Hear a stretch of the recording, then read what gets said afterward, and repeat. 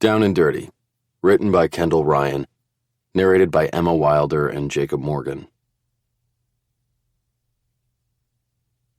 Chapter 1. Cheers. Landon.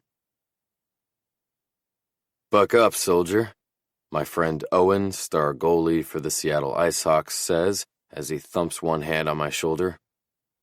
Easy for him to say. He's engaged to the woman he loves and is loved by adoring fans across the country. Basically, he's got the world by the balls. In comparison, my life feels like it's on the brink of falling apart. But no one wants to hear me complain about that right now because we all just flew in by private jet to celebrate Owen and Becca's joint bachelorette party in Sin City. Yay. Cue the sarcasm. I'm fine, I say, tipping my chin toward the packed dance floor. Go dance with your soon-to-be wife and quit bugging me. Owen's gaze strays over to where his fiancée Becca is on the dance floor, moving her hips beside a couple of our female friends, one of them being Aubrey Derrick. Aubrey, the petite brunette with the killer curves and fiery attitude who captured my attention the second I met her. She's a total smoke show. But I try not to let myself notice things like that about her because the minute I do, I need to go on boner patrol. My drink arrives as Aubrey dances, or rather shimmies her ass in one direction and flails her arms in another.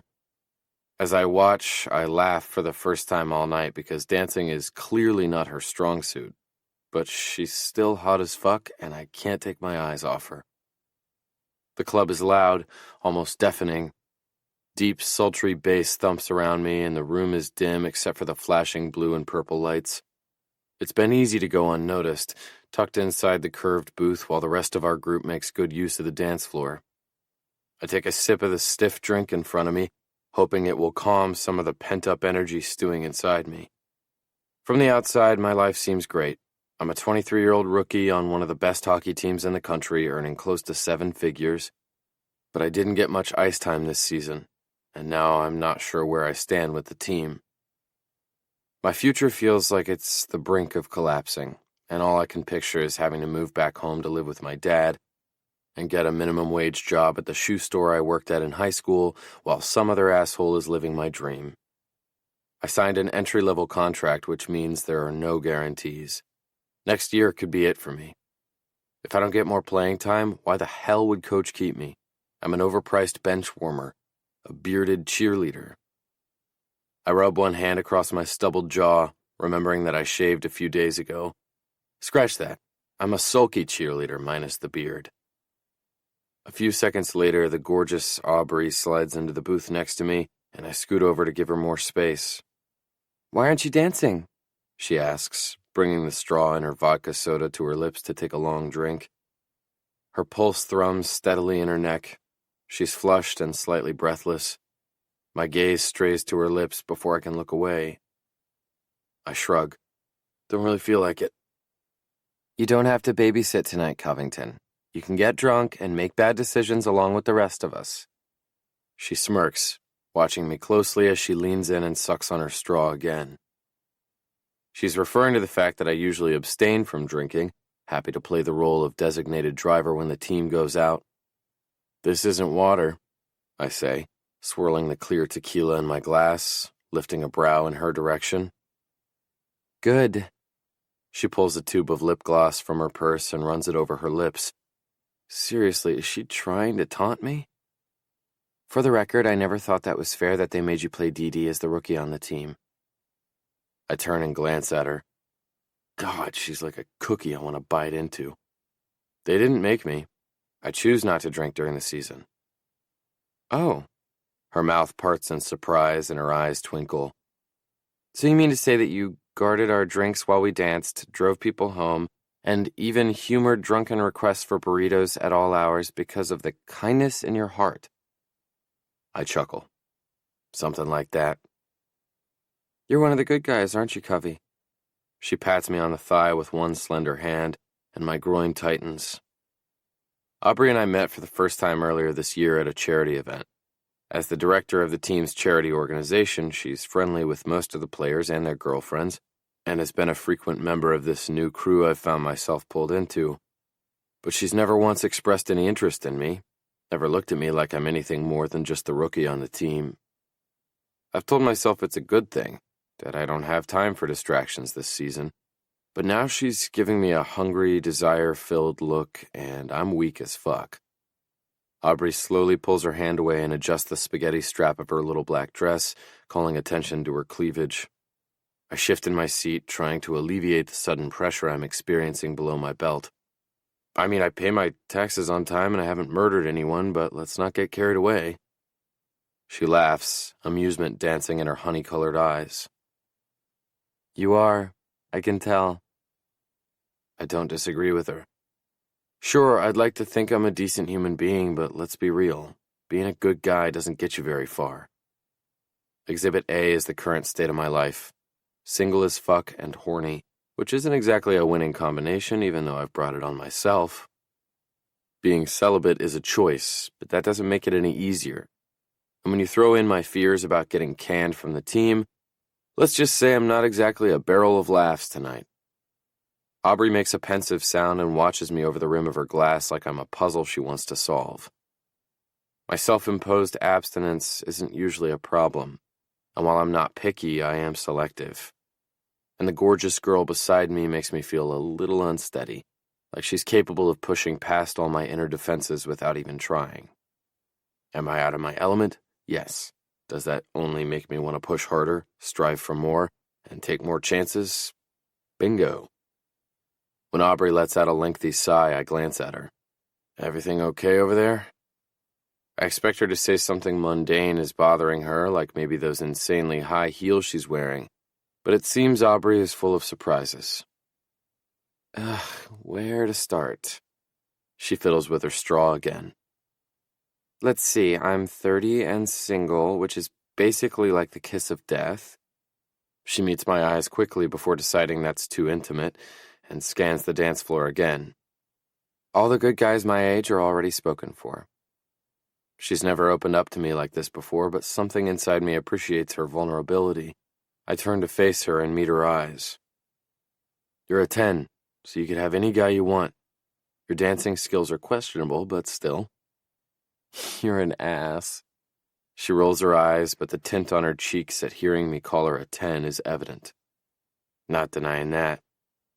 She smirks and stirs the ice cubes in her drink with the straw. Cheers to being single. I raise my glass to hers and Aubrey clinks her near-empty cocktail to mine. Should we order another round? God, yes, immediately. Her timing is perfect, because our cocktail waitress has seemingly appeared out of nowhere and we quickly place an order for another round of drinks. It's over our third cocktail that Aubrey blurts, So, who here is your type? She sweeps her arm around the bar. I'll help you pick someone out. My sip of tequila goes down the wrong pipe, and I cough to clear my throat. Is that what Aubrey plans on doing tonight? Picking out someone tall, dark, and temporary to provide some stress relief? More importantly, why does the idea of that bother the hell out of me? I don't have a type, I finally manage to say, my throat tight. Aubrey scoffs. Everyone has a type. Are we seriously doing this? My tone hints at annoyance, but in truth, I'm anything but. Sitting here talking and laughing with her is the most fun I've had tonight. To be honest, it's the most fun I've had in a long time. What about her? Ignoring my question, she nods toward a blonde swaying her hips on the edge of the dance floor.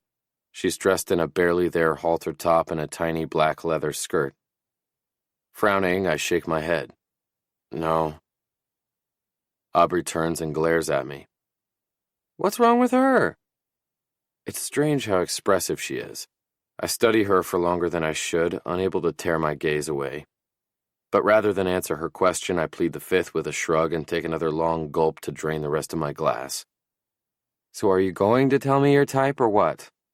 Her eyes fix on mine and stay there for what feels like too long. I don't hate it. Fine. I prefer brunettes. She smiles triumphantly. There. Was that so hard? Trust me, I'm halfway there, sweetheart. Quizzing me while she sips her beverage, Aubrey gets me to admit that I like petite brunettes who can hold a conversation and are feisty. She quirks one eyebrow in my direction. and I'm suddenly certain that she's just realized I'm describing her. Thankfully, she doesn't call me on it. She just continues tapping her finger against her chin, scanning the bar for prospects like an athletic scout does at a training camp. "There's got to be more than that," she says, challenging me. "Breast man? A nice hiney? What's your thing?" "My thing?"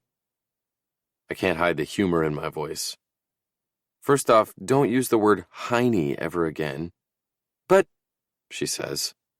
God, I love that she's about to vehemently defend even this. I hold up one hand, stopping her. "Promise me, never again." Aubrey makes a low sound of agreement, and I feel a sudden ache in my balls. "Just answer the question, lover boy." "Tits are nice," I say. Aubrey laughs, the sound deep and throaty, and any regrets I had about muttering that inarticulate phrase vanish. I'd do it all again just for a shot at hearing that laugh. But a nice, curvy ass is pretty great, too. I'm a guy, so I wouldn't deny either. "Truer words," she says with a chuckle. I'm about to turn the question around on her, ask about her type, but the words stick in my throat. I don't want to hear her describe any man here who isn't me. My ego isn't secure enough for that tonight. Sad but true. Aubrey's got perfect tits and a nice, curvy hiney. God, that word really is atrocious. And I can't not make a play for her. At this point, what do I have to lose? "You want to get out of here?" I ask, adjusting my watch, feigning a casual posture. Her lips twitch with a smile. "And go where?" I shrug, trying to play it cool, but my heart is hammering. "Anywhere. Someplace we can talk." She considers this, weighing my offer as those expressive amber eyes flash on mine again. "Talking is good. So is kissing." "Sure," she says at last. I settle our tab and rise to my feet, grateful that the night is taking an unexpected turn. Chapter 2. Mistakes Were Made. Aubrey. The rays of sunlight shining through the hotel curtains feel like a flashlight shining directly in my eyeballs. Now, not a flashlight. Laser beams. 100 laser beams, all pointed directly into my corneas. Hell hath no fury like a hangover when you're 30 years old. With an exhausted groan, I roll to the edge of the bed, feeling around the side table for my phone, which kindly informs me that it's almost 11 in the morning. Jeez. If it were any other Saturday, I'd already be home from yoga and hopping in the shower by now. But I'm not at home in Seattle. I'm in Las Vegas, and at the moment, just the thought of yoga makes my stomach turn. The only downward dog I'll be doing today will be directly over the toilet. That is, if I can force myself out of bed. Last night, I was throwing back vodka sodas like I was still 21, back when hangovers were a mythical thing that only happened to real adults who just couldn't keep up. Let the record show that I, Aubrey Derrick, can't keep up. My head is pounding and there's a churning in my stomach that I'm not even sure throwing up would fix. So, yeah, those real adults? I guess I'm officially one of them. Since I'm not particularly excited about the idea of leaving this bed, I open my texts, looking for clues as to what exactly went down last night. By some miracle, I find no evidence of drunk texting any exes. Or if I did, my drunk self had the wherewithal to delete the evidence so sober me didn't have to be embarrassed. Thank you, drunk self, for being a true friend. But I'm not in the clear yet. I still need to check my camera roll. I tap the icon with my thumb, holding my breath as I swipe through photos of me and the girls, Owen and Becca posing at dinner, and a goofy selfie Elise must have snapped when I wasn't paying attention. I'll be sure to save that as ammo for a future birthday post for her. But that's it. A slow, relieved breath leaves my lungs. Thank the good Lord above, because other than the hangover from hell, I actually got away scot-free. Until I hear the rustling of sheets coming from the other side of the bed. Oh no, I spoke too soon. Slowly sucking in a deep breath, I count down from 10, promising myself that by the time I reach 1, I'll have worked up enough courage to face whoever I brought back to my hotel room last night. 3, 2, 2.5, 2.25, 1. At first, I don't recognize the mess of dark hair and tanned skin lying next to me. My bedmate is facing away from me, giving me a delicious view of his muscular back. Faint red lines run down the sculpted muscles between his shoulders, definitely the work of my fingernails. Wait a second. I know that back. It's what I'm used to seeing draped in a jersey. Number 94, aka Landon freaking Covington, the Ice Hawks rookie, is asleep in my bed. Shirtless. And although the sheets are pulled above his trim waist, the pile of clothes on the floor is a pretty good indication that he's naked below the waist, too. It doesn't take a detective to tell you what that means. Shit got real last night. My heart takes off like a race car, thumping so loudly that I'm sure it's going to wake him up. Okay, Aubrey, deep breaths. It's a hookup. People do this all the time. It's no biggie. And then I catch a glimpse of my left hand. Staring back at me is a beautiful halo-cut ring with a huge diamond that is most definitely a biggie. Literally and figuratively. My gaze pings between my left hand and the sexy man sleeping next to me, trying to fill in the gaps in my memory. Slowly, it starts coming back to me. The feel of his strong arms wrapped around me. Him whispering something in my ear that made me laugh like a hyena. Us stumbling down the Vegas Strip together, hand in hand. But after that, things start to get a little foggy between midnight and now, when there's a naked man in my bed and an enormous diamond ring on my left hand. You do the math. I peel back the covers and tiptoe as softly as humanly possible to grab a sleep shirt from my suitcase. I don't need Landon waking up to the sight of me wearing only a thong scouring the room for proof that we used a condom last night. But that's exactly what I do.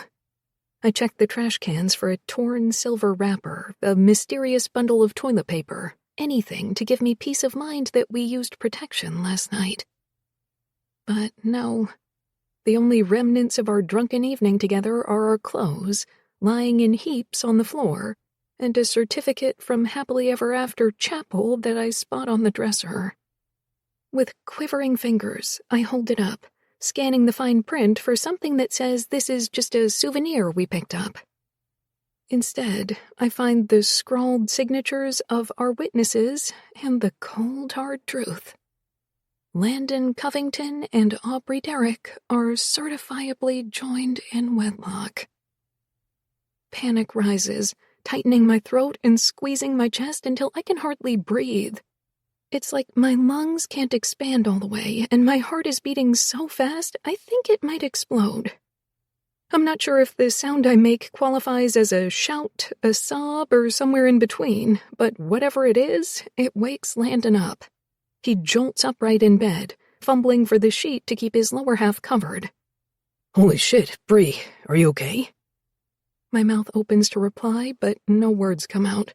Just shaky breaths and a throaty moaning sound as I drop the marriage certificate, letting it float to the carpet.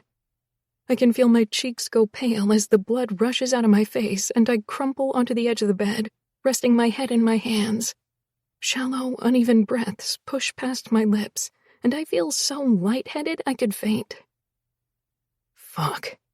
The bed shifts as Landon scrambles out of it, tugs on some article of clothing from the floor, pants, I think, and rushes to my side. You're okay, Aubrey. Take a breath. He strokes my back until I'm brave enough to pull my face from my hands and look him in the eye, which only gets my heart racing again. You're doing great. Can you breathe with me? He inhales through his nose, urging me to do the same, then releases the air slowly through pursed lips. As I come down from my panic, he keeps his arms tight around me like a security blanket, holding me flush against his chest until my heart rate slows to match his. A few minutes of deep breathing later, I'm in enough of a normal state to pose the question demanding to be asked. Did we... I fumble for the right words, gesturing to the sparkling rock on my finger. Is this real? Did we get married? He nods slowly, pushing a strand of hair out of my eyes and tucking it behind my ear. Yes to both. The ring is real, and according to that piece of paper you were holding, the marriage is too. I don't remember any of it, I whisper, dropping my gaze to my feet. Really? I didn't know you were that drunk. You seemed pretty with it last night. Well, I wasn't, I mumble. If I were with it, I would have suggested we use a condom. Landon flinches. Hold on. What? I repeat myself, drawing out the words. A condom. We should have used one. But this time, instead of a look of confusion, he looks back at me with a smirk. You really don't remember anything, do you?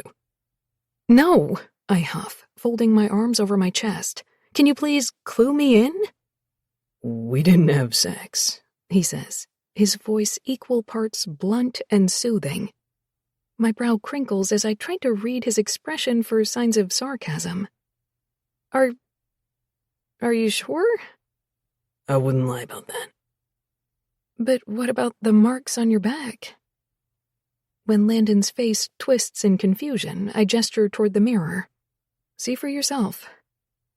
He pushes off the bed and stalks toward the mirror, his eyebrows lifting as he gets a look at his back, sizing up the marks running from his shoulder blades to the small of his back.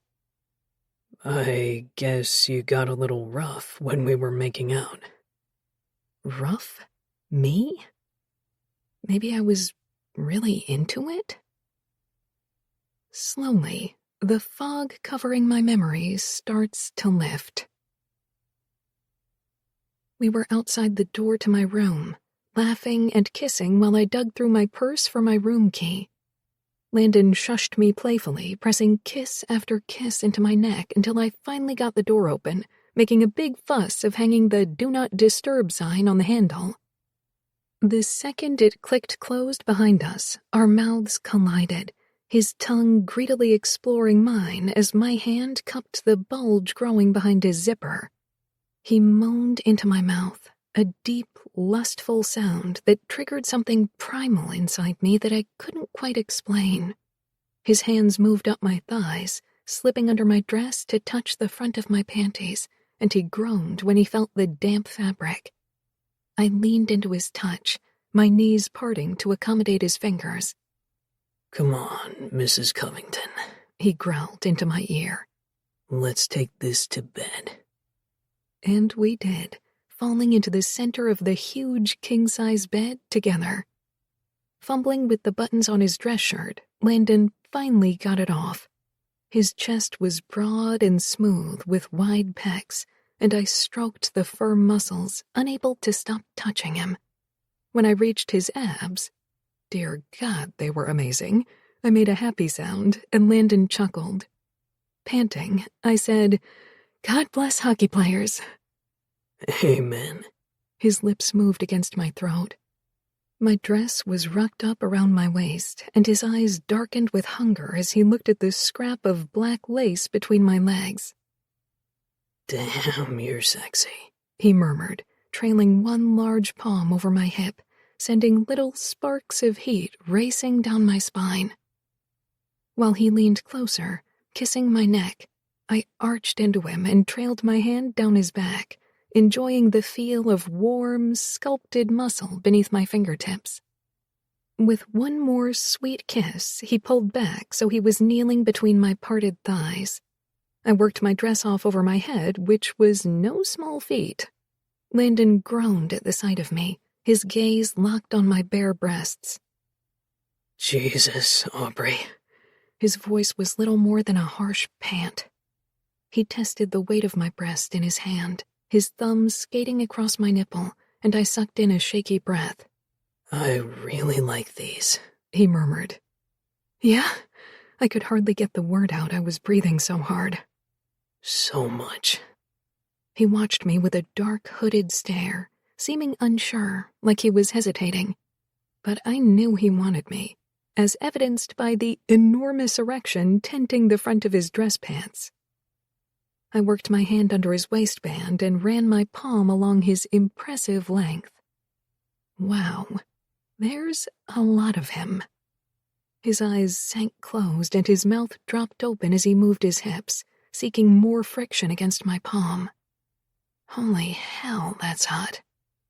His face was flushed, and when he opened his eyes, they were bluer than I'd ever seen them. He expelled a breath, and his pelvis lifted. Holy fucking... He didn't finish, just groaned loudly. And then the memory fades. I blink at the softer, sleepier-looking version of Landon sitting on the bed beside me. His hair is a mess. It's kind of adorable, if I were in a state to notice such things, anyway. I sort of remember that, I say, blinking the memory away as I re-emerge into reality. But I could use some clearing up on what happened after we made it to the bed. Well, we kissed, he says, his voice steady but measured. I remember the kissing. He nods. And you took off your dress? I draw in a breath, feeling my face turn warm at the memory of shoving my hand in the front of his underwear. And then? And then? His thumb touches his bottom lip. Then you, fell asleep. So I covered you up and placed a glass of water on the nightstand for you. Landon's expression is calm, his tone matter-of-fact. I have no idea why he's not freaking the heck out right now like I am. My gaze wanders to the full glass of water still on the nightstand. You're shockingly casual about this whole thing, you know that? I hurl the accusation at him, my frustration rising. He shrugs. When he runs a hand along the stubble at his jaw, I notice something else. Why don't you have a ring? He looks down at his naked left hand, his brows pushed together as though he's working to recall the hazy details. When I bought your ring, we looked at some for me too, but you said you'd get mine after your next payday. Oh, my stomach plummets. Sorry about that. Even my drunk self knew that my nonprofit salary couldn't accommodate an unplanned wedding ring, and definitely not on the same paycheck that paid for this Vegas trip. Don't be sorry. I offered to pay for both rings, but you insisted. It was kinda sweet. I do my best to smile, but it comes off more as a grimace.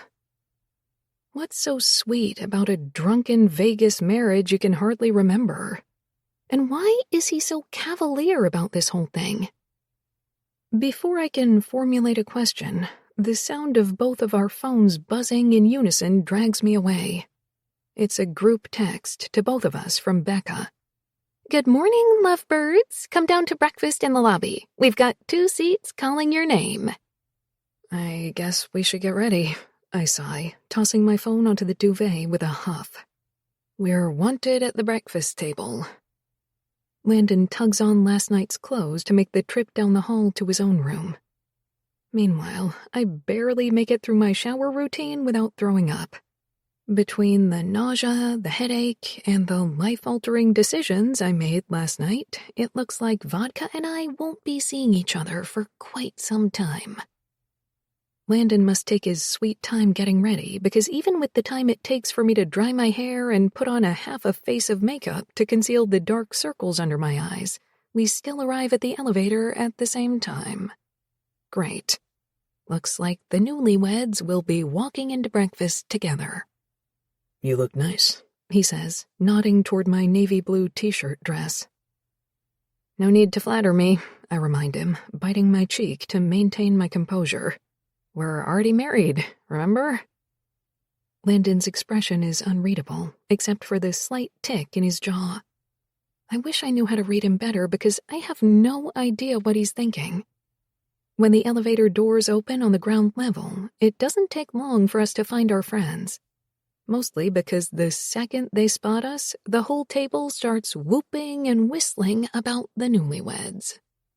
A drop of nervous sweat slides down my spine. This is going to be worse than I thought. Justin, the hockey team's star center, who's normally pretty reserved, is the first to jump to his feet, leading a dramatic, slow clap as we walk up to the table. Look who decided to show up, the Mr. and Mrs. I slide into a seat next to my friend Bailey, hiding my red cheeks with a menu, but Landon doesn't make it that far. Teddy, one of the team veterans, slaps him on the back, and Owen, the team's fun-loving goalie, pulls him into a side hug that quickly becomes a headlock. Coffee's officially off the market, ladies, Owen says with a laugh. Once he breaks free, Landon chooses the seat directly across from me and pours 2 glasses of water from the pitcher on the table, then slides the first one to me. I accept it with trembling fingers. So, how does it feel to wake up a married man, lovey? Elise asks, a wicked glimmer in her eye. It feels like I'm hungover as fuck, Landon snickers, and the whole table breaks into laughter. Well, the whole table except for me.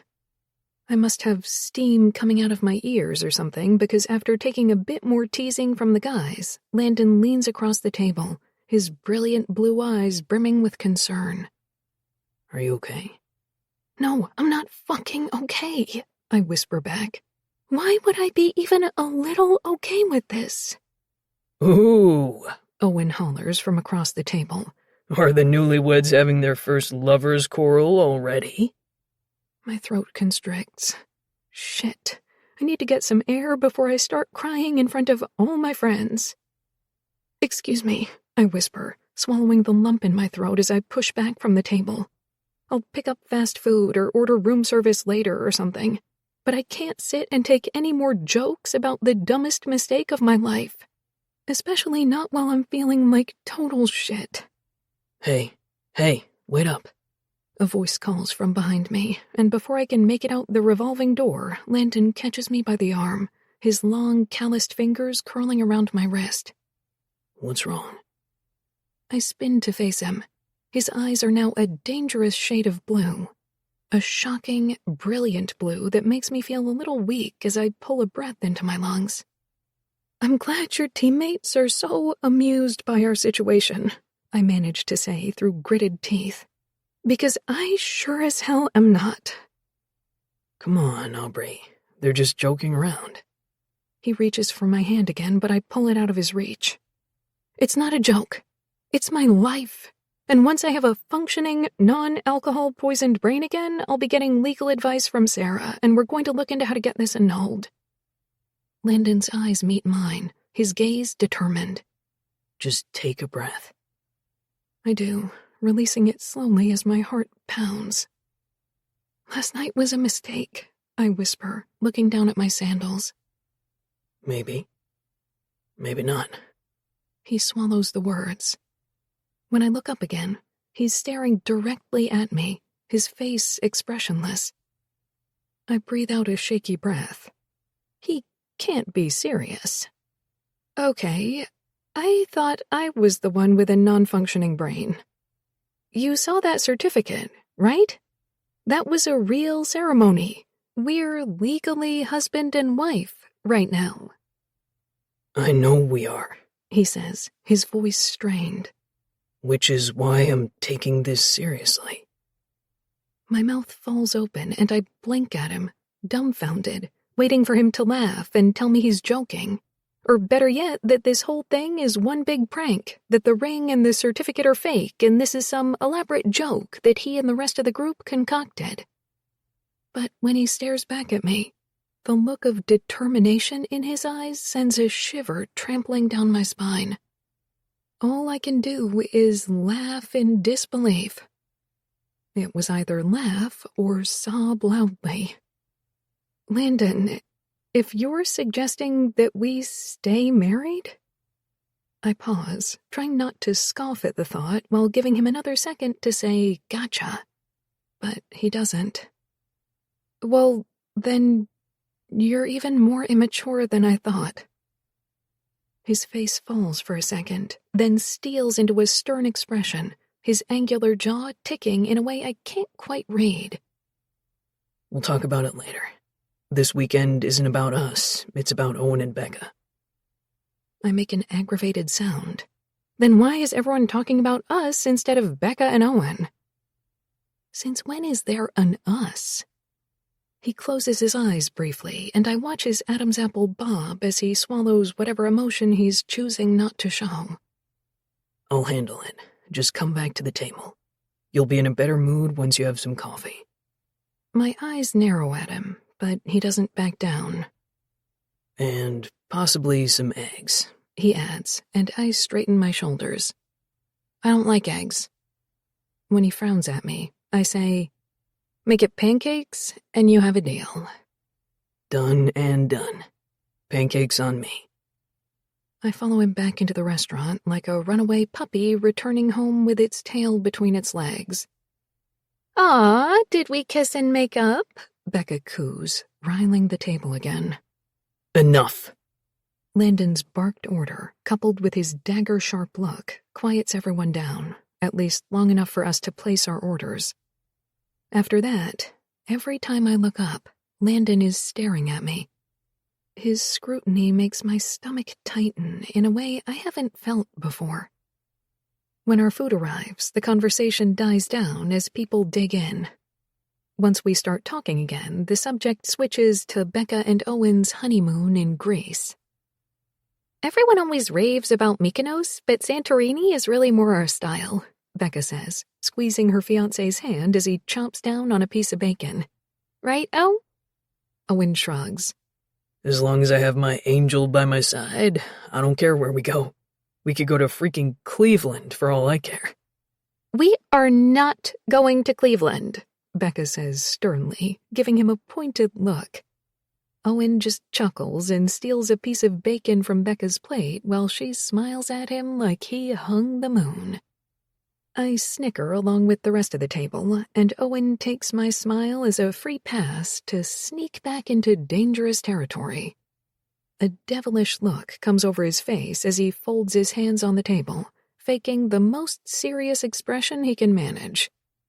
So, Covey and Aubrey, where are you two going for your honeymoon? Before I can even process my anger, Landon has the situation under control. Guys, can we let my wife eat her pancakes without any more comments, please? The table goes quiet again. Although it's a little awkward, I can't say my throbbing headache and I really mind the silence. What I do mind is the fact that Landon just called me his wife, but I'll deal with that later. With a hangover like this, you take your wins where you can get them. Chapter 3. Honeymoon for One. Landon. My drunken friend's encouragement last night was one thing, but Teddy changing my regular room for the honeymoon suite while I'm in the hotel gym, that's on a whole other level. "You're welcome," is his text reply to the message I send the guys on my team when my room key no longer works. I spent the entire last year getting pranks pulled on me. It came with the territory as a rookie, so there's no reason to assume that my keycard has suddenly demagnetized or something as benign as that. I know my rowdy-ass teammates are to blame. "WTF?" I text back, sweaty and standing in the hall, and he replies, "Go to room 2001, 20th floor." Cursing under my breath, I take the elevator up from the 9th floor to the 20th and discover that room 2001 is the honeymoon suite. The irony isn't lost on me. An envelope taped to the door is labeled Lovey, the nickname they bestowed upon me during the first team skate. A room key is tucked inside the envelope, which I use and then shoulder my way through the double doors. My suitcase is already there, parked beside a heavy mahogany table in the foyer. The room is massive, and it certainly can't have been cheap, but Teddy signed a 4-year extension last year worth $12 million. He can afford to waste his money on extravagant splurges, but I can't. Which is why when I found a crumpled receipt in my pocket during brunch from a luxury jewelry store for a $30,000 3-carat oval-cut diamond set and a double halo platinum band, I almost fell out of my chair. The ring on Aubrey's finger is stunning. There's no denying that. But still. With a defeated sigh, I head into the marble bathroom and strip out of my sweaty gym clothes. Cranking the faucet to hot inside the massive glass shower, I step under the rain head fixture and close my eyes. But not before noticing you could easily fit another 4 bodies in this shower. Not that my night will involve anything as exciting as that. After my shower, I explore the rest of the suite with a towel knotted around my waist. It's an impressive space, but somehow that only makes me feel worse. It's not the type of room you should have all to yourself. I grab a pair of black boxer briefs, relieved that the guys didn't fuck with my suitcase. One time on the road for a game in Montreal, they broke into my hotel room and stole all my underwear. I was forced to show up commando for the morning skate, where I paid one of the PAs $100 to run out to the store for me to buy more. Shaking my head at the memory, I grab a clean white t-shirt and a pair of black gym shorts. There's a living room with a velvet teal-colored sectional. It's modern and low to the ground, one of those things that looks good but won't be comfortable to actually sit on. A round glass coffee table is in front of it, facing a massive flat-screen TV mounted on the wall. I bypass the living area and head for the bedroom, with its massive king-size bed dressed in white linens. Collapsing in the center of it, I read through the group text thread from my idiot friends. Owen and Becca are heading to a nice steakhouse for a date night, and a few of the others are talking about getting tickets to a comedy show. I notice Aubrey hasn't chimed in. I was clear-headed enough at breakfast to ask for her number, which I didn't previously have. I'm almost surprised she didn't put up more of a fight. She didn't exactly seem pleased with me this morning. But a man needs his wife's digits. This is a universal truth. Another universal truth? A dude should never spend the night after his wedding alone in a honeymoon suite. This shit is depressing as fuck. I turn on the TV mounted across from the bed to distract me, but it doesn't. In the back of my head, I can't help but draw some rather somber comparisons. All my life, I've prioritized sports over romantic relationships, telling myself it was the wise thing to do. Only now I have to wonder, am I destined to end up lonely and alone just like my dad? It's a sobering thought, one that doesn't sit well with me. My father has married and then divorced 4 times. Maybe it's in my genes, and I'm destined to wind up just like him, with a string of bad decisions, a trail of broken relationships, alone and lonely with no one and nothing to show for it. I guess the apple didn't fall far from the tree. Perhaps it's stubborn male pride, or maybe it's foolish optimism. I really have no idea what makes me decide to text Aubrey. Hell, maybe it's my competitive spirit, but whatever the reason, I type out a greeting. Hello, wife. It gets the desired reaction. She texts me back immediately. OMG, don't call me that. So, funny story.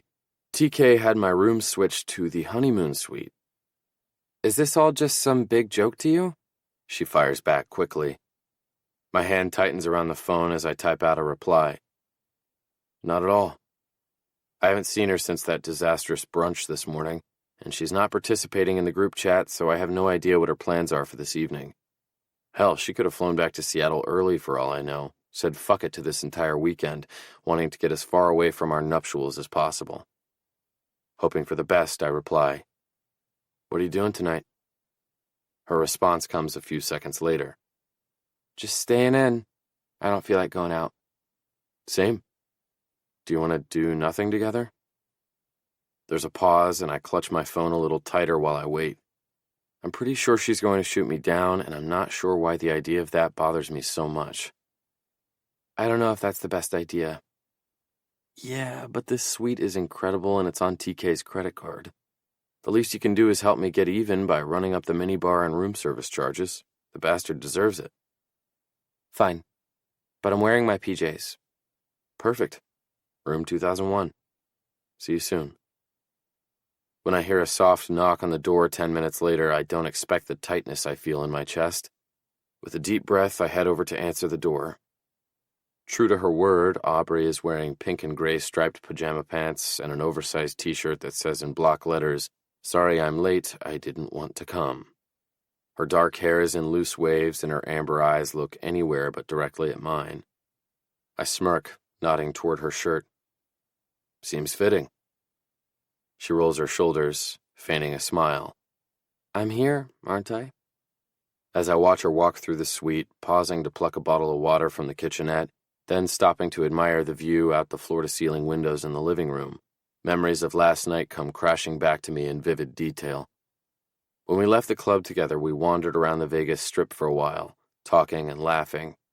We stopped briefly to watch the fountains dance in front of the Bellagio, and Aubrey rested her head against my shoulder as we stood there. It was nice being there with her, just the two of us. Afterward, we ducked into the opulent Sky Bar for another cocktail. The sour mood I'd felt earlier in the night had vanished because the girl beside me was fucking incredible. Later, we met back up with the group, where there was dancing and more shots.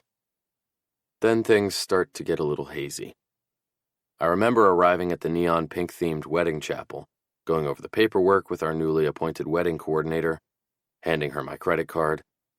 Aubrey and I opted for the traditional wedding, not wanting some knockoff Elvis impersonator to officiate our vows. It was our first decision as a couple, and I remember being pleased we'd agreed on it together without hesitation. I remember grinning like an idiot as Aubrey walked toward me against the backdrop of traditional wedding music. Teddy was our witness, signing the marriage certificate at the bottom after the officiant. He was so into the whole idea, even calling in a favor to someone he knew who worked in the county clerk's office, getting them to issue us a marriage license in the middle of the night and drive it over. I have no idea how much that cost him or why he and all of our friends were so encouraging. Fuckers. It all took under 10 minutes before Aubrey and I were giggling through our I-dos, and then I was kissing her. Really kissing her. Our first kiss, which she returned with as much enthusiasm as if the whole thing had been real and 2 years in the making. Afterward, we stumbled back to our hotel. I couldn't wait to be alone with her. We'd just done the most spontaneous, crazy thing, and all I could think about was continuing that kiss we started at the altar. Now, as I stare at her, as inappropriate as it is, all I want to do is kiss her again. I'm pretty sure that's not going to happen, though, because Aubrey is scowling at me. Her gaze slips away from mine, and she gives the sofa the same suspicious look I did. The bed's more comfortable, I say. She nods once. Then lead the way. I pause beside the bed as Aubrey frowns. What's wrong? It's freezing in here, she says, looking at me like I should have known the answer to that question. Is it? Feels fine to me. Wrapping her arms around herself, she marches over to the thermostat on the far wall and adjusts the temperature to her liking. Then she peels back the fluffy duvet and makes herself at home. I pause, watching her. What? I always sleep on the left side, she says, tucking the blankets around herself. Not that I'm sleeping here or anything. Okay, I say. Should I grab the room service menu? Aubrey nods while reaching for the remote. By the time I make it back to the room, she's changed the sports highlights show I was watching to some ghost hunter documentary, complete with cheesy narration and poorly executed special effects. Here's the menu. Dinner starts on page 6 unless you want breakfast, which they apparently serve until 11 p.m. She scrunches her nose. I hate breakfast food. How can you hate breakfast?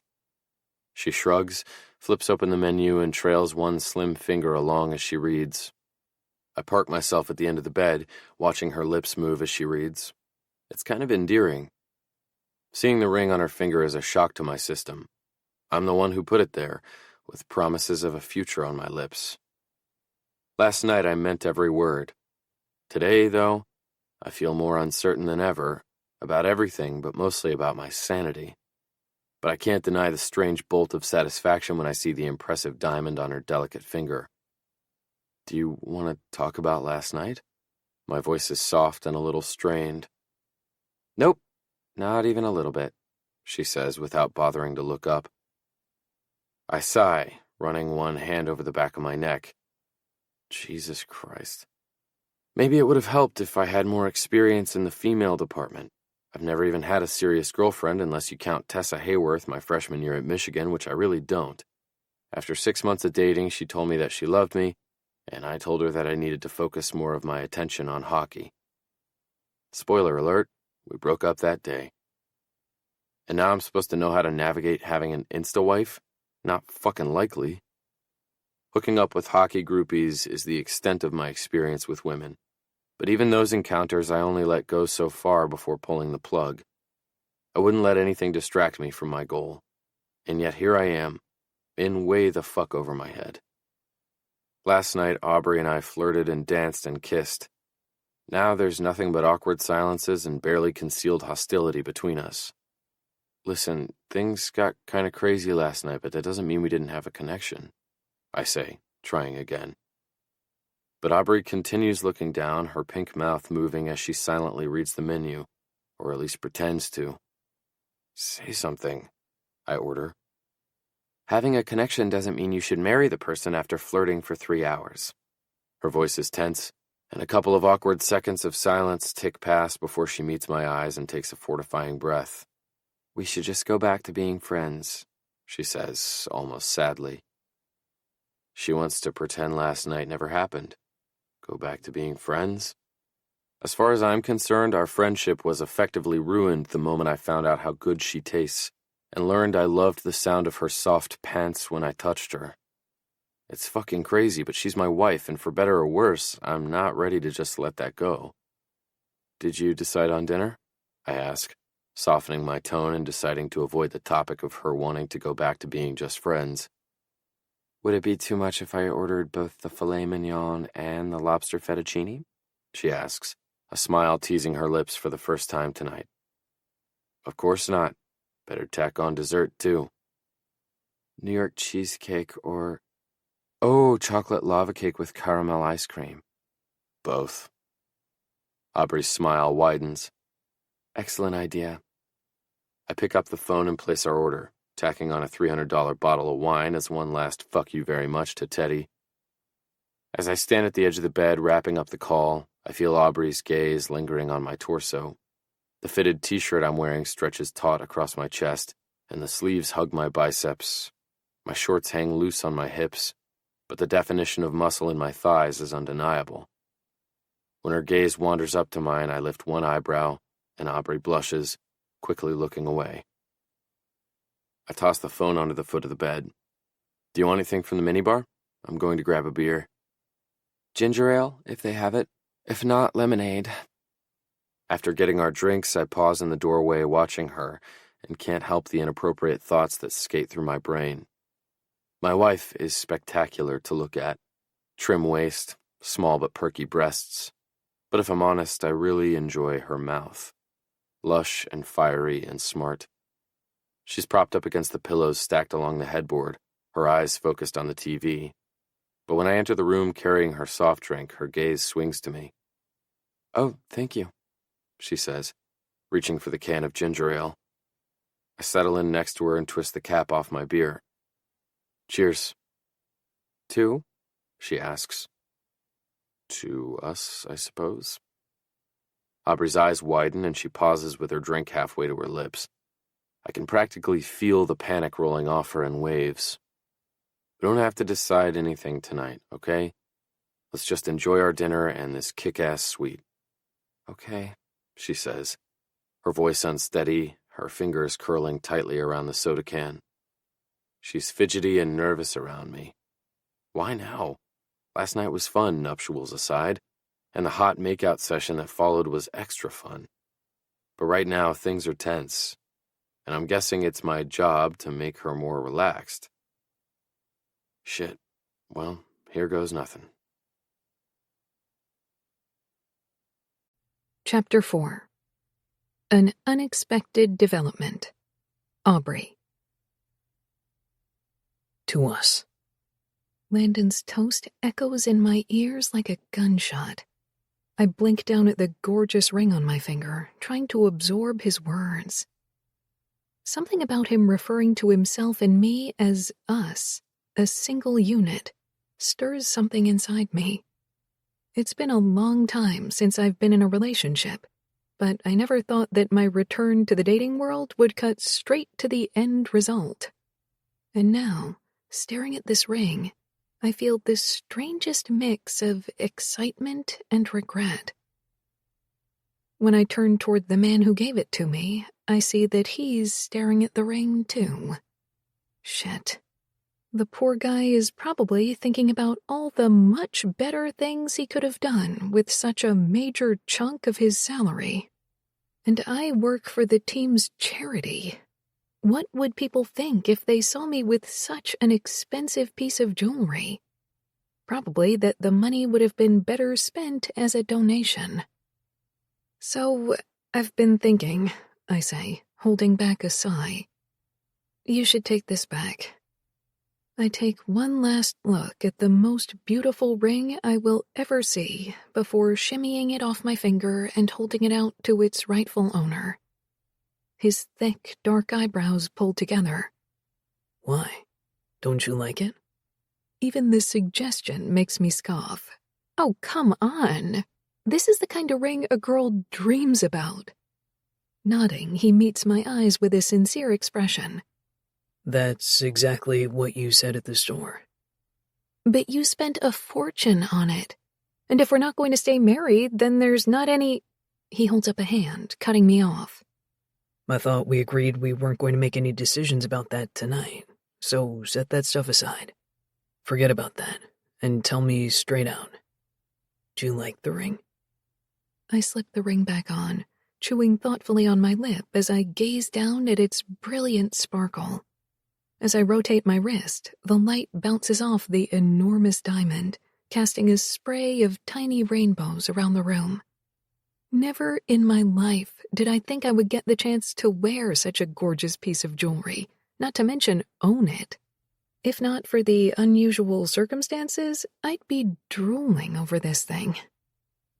I love it, I finally admit on a whisper, my eyes still locked on the center stone. When my eyes meet Landon's again, his mouth quirks up, one dimple just barely visible. Then keep it. It's yours. My lips part, ready to protest. Instead, I release a slow, staggered breath accompanied by a gentle fluttering in my chest. The feeling is unexpected, but welcome. Thank you, I finally managed to say. You're welcome. As we sit here, our eyes locked on each other for a long, quiet moment, I take the opportunity to study Landon. Yes, he's an athlete, so his body is off the charts incredible, but his face is striking too. Bright blue eyes, high cheekbones, a square jaw, dark tousled hair that's a bit too long on the top, full, kissable lips that part slightly as he inhales, as though he's readying himself to say something. But a knock on the door interrupts him, snapping us both back to reality. I've got it. He breaks eye contact, swinging one muscular leg over the side of the bed and stalking toward the door. As he walks away, my gaze lingers a little longer than it should on his toned backside and broad shoulders. Can you blame me? Anyone with eyes can see that this man is drop-dead gorgeous. But as much as I'm hesitant to admit it, there's more to him than that. There's something potent about him that my body reacts to on a basic level, which makes no sense because I don't know much about Landon. And what I do know leads me to believe we have little in common. But the feeling that I get when I look at him, that warm, breathless feeling that makes my skin all tingly and makes naughty thoughts pop into my head, is undeniable. I literally just said we should go back to being friends. So why does the idea of waking up naked next to him again set my skin on fire? It's a question to ponder later, because Landon has turned around and is welcoming a tuxedoed man into the room. Hope you're hungry, he says, allowing the attendant to push the cart of food in before signing the check and sending him on his way. Wow, that's a lot of food. Where should we start? I don't know about you, but I'm starting with that expensive as fuck wine. He disappears into the kitchenette and returns with a corkscrew and 2 stemless wine glasses. Want some? I shake my head, then get to work removing our silver trays of food from the cart and laying them out on the bed.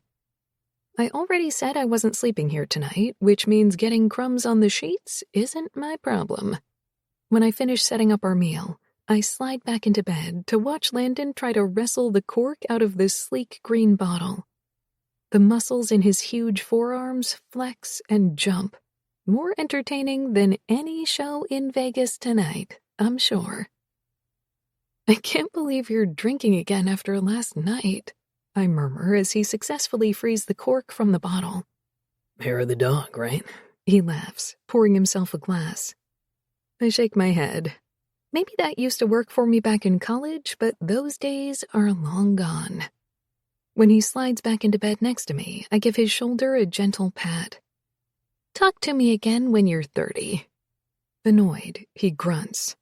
You're not that much older than me. Yeah, I am. 7 years, I remind him. That's over 1/4 of your entire lifetime so far. He lifts a shoulder, unrolls a white cloth napkin containing a set of silverware, and hands it to me. That didn't stop me from putting a ring on it, though. I huff, accepting the napkin. So much for not talking about it tonight. I said we weren't making any decisions, he says, correcting me as he uses a steak knife to cut into a piece of filet mignon. I was just stating a fact. Our drunk selves could set our age difference aside. So why can't we do the same when we're not drinking? But you are drinking. I nod toward the glass of wine on his end table. A beer and a few sips of wine over the course of an hour? I'm not a lightweight. The point is, drunk or sober, the age difference doesn't bother me if it doesn't bother you. I blink at him, struggling for one of my usual snappy comebacks, but I draw a complete blank. The only thought that keeps crossing my mind is how freaking gorgeous this man is. The last time I saw Landon in my bed, he was wearing nothing but the sheet. And trust me, I wouldn't mind having that view again. But even in his fitted tee and athletic shorts, Landon looks totally gorgeous. Age aside, everything else about him is exactly what I'm attracted to in a man. From his boldly masculine physique to the 5 o'clock shadow dusting his chiseled jawline to his dark eyebrows and his large hands. No, stop looking at his hands. I drag my gaze back to his to find him smirking. It's the first time tonight that I've been at a loss for words, and he's clearly counting it as a victory. Ugh. I can't decide if I want to kiss or slap that smug look right off his face. It's all very confusing. I'm too hungry to have this discussion, I blurt, twirling a fettuccine noodle around my fork. When I look back up at him, though, he's grinning, unconvinced. Sure, Brie. Whatever you say. The rest of the meal is spent in relative silence, apart from the sound of the Ghost Hunter documentary on TV. We're both starving, and small talk would be a waste of time when we could be chewing. Landon polishes off his entire steak in record time and has to help me with my filet mignon. These portions are insane, and I don't even finish half of my lobster fettuccine. By the time we reach dessert, the 2 pieces of cake staring at us feel more like a challenge than a reward. We opt to split the lava cake and save the cheesecake for later. Because there's always room for chocolate. Duh. Reaching for a clean spoon, I do the honors of breaking into the perfect dome-shaped cake, sending the molten chocolate lava spilling out to mix with the half-melted caramel ice cream. One bite of that warm, chocolatey goodness makes my eyes flutter closed, and a low hum of satisfaction buzzes on my lips. I'm in heaven. Or at least I am until Landon pulls me back to earth, snickering into his fist. My face falls, unamused, and my eyes shoot open. What? Nothing. He chuckles, his blue eyes twinkling with a devilish thought. I just remember that sound. What sound? That sexy little hum. You made that sound for me a lot last night, he says, his voice low. I did not. I swat his thigh, which is, whoa, rock hard, then quickly turn my attention back to the cake. If I look into those sultry blue eyes another second, I'm going to blush. I just know it, and I don't want my pink cheeks giving me away. Sure, you can keep telling yourself that, but that won't make it true. He takes a hefty scoop of cake, smirking around his spoon. Just like you can tell me you weren't checking my ass out earlier. But I'll still know that's a lie. I nearly choke on my dessert in surprise. What are you talking about? I managed to say through a cough. You were sizing me up like a piece of meat at a butcher shop, he mutters, shaking his head even though his expression is amused. But it's all right. I like knowing you think I'm worth staring at. Shut your face, I say with an eye roll. His smile only deepens, bringing out the dimple on the left side of his full mouth. I have to ask, how'd it do? With a bored sigh, I huff out, You passed, okay? Happy? Extremely. He grins. Now finish off that last bite of cake before we get chocolate all over these fancy sheets. I frown at this small remainder of cake up for grabs. No, that's yours. I had the first bite, so you should get the last. He shakes his head. No way. You're willingly spending our last night in Vegas with me in this ridiculous honeymoon suite. The least I can do is give you the last bite of cake. I spoon up the final bite and hold it out to him expectantly. It's not that big of a sacrifice, you know. I disagree. I think sacrificing the last bit of dessert is a very noble thing to do. Not that, I say with a laugh. I mean, spending the evening with you. It's not exactly a chore to sit here and eat expensive food in a fancy suite with a hot guy. Landon lifts one brow. So you think I'm hot? I told you, you passed inspection, I remind him playfully, then lift the spoonful of cake to his lips again. Giving in, he leans forward, parting his lips for the spoon while maintaining eye contact with me. It's strangely seductive. I can feel his low, rumbling hum buzzing through me as the chocolate hits his taste buds, his eyes sinking closed as he pulls back and chews, savoring the taste. The tingly feeling in my fingertips returns, but this time it's accompanied by a flash of heat that makes my heart race. I can't stop the sudden thought that I'd like to see him make that kind of delicious, low hum between my thighs. I stammer, gesturing to my own mouth while looking at Landon's. You've got some chocolate sauce right here. His brow creases as one hand moves to his lips, wiping everywhere except where the offending chocolate is. Where? Right there. No, to the left. Oh, may I? I know what I'm doing is dangerous, maybe even stupid, but I shift closer to him, sweeping my thumb over the chocolate on his lower lip. There, I whisper. All better. His blue eyes deepen to the color of a twilight sky, and the anticipation hanging in the air is borderline unbearable. His gaze flickers from my eyes to my mouth, and just when it's almost more than I can take, he grabs the hem of my t-shirt and gives it a firm tug. Get over here, he growls, and in one swift motion, his arms wrap around my waist and lift me into his lap. The second his full lips crash into mine, I know all this small talk, this splitting of room service and arguing about age differences has been a complete waste of time. This right here is what we should have been doing all night. Our tongues flirt with each other, hesitant and careful. He tastes like red wine and bad decisions, and although I haven't had a sip of alcohol since last night, one taste of him and I feel instantly drunk.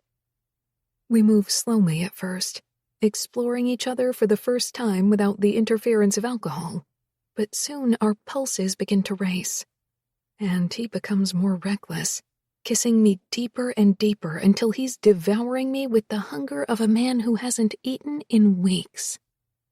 The stiffness in his shorts presses against the juncture of my thighs, and I can't resist grinding against him, rolling my hips so I can feel his length through the cotton of my pajama pants. Shuddering at how good that feels, I grip his shoulders, digging my nails into his muscles, which makes him groan against my mouth. It's a huge turn-on to know I can get such a visceral reaction out of him. The hand that isn't pressed against the small of my back floats to one breast and finds my stiff nipple, circling it until I give him a moan in return. The sensation is so all-consuming that I toss my head back, and he takes full advantage, running his lips down the column of my throat. You're fucking gorgeous. He groans the words into the curve of my neck, then trails his lips along my collarbone, leaving a trail of goosebumps behind. I want you, Landon, I whispered desperately against his ear, looping a thumb into his waistband. But as I tug, urging him to let his erection spring free, he pulls back, his twilight blue eyes suddenly serious. He shifts, inhaling deeply. There's something I want to tell you first, before we go any further. Confused, I climb off of him, a lump building in my throat. Is everything okay? Did I hurt you? Maybe I was being too rough again. No, not at all. He grins and nods toward the erection tinting his athletic shorts. In case you hadn't noticed, I'm, having a great time. Yeah, I kinda noticed. Testing my luck, I reach out and give his impressive length a delicate stroke through his shorts. He inhales sharply, his eyes fluttering closed, but then his fingers wrap around my wrist, moving my hand away. There's something you should probably know first, he mutters. It's not a big deal, or maybe it is. Hell, I don't know.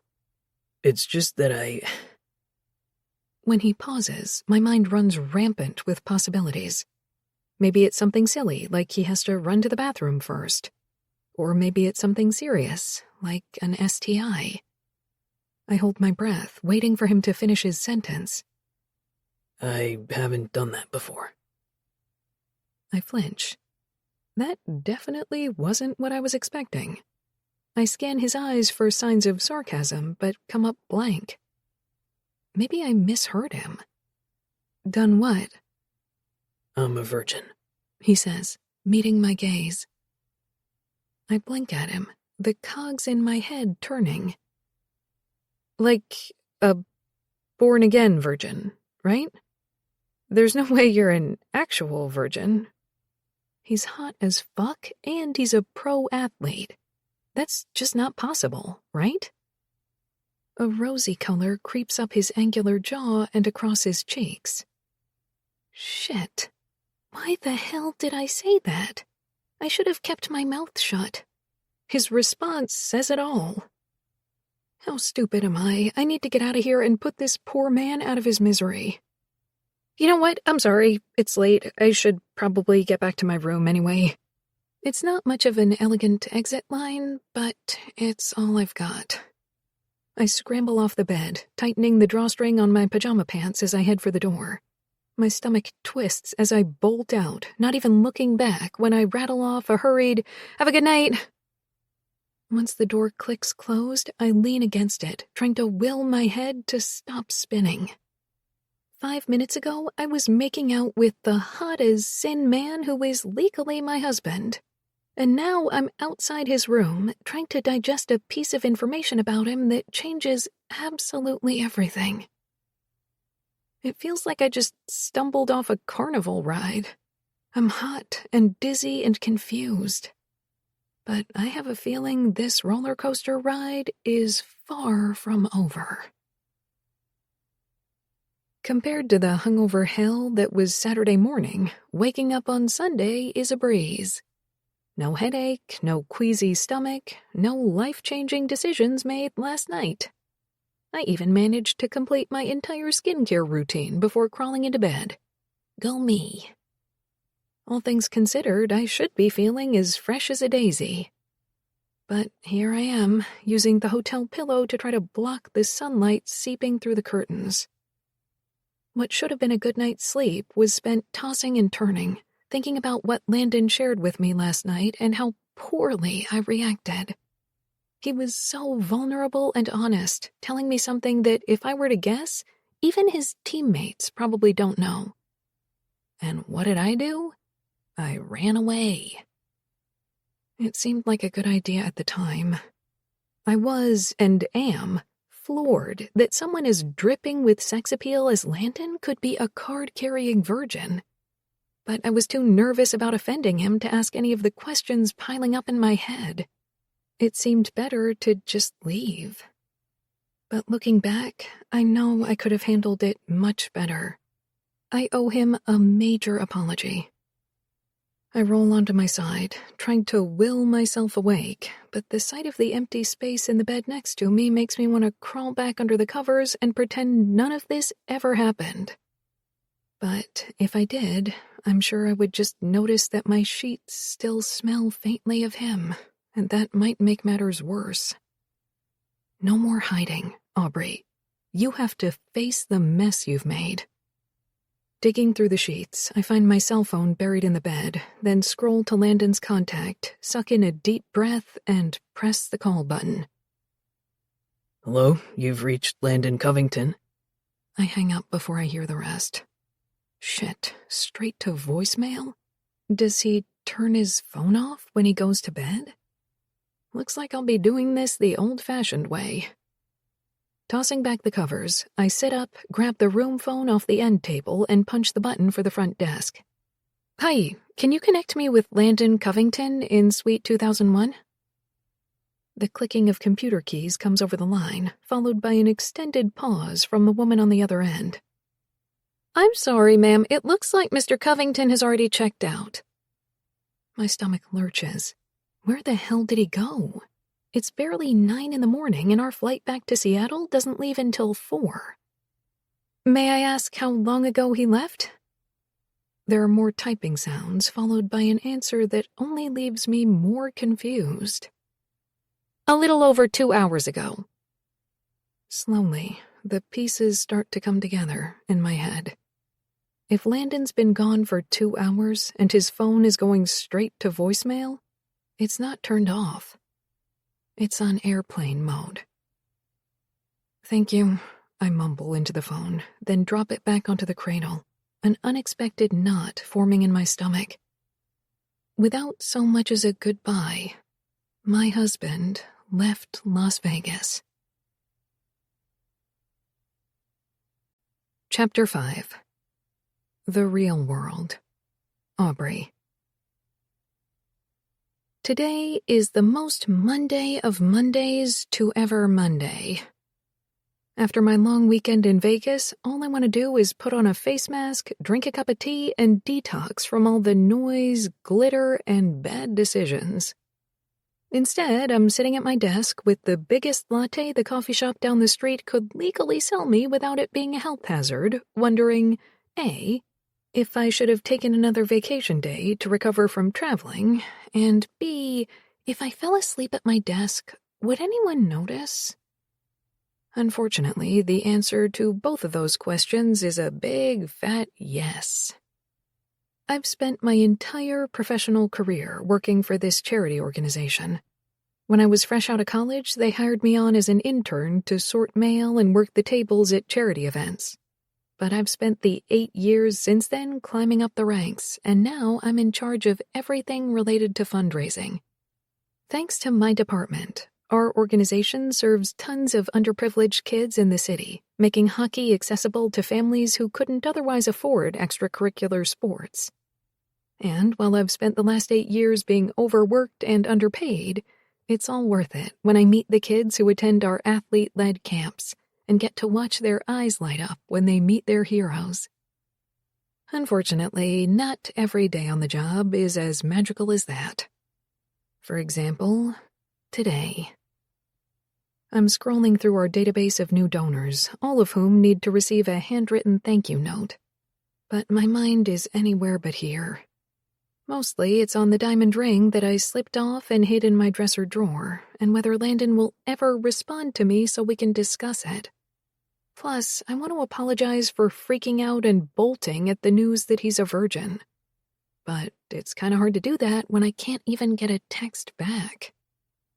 I eye the thick stack of thank you notes on my desk, wondering if I should resort to snail mail to get in touch with him.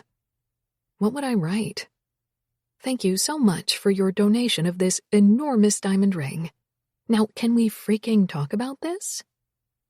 My mini freakout is delayed by a familiar, cheerful voice coming from just outside my office door. Welcome back, Aubrey. David Stone, the director of the organization, is standing in my doorway, shooting me a big, warm smile. If he weren't my boss and also the single most likable guy on the planet, I'd probably shoo him away in an effort to skip the small talk and get some work done. But he's both of those things, so I push my stack of thank you cards aside. How was Vegas? He asks, staying put until I wave him inside. The guy is almost too polite. It was Vegas. Nothing big to report. I lie. If possible, I'd like to keep the whole drunken marriage to a player info as far away from the office as I can. News like that has a way of getting out, but the longer I can put it off, the better. There's actually something I wanted to talk to you about. David eyes the plush blue chair across from my desk. Mind if I take a seat? I nod, sitting up a little straighter when he settles in across from me. What's up? Instead of an answer, I get another question. Have you ever been to Vancouver? I shake my head. I've never even left the country. Why do you ask? I've been in talks with a youth hockey organization there, he says. Great program, or at least it was. Their executive director recently passed away, and things have been pretty scattered for them ever since. It's been a year now, and they still haven't been able to get it sorted. Anyway, they reached out to us about absorbing their programs along with their donors. They do incredibly similar work to us, with one major difference. He pauses for dramatic effect, then adds, It's entirely for girls.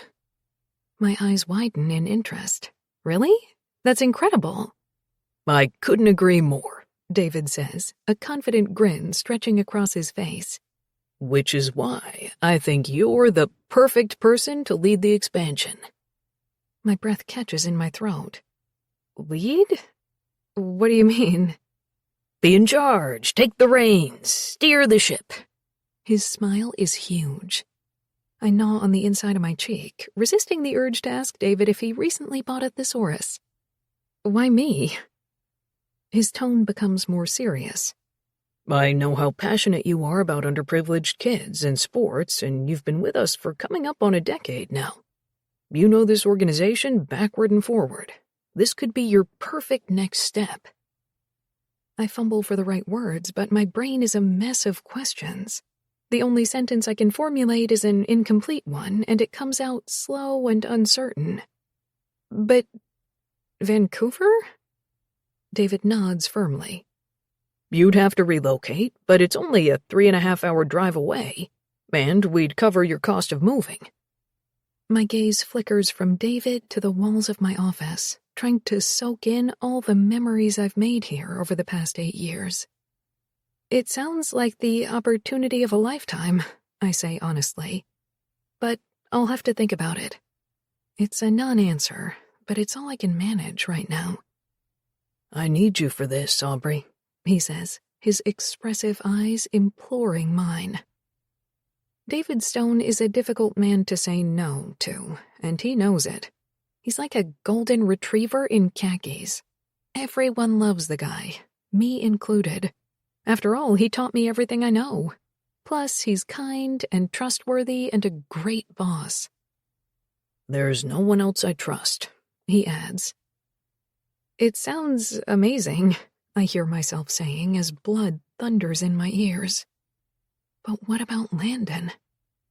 But nothing, this sassy part of my brain snaps.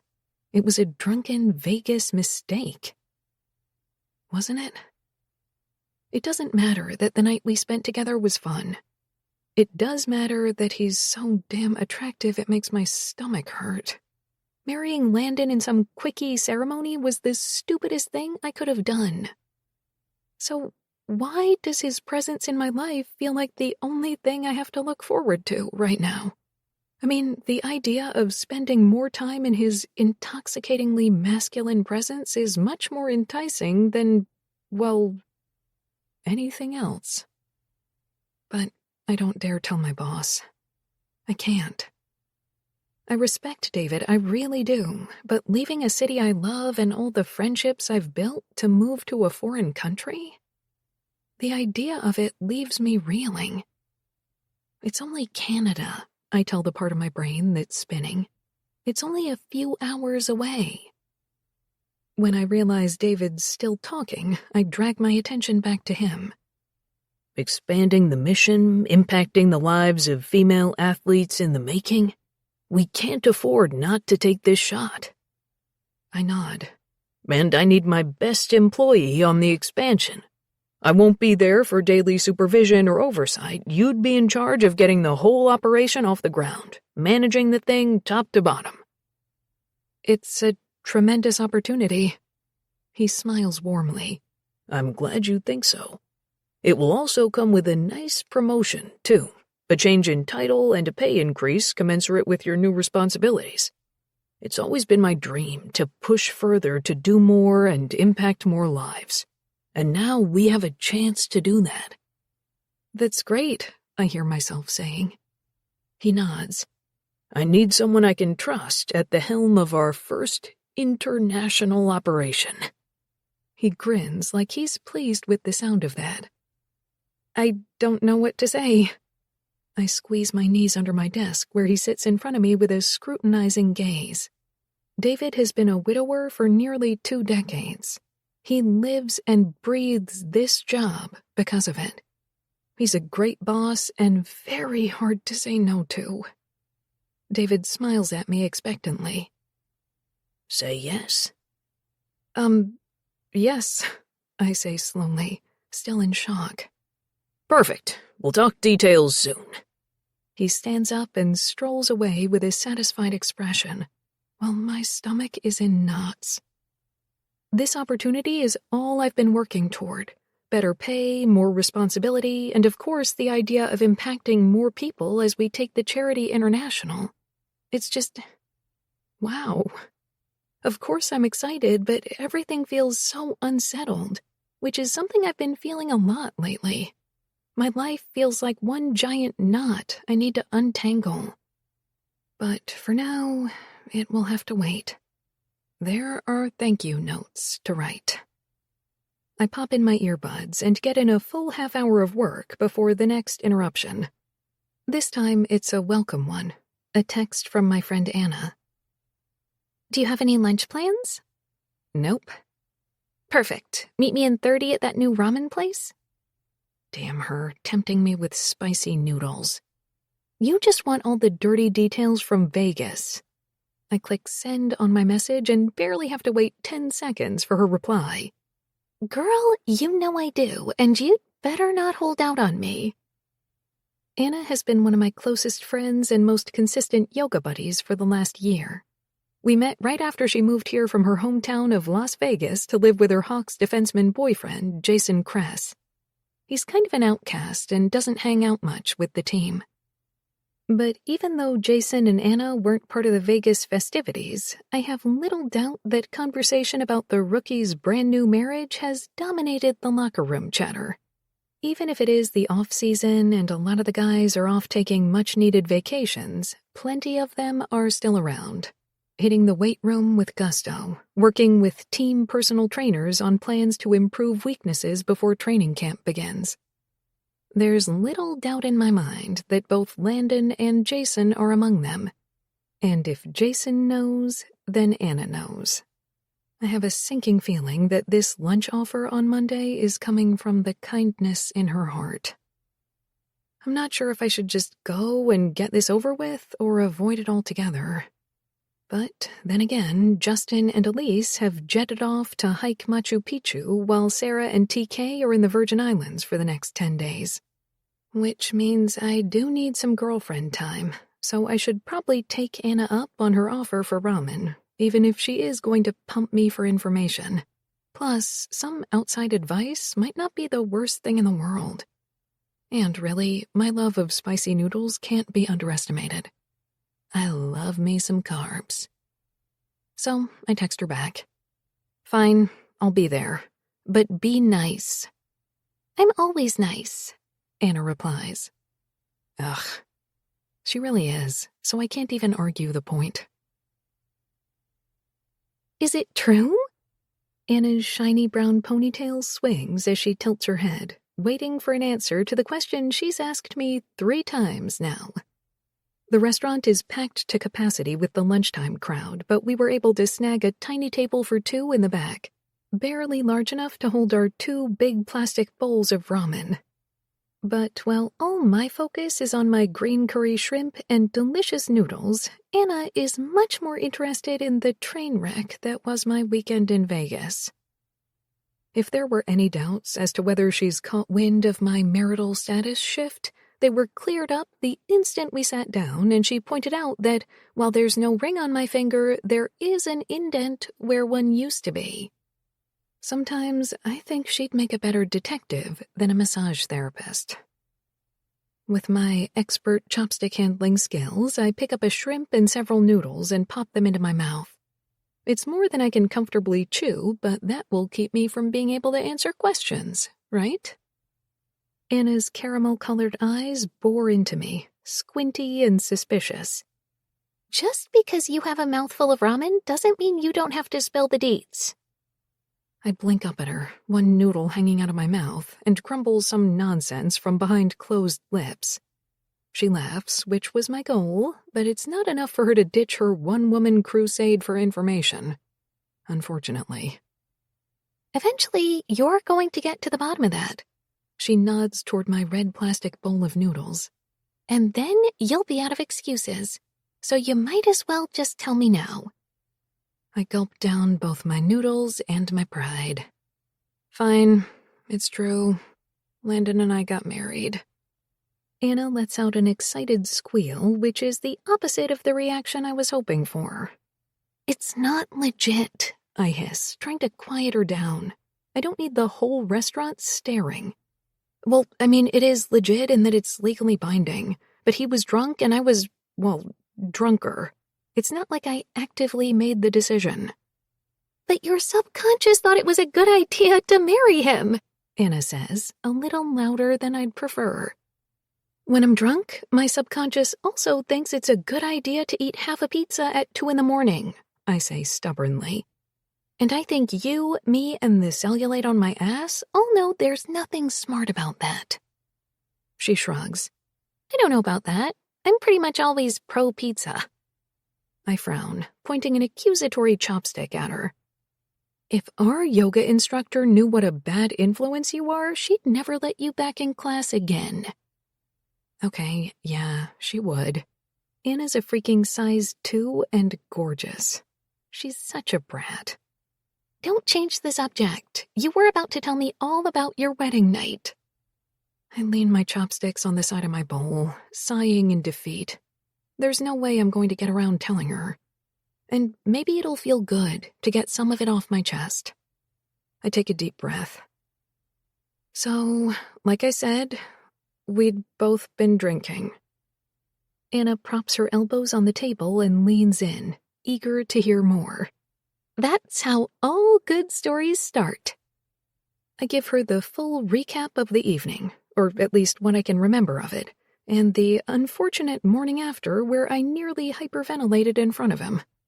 She swoons at the details of him helping me calm down, despite me trying to downplay anything even remotely cute about this story. I need her on my side, team common sense. She should be rooting for me to get this annulment and go back to the way things were. Before I knew details like how good of a kisser Landon is and how fooling around with him, even with all of our clothes still on, was steamier than pretty much all the sex I've had in my life put together. The point is, I say in conclusion, folding my hands on the table, with our age difference and our insanely different lives, it's ridiculous to think that things could actually work out between us, right? Anna twirls a noodle around her chopsticks, mulling it over, then shrugs. I kinda think it's romantic that he's not willing to let this go. Exasperated, I sigh. He's not romantic. He's a child, Anna. He's only 23. She disagrees with a shake of her head. 23 is old enough to vote, serve your country, drink, play a professional sport, get hitched in Vegas, and it's most definitely old enough to fall in love. Grabbing my ice water, I take a long sip, hoping it will extinguish some of the turmoil inside me. Make whatever excuses you want, she says, and if you don't feel anything for him, fine. But don't blame any of this on his age. I purse my lips. You might be right. I sound like a jaded old bitch. She chuckles. You don't, Aubrey. I just think you could at the very least date the poor guy. He is your husband, after all. I really wish everyone would stop saying that, I shout just as our server appears to check on us. I fake smile up at him and pretend not to be crazy, because what's the alternative? Anna grins at me when he leaves. Besides, surely there are perks to dating a younger man. I mean, his stamina and recovery time alone must be particularly impressive. She gives me a conspiratorial wink, her grin crooked. I wouldn't know, I grumble, feeling even worse. Her face falls. Oh, I just assumed you guys had, her eyebrows wiggle, hooked up. I'm sure everyone assumes that, and I haven't corrected them. It's really not my place to out Landon's choice to remain celibate. If he hasn't broadcasted it to our circle of friends, I assume he doesn't want it shared. And it's a secret I'm happy to protect for him, husband or not. It's the decent thing to do. We didn't, actually. We were both wasted, stumbling over ourselves, I say. It's true enough, so I don't feel bad lying. Anna nods. Makes sense. Maybe you need to, take him for a spin, then. She can't even keep a straight face while suggesting it, but when I roll my eyes, her tone turns serious. I mean it. There's no harm in seeing if you have a physical connection. What do you have to lose? Nothing, I admit reluctantly. Little does she know that Landon is the one with everything to lose. I'm sure he doesn't want to give it all up for me when this has almost no chance of lasting, and I honestly wouldn't want him to. After we settle the bill and slurp down what's left of our ramen, Anna and I hug goodbye and head in our separate directions. But for the rest of the day, her words ring through my head. I know she thinks I should give Landon a shot, but it's not that simple. Yes, he's gorgeous and easy to talk to when he isn't being a total pain in the ass about this whole marriage fiasco. But there are a million reasons why we'd be a bad idea.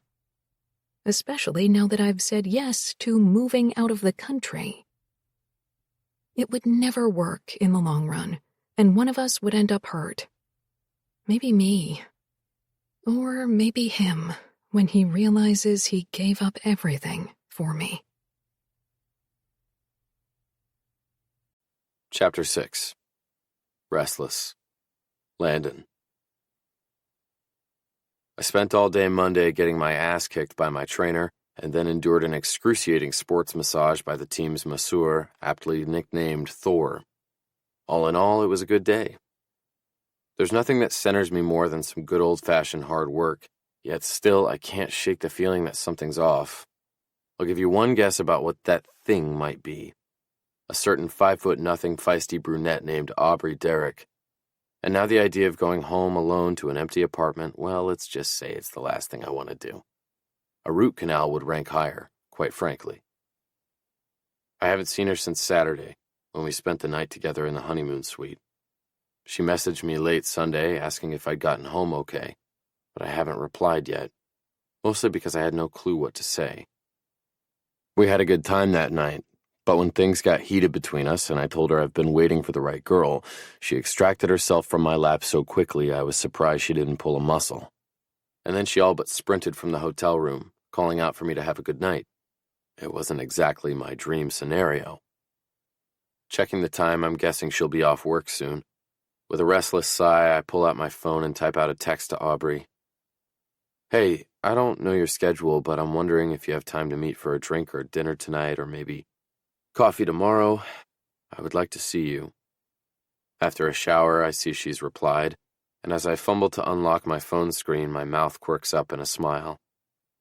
Hey, I could meet for a quick drink after work if you like. Absolutely. You work in Belltown, right? Yes. I'm guessing she's wondering how I knew that fact, but I've paid closer attention to Aubrey than she probably realizes. There's a place I like called Fancy Jack's over there. You want to try it? Her reply comes quickly. Sounds good. See you there at 6. The idea of seeing Aubrey tonight has me all kinds of excited, but I'm probably not supposed to admit that. For half a second, I stand in front of my closet in nothing but black boxer briefs, considering what to wear. But fuck it, I'm being ridiculous. Settling on a pair of dark jeans and a worn gray t-shirt, I dress quickly and then slip my feet into a pair of sneakers before heading out. Aubrey's already there when I arrive, seated at the bar, facing away from me. But I'd recognize her heart-shaped ass and the tumble of dark waves down her back from any angle. My breath catches in my throat as I head closer. She has a glass of red wine and an ice water in front of her. I pause beside the bar until her gaze swings over to mine. Hey? She smiles, looking gorgeous, dressed in fitted black pants, a pink silk blouse, and nude-colored high heels. Hey. I pull out the stool next to hers and take a seat. Here's the drink menu. I wasn't sure what you wanted. Aubrey hands me a piece of cardstock that has various craft beers and specialty cocktails listed, and her fingers brush mine, sending heat crackling up my arm. I almost want to say something funny to break the ice, like, "How was your day, honey?" But somehow I doubt Aubrey would laugh. Her expression is serious, her eyes guarded. So I settle on, "How was work?" "Busy?" She exhales. "It looks like I'm going to be taking the lead on a new project, which means some extra hours until it's all sorted out." "Is that good?" She shrugs, looking down at her hands. "That's what they tell me." The bartender appears and I order a draft beer. I never drink during the season, but off-season is a different story. I can have a beer or two without having to worry about how it will affect my performance in the morning. I know some of the guys aren't as disciplined, but my season wasn't all that stellar, so I can't afford any mishaps. "You do anything interesting today?" she asks as the bartender sets a frosty glass of beer in front of me. "I worked out, skated, got a massage, went home and took a shower, then I texted you." She sighs. "I'm jealous. A massage sounds amazing." Don't be jealous. A sports massage and stretching by our team masseur is anything but enjoyable. She chuckles. "The happy hour menu, if you guys are interested," the bartender says, placing a couple of menus in front of us. "Have you eaten?" I ask Aubrey as I scan the menu. "No, but I'm not hungry." "I'm ordering food. You need to eat." "I just said I'm not hungry." Our eyes meet and fire burns between us. "You also just said you haven't eaten, ergo I'm feeding you." She leans in, the fire burning brighter in her eyes. Look, Landon, I appreciate the fact that you're trying, but you don't actually think this is going to work, do you? Think what's going to work? Are you talking about suggesting you eat because you haven't? Or are we going straight into talking about us? I ask, dropping my voice and loving the pink tinge that hits her cheeks. Us, she whispers. I'm not sure what you meant before, but you don't actually think we're going to work, do you? I don't know, and I won't know unless we try. Would it really be the worst thing in the world to see where it goes? I want to take away the worry in her eyes, but that's hard to do when she won't let me in. With a defeated sigh, Aubrey picks up her menu, and when the bartender swings back by, we place our order. Tell me more about your work, I say, taking a sip of the beer in front of me. Aubrey looks down at her hands, going momentarily quiet. I love what I do, she says after a few seconds of silence. When I probe more, she launches into a story about a program she's designed called Little Rookies Camp, which will be for kids ages 6 to 12 and is geared at reducing childhood obesity and also creating lifelong hockey fans. The program will be completely free to the public and held a few times a quarter. Right now, she's working on securing donors to supply all the equipment, helmets, pads, skates, and sticks, since it will be provided to the kids free of charge. That sounds awesome. We make small talk while we eat, hitting on a wide variety of topics from our childhoods to our favorite books to our favorite foods. She's easy to talk to, and I'm having more fun than I anticipated. I guess I was worried tonight would be awkward. It's the first time I've seen her since Vegas, but thankfully it's not awkward. Far from it. I find myself leaning closer, looking into her eyes, captivated by her. I also love that she insisted she wasn't hungry and then took down a whole burger and is now working on my fries. Annie can't be your favorite movie, I say on a groan. It is, she nods, dragging her fry through the ketchup on my plate. I guess movies are just one more thing we can't agree on. No big surprise there. Fine, what's yours? She asks. Shawshank Redemption, obviously. I'm not a monster, Aubrey. This pulls a laugh from her. You're something. The soft feeling inside my chest is entirely unexpected. I like sitting here with her, sharing a meal, bickering over things. It feels domestic, natural. It's time to ask the question that's been on the tip of my tongue since I got here. Why did you rush out of my room that night in Vegas? What do you mean? She asks, pausing with a fry in her hand. I smirk, knowing full well that she knows exactly what I'm talking about. Well, I, for one, liked the kissing. She chuckles, setting down her food and wiping her hands on a napkin.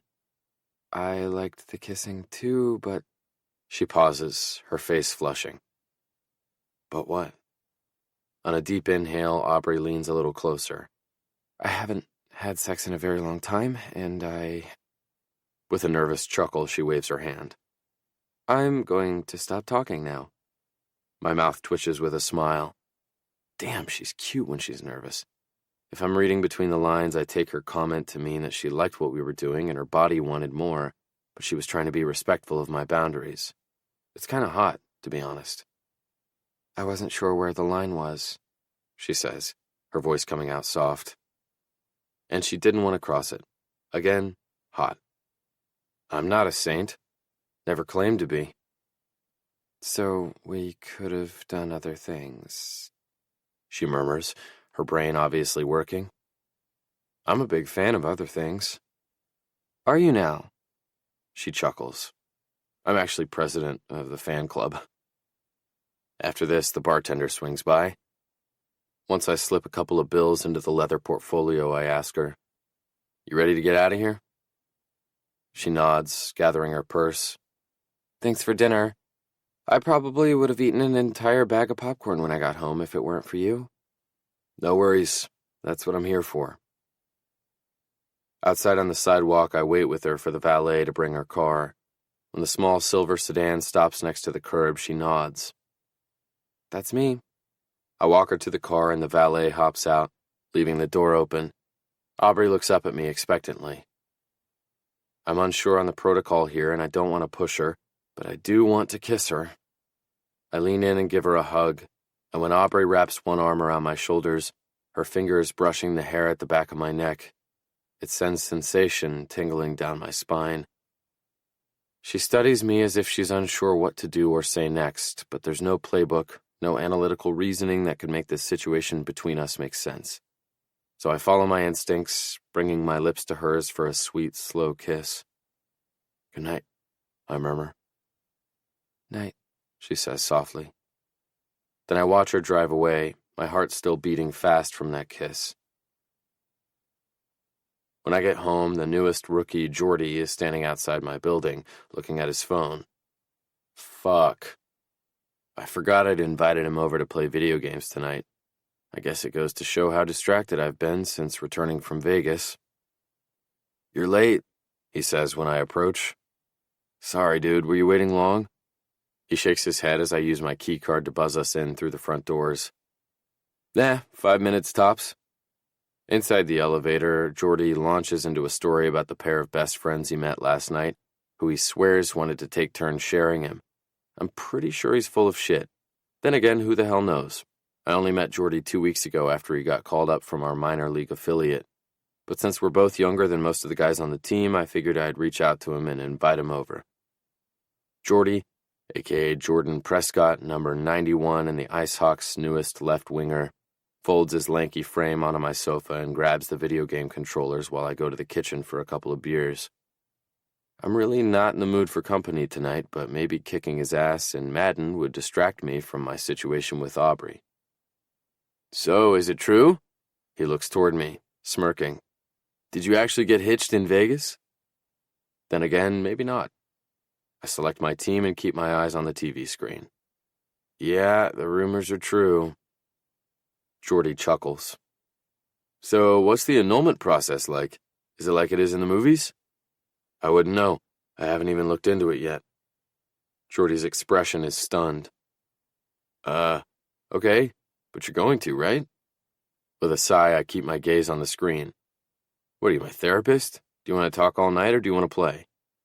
He shoots me an easy grin. "Fine, let's play. But prepare to get your ass whooped." "We'll see about that, rookie." This I can deal with, trash talk and video games, because I've already decided against saying anything more to Jordy.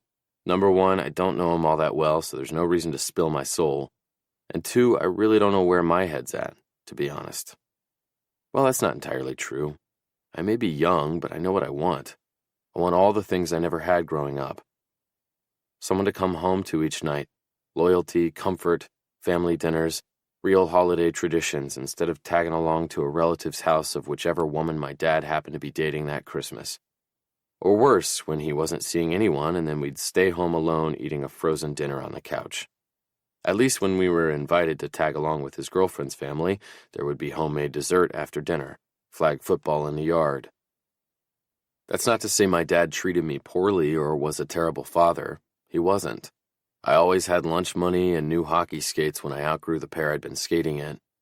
We just didn't have much of a connection, and there was a lot of turmoil in his personal life, which I watched from the sidelines. My mom lived a few hours away, and I only saw her a few weekends a year. As we play, or to be fair, as I get my ass handed to me in Madden NFL, I mentally make a pros and cons list about Aubrey as wife material. She's smart, hardworking, and funny. She's definitely the type of girl I'd be proud to take home to meet my mom and dad. The conversation at dinner flowed easily between us, but it wasn't forced. Girls my age talk a lot. One thing I've noticed about Aubrey, she only speaks when she has something insightful to say. It's refreshing. When we do chat, I usually learn something or come away with a deeper understanding.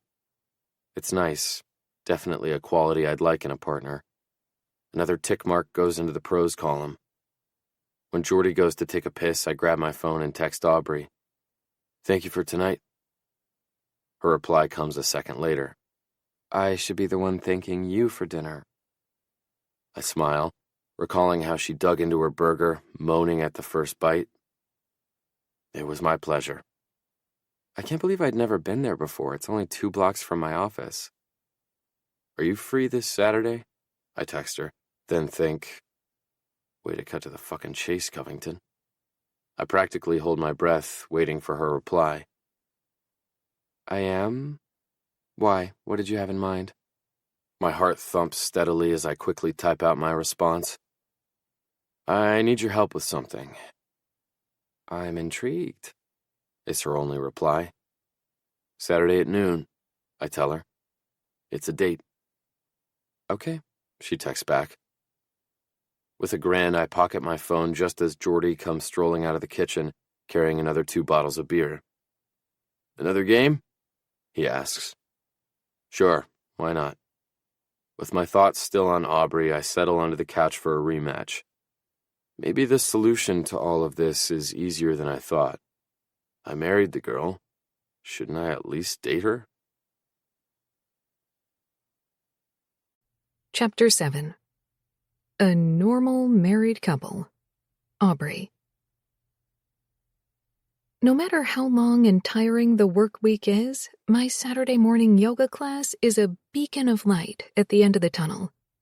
A whole hour dedicated to calming myself with deep breathing and thoughtful meditation. And this week, I need it even more than usual. My instructor would probably say I'm feeling unbalanced. I would say I'm feeling totally out of whack.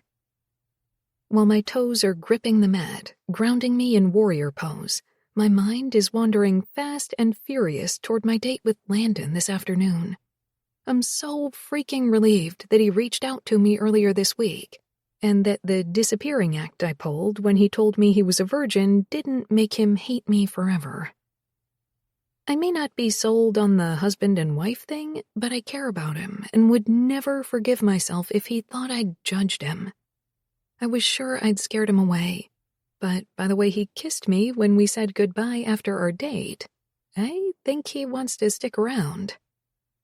And that's even scarier.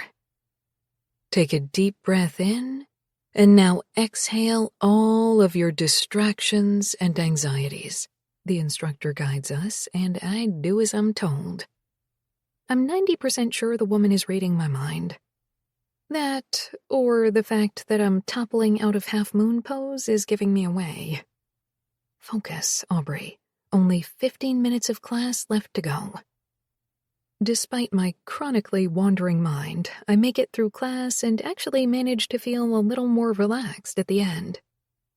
But when I grab my purse out of the cubby and see I have a text from Landon, I'm right back where I started. Especially because this isn't just a, hey, how are you kind of text. It's a text asking me to wear my ring when I come over today. My mouth turns dry as I stare down at my phone, then at my naked left hand. I haven't taken the ring out of the jewelry box since I put it there Monday morning. At first, I told myself I'd just take it off for work to keep the gossip to a minimum. But every time I thought about putting it back on, it just felt wrong. But he must have noticed that I wasn't wearing it when we met up the other night, and now I feel like the jerk of the century. Not only did I flee when I found out my husband was a virgin, but now I'm not wearing the obscenely expensive ring he bought me. I'm certainly not going to be winning any Wife of the Year awards anytime soon. As I walk through the parking lot to my car, I formulate an apology text. I'm sorry I haven't been wearing it. I love the ring. I just need time. Once I hit send, the 3 bubbles pop up almost instantly as he texts me back. I know, that's fine. But I have someone from my insurance company coming by to do an appraisal so we can get a policy on it, so I need you to bring it. Oh, of course, I reply, feeling relieved, but also a little foolish. Of course he wants to insure it. It's worth a lot of money. After a shower, I blow-dry my hair, swipe on a few coats of mascara, and tug on jeans and an emerald green top that's as comfy as it is cute. Then I'm back in my car, cruising toward Landon's apartment downtown. He buzzes me up, and while I'm still in the elevator, my phone dings with a text from him. Door's unlocked.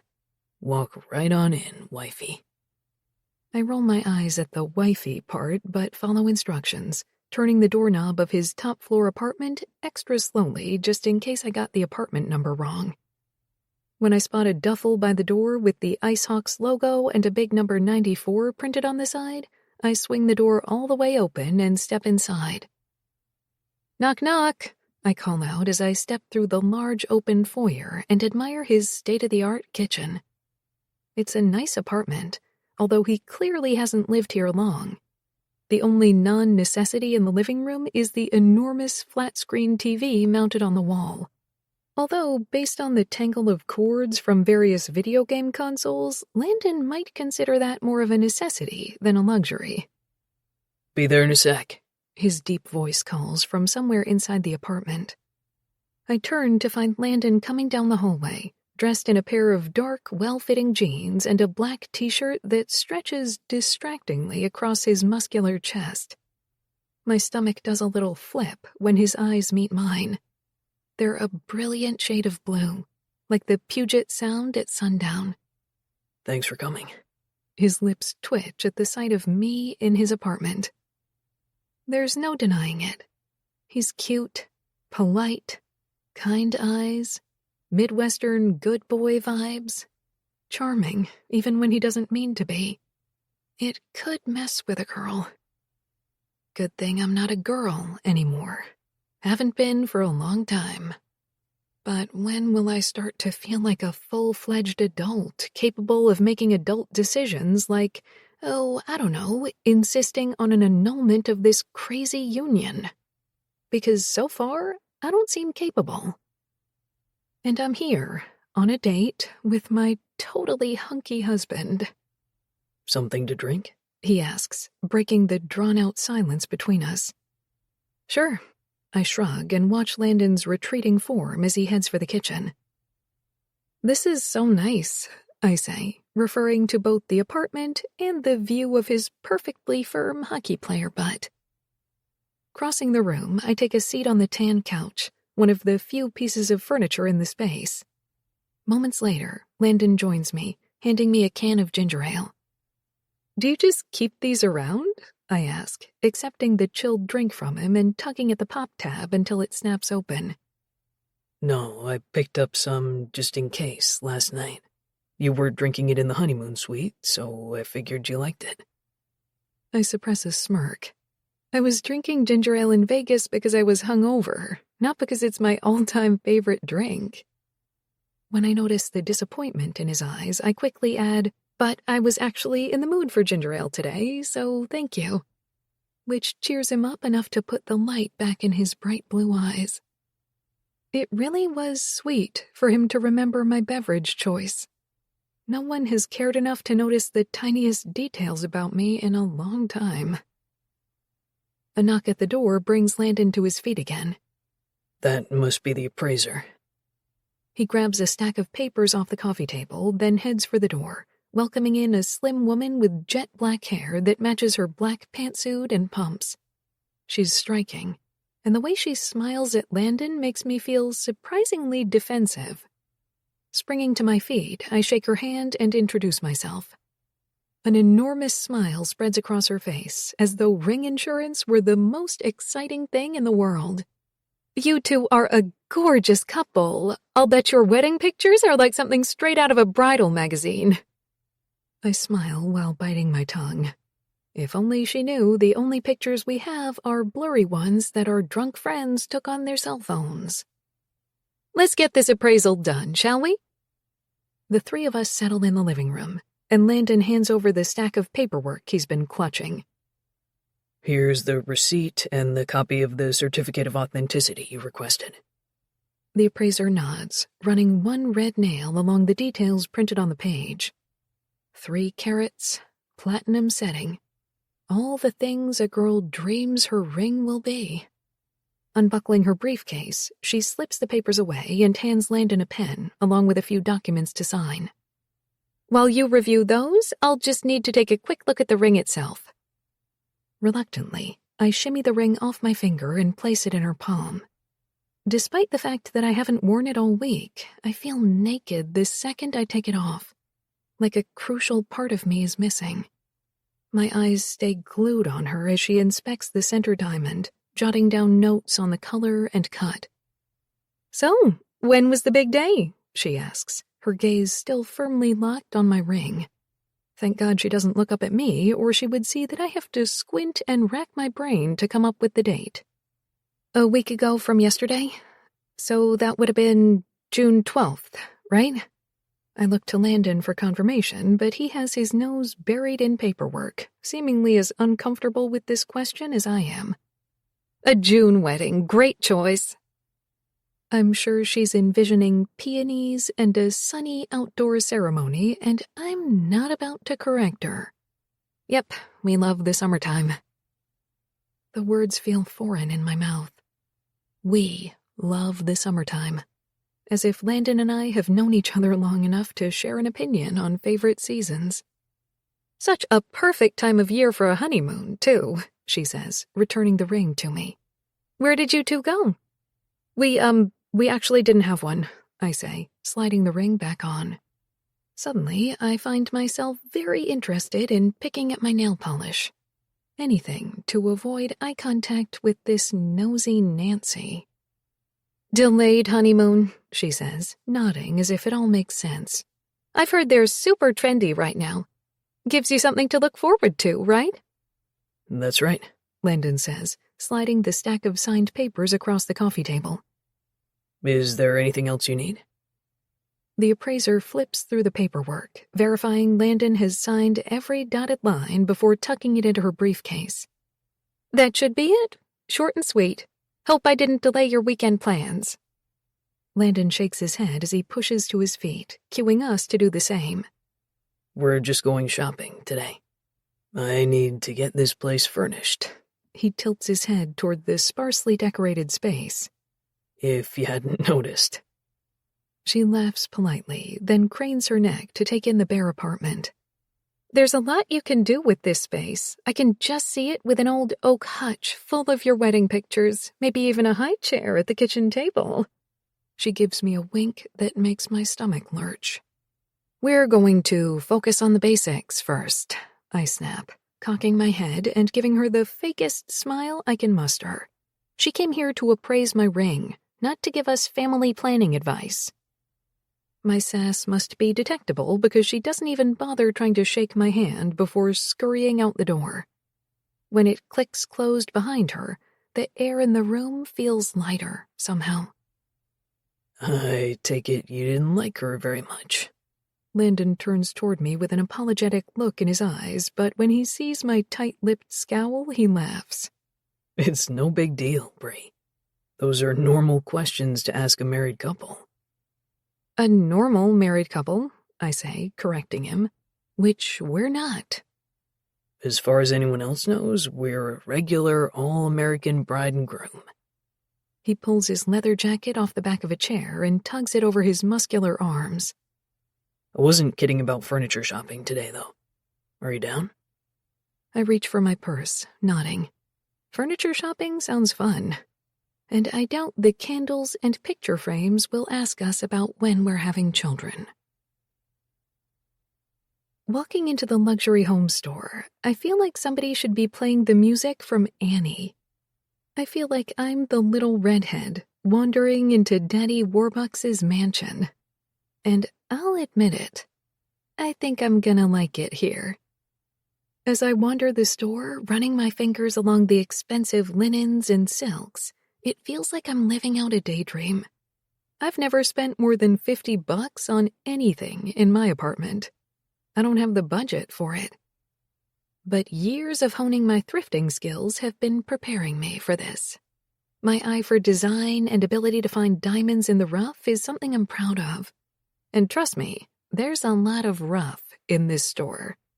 Just because it's all expensive doesn't mean it's all good. And it takes less than 5 minutes for it to become glaringly obvious that Landon wouldn't know a quality throw pillow if it hit him in his cute hockey player butt. What about these? He holds up a set of throw pillows the exact shade of a rotting pumpkin. I can't help but crinkle my nose in disgust. You'd better set those down before the ugly starts rubbing off on you. He sighs, returning them to the shelf, then reaches for a black and purple striped pillow. Don't even think about it, I warn him, and he yanks his hand back faster than if he'd touched a hot stove. What's wrong with those? His tone is so defensive that for a second I think we must be looking at different pillows. But nope, sure enough, he's gesturing to the striped nightmares. Where did you get your taste from? The clearance rack at a Halloween costume store? Jeez, you don't have to be so mean about it. He grumbles under his breath, shoving his hands into the pockets of his jeans. I've always lived in pre-furnished apartments before. I'm new to this. I bite down on my lower lip to hold back any more sassy comments. Maybe I was a little harsh. He is a guy, after all. And a 23-year-old at that. He invited me here to help him, not to hurt his feelings. I'm sorry, I was rude. Let's start over. What do you want the vibe of your apartment to be? His expression relaxes as he runs a hand over his stubble, mulling over my question. I just want it to feel like home. Cozy, I guess. I like colors, but apparently the wrong ones according to you. I nod along with his suggestions. We can do color? How about I pick some things out that I think will work, and you can be in charge of, candles. He raises one thick brow, a suspicious gleam in his brilliant blue eyes. So you choose everything, and I take the job I'm least likely to screw up? Pretty much, I say with a shrug. There's no sense in sugarcoating it. Call it my wifely duties kicking in. The scrunched look on his face is clearly skeptical, but slowly he surrenders the cart to me. Fine, but no way are you just banishing me to Candle Land while you take full control. I'm coming with you. Landon follows close behind me as I do a lap around the store, holding up options of different colored curtains, blankets, and placemats. He doesn't argue with me when I suggest a neutral color palette with pops of color, but I do have to talk him down from this weird medieval-looking kitchen table he's convinced he needs.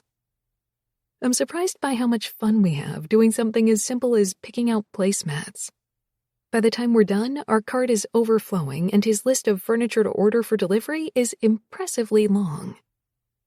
You did very well, I tell him as he swipes his credit card, making a purchase that, aside from my ring, is probably the most money he's spent at one time, but he takes it in stride. I guess when your paycheck is 7 figures, you don't sweat something as simple as furnishing your home. We did very well, he says, correcting me. We're not such a bad team after all. As long as you let me take the lead, I tell him, taking as many shopping bags as I can hold in my hands. He snickers, scooping up the rest. It's a short walk back to his car, and Landon loads his bags inside, then takes each one from me to place it carefully in the trunk. Should we set all this stuff up when we get back to your place? I ask as we drive. I might be a little bit giddy to play interior designer with all his new decor. It doesn't just have to be my place, you know. His lips lift into a soft smile as his kind eyes meet mine. There's plenty of room for two, and it's a lot closer to your office. My eyes feel like they're about to pop out of my head. You can't seriously be suggesting that I move in with you. What if I am? There's not the slightest hint of sarcasm in his tone, and if he looks at me even a second longer with those deep blue eyes, he's going to knock me right over and I'll start agreeing to things I have absolutely no right to agree with. I don't know what to say without hurting his feelings, so I just blurt out the first thing that comes to mind. Landon, you're being weird. He gives me a pointed look. What's weird is a married couple not living together. But we're not a normal married couple. I feel like a broken record, but apparently the concept hasn't gotten through his head. His nostrils flare as he reins in his frustration with a long, strained exhale. Fine, we'll discuss it later. He pulls into the parking garage for his building, but rather than open the trunk when we climb out, like I expect, he reaches into his pocket and pulls out a key fob. He clicks it twice, triggering a beep, and the lights flash once on a shiny black SUV parked nearby.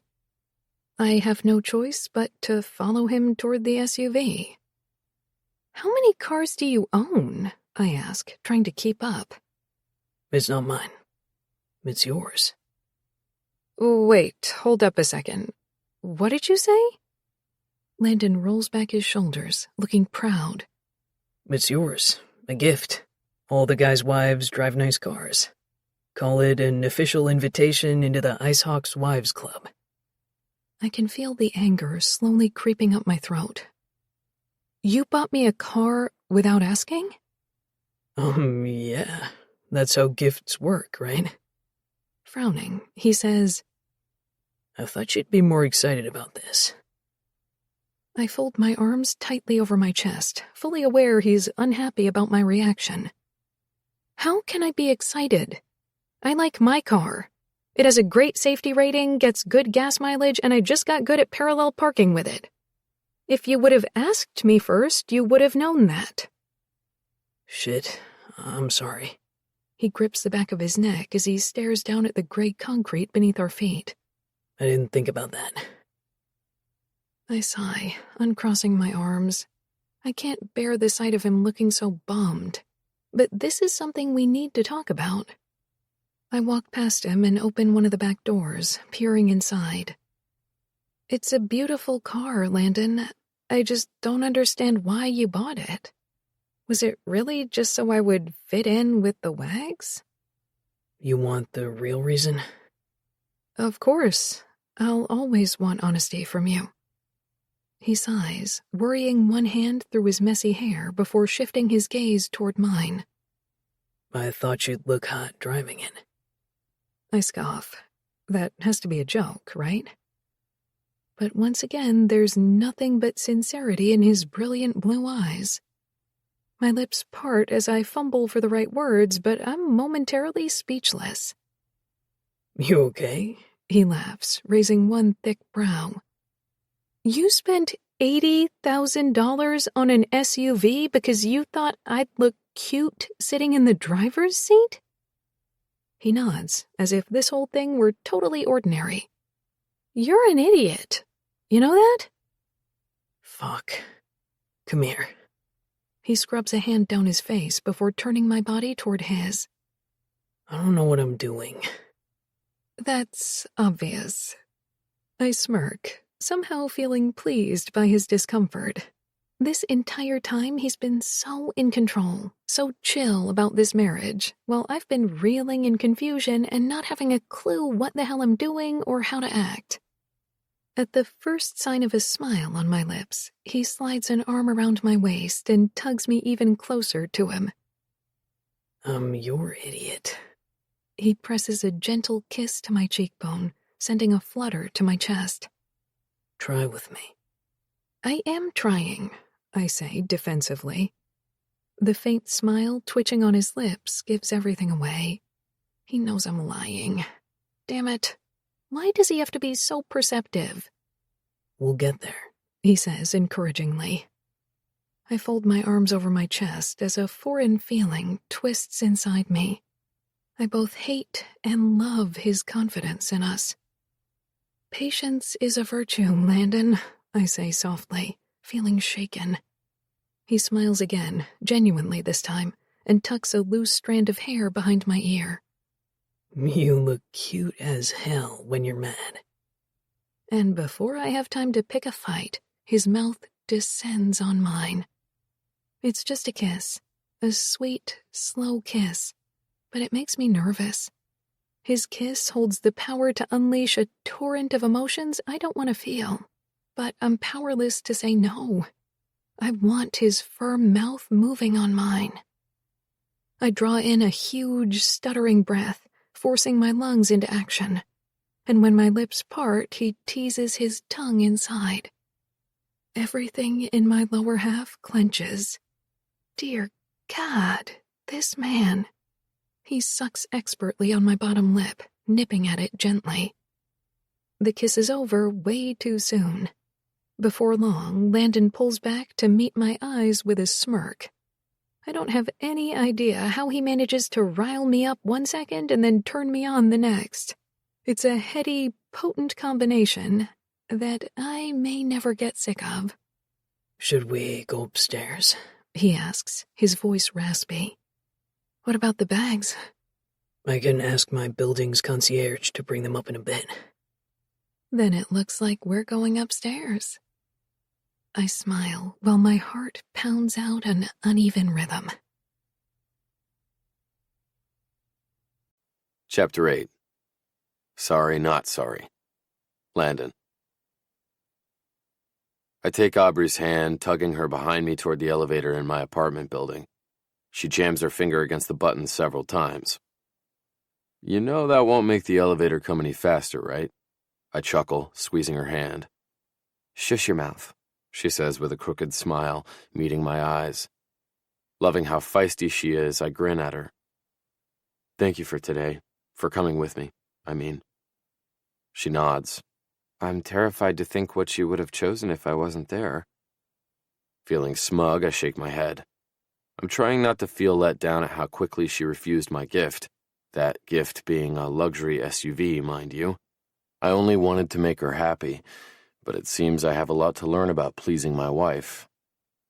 Can you stay? I ask when the elevator door opens on my floor. With a smile tugging at her lips, Aubrey nods. I suppose I can stay for a little while. I unlock my apartment and let her inside, pausing by the kitchen. Something to drink? I'm good, she says, but her body language tells a different story. Her posture is straight, stiff, and she hasn't wandered more than a half-dozen steps inside my apartment. Care to tell me what's on your mind? I ask. She turns to face me with worry clouding her features. This is crazy, Landon. That SUV is crazy. All of this is crazy. My dad was married 4 times, I blurt, just tossing it out there. Nice. What? Aubrey narrows her eyes. He jumped from relationship to relationship, swearing it was love, promising it was going to last, but it never did. Okay. She shifts, still watching me. And he wasn't just some delusional sap. I really think he was convinced each time that this was it. He'd found his soulmate, his person, that he'd finally found the one. I take it he's not married now? I shake my head. Last time I talked to him, he'd signed up for one of those silver singles dating sites. Landon, I hold up one hand. Let me finish. Her mouth closes, and she gestures for me to go ahead. Actually, I don't know what else there is to say, because Aubrey's right. This is crazy. But love is crazy, and marriage is crazier. Pinning all your hopes and dreams on another person is iffy at best. People are unreliable, selfish. There's no way to know if any of it will work. I lick my lips and meet her eyes. Nothing's guaranteed. All we have is right now. And I'm trying to figure out this thing between us as we go. And you don't want to end up like your father, she says, her voice a little unsteady. I nod. Exactly, because when I find love, I want it to be a forever kind of love. To me, marriage isn't a joke, and that's why I want to give it a real go before we even talk about divorce. I know we started in the most unconventional way, and it's cliche as fuck, but I don't want you to assume it's a mistake, because what if it isn't a mistake? Aubrey doesn't respond. She just starts toward the living room, walking past me and lightly trailing her fingertips along my forearm as she passes. I don't know what kind of game she's playing, but she's throwing off signals that make me eager to find out. I'm starting to learn that women are confusing as shit, but in all the best, most delightful ways. Aubrey's standing by the couch, and when I place my hands on her hips and tug her close, her small frame practically melts into my much larger one. For a second, I think she's going to stop me, but she did kiss me in the parking garage, so who the hell knows where her head's at right now.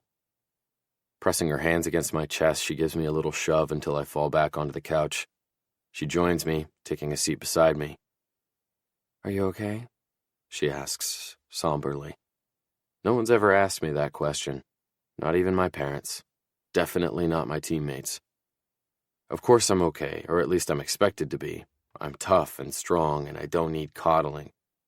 But something split open in my chest at her words, at the way Aubrey's looking at me, at the concern in her voice. I'm used to being the one who holds things together and picks up the pieces when shit goes south. I've done it so many times when my father needed me. I grew up fast, and apparently have what people like to call an old soul. Even at 16, I was the one looking out for my father, mowing the lawn, cooking dinner, reminding him to get up and go to work when another of his relationships inevitably went south. And romantic relationships always did. That was what I learned. But this one hasn't. At least not yet. Is it so bad that I want to enjoy it a little before it does? I'm good, I tell her. Come here. I like you close. You're warm and you smell nice.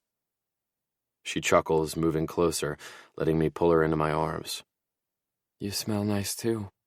Her lips twitching, she climbs into my lap, straddling my thighs. Is this okay? Oh, hell yeah. Fine by me. With my fingers under her chin, I lift her mouth to mine. She hesitates for just a second before kissing me back. She tastes sweet, and when her lips part and I sweep my tongue inside, Aubrey makes a little sound of pleasure. Her hands slip into the hair at the back of my neck and she tugs me closer, eager to chase away any remaining distance between us.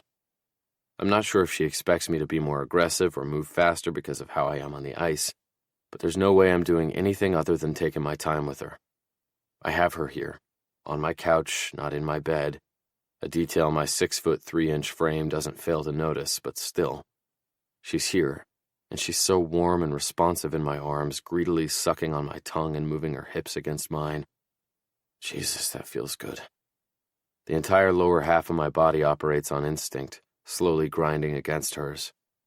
When I roll my hips, my straining erection presses between her legs in a way that makes Aubrey shudder and restlessly whimper in my arms. So sexy, I say on a groan when she rocks her pelvis, seeking more friction against me. Aubrey exhales a frustrated sound. I break the kiss, my lips traveling along the softness of her neck. Is this okay? I ask between nibbles of smooth skin. So much, yes, she says breathlessly, moving against me. My hand ventures south, trailing over the soft skin of her stomach until I reach the button on her jeans. And this? I pause, my fingers hovering over the button. Yeah, yes. She raises onto her knees to help me out. It's all the go-ahead I need. I had no expectations about this happening today. I really just invited her along so I could get to know her better, and maybe to get a female opinion on home furnishings. So this is exceeding all my expectations about our first date. While I focus on getting Aubrey's pants undone, her hands are everywhere, in my hair, gripping my shoulders, touching the stubble on my jaw, ghosting over my abs. It's freaking incredible. I shove her pants down, but our position prevents me from getting them over her hips. One sec. I stand and lift her with me, setting her on her feet only long enough to strip her jeans off. When she sinks back down onto the couch, I fall to my knees in front of her. She watches me, looking a little unsteady, but her eyes burn with need. I nudge her knees apart, gliding my hand along the smooth skin of her inner thigh. You sure this is okay? I want my mouth all over her. But even if I've thought about eating her pussy for weeks now, I need her to want it too. Aubrey bites her lower lip and nods, watching me with a hooded gaze. I peel her panties down her legs and groan. She's perfect. I run my thumb along her smooth pussy and my dick throbs with agreement. With one hand under her knee and the other gripping her inner thigh, I kiss a path from her hip to the spot between her thighs. Oh shit, she tastes good. A rumbled groan escapes my throat. Fuck, you're... I kiss her again, open-mouthed and hungry, and Aubrey moans, her hips jolting. Oh, wow. Her voice is raspy and her fingers clutch my shoulder, her fingernails biting into my skin. I almost chuckle at her response. One key benefit to still being a virgin, I eat pussy like a fucking Jedi Knight. Sorry, not sorry. I add one finger, then two, keeping up with the soft strokes of my tongue. Soon she loses control, grinding her hips against my face and groaning loudly. I love it. You taste so good, I murmur before I give her clit a firm suck. Aubrey's thighs tremble and she clutches my hair, tugging as she starts to come. I can feel her body gripping my fingers, and my cock pulses against my thigh. Sensation riots through me. I don't let up until she's trying to squirm away from me. "Shit, Landon," she murmurs, coming down from her high as I gather her in my arms, tug her close to my chest, and kiss her temple. "That was incredible." I touch her hair, her cheek. "You're pretty incredible." I'm not sure if she's self-conscious about what just happened, but Aubrey rises to her feet, her face flushed. Pushing my unsettled feelings aside, I help her into her jeans. Once she's dressed, she lets out a stifled yawn. I chuckle and tuck her hair behind her ear. "You look sleepy." She nods. "Maybe just a little." I remember at our dinner the other night she told me she's been working extra hours because of a big project she's spearheading for her boss. "Then let's get you home." "What about that?" She looks down to where my dick is threatening to bust through 2 layers of fabric to come out to greet her. "Maybe next time," I say with a rasp. "If I earn it." Part of me still can't believe I deserve a girl like her. And yeah, I want her, so badly. But I'm also okay with taking my time. That's not to say I won't be jerking it as soon as she's gone. She nods, and with another sweet kiss, she knocks down another of my walls. After Aubrey leaves, I fall back onto my bed with a sigh. As hot and eager as I was moments before, now that my apartment is quiet and the heat of the moment has passed, something else has taken up residence in my brain. When I close my eyes, all I can picture is the uncertainty in hers when that appraiser questioned us. Pressing my fingers into my temples, I try to stave off the impending headache I can feel forming. I had fun with her today, more than I expected to. But that's not to say everything went smoothly. Buying her a new car? Stupid. I see that now. Can I afford it? Yes. But that doesn't mean it was wise to put a dent in my bank account, and for what? Showing her I was serious about her in a way that words can't? The worst part is, I'm not sure she even got that, because I muttered something idiotic about her looking hot in the ride.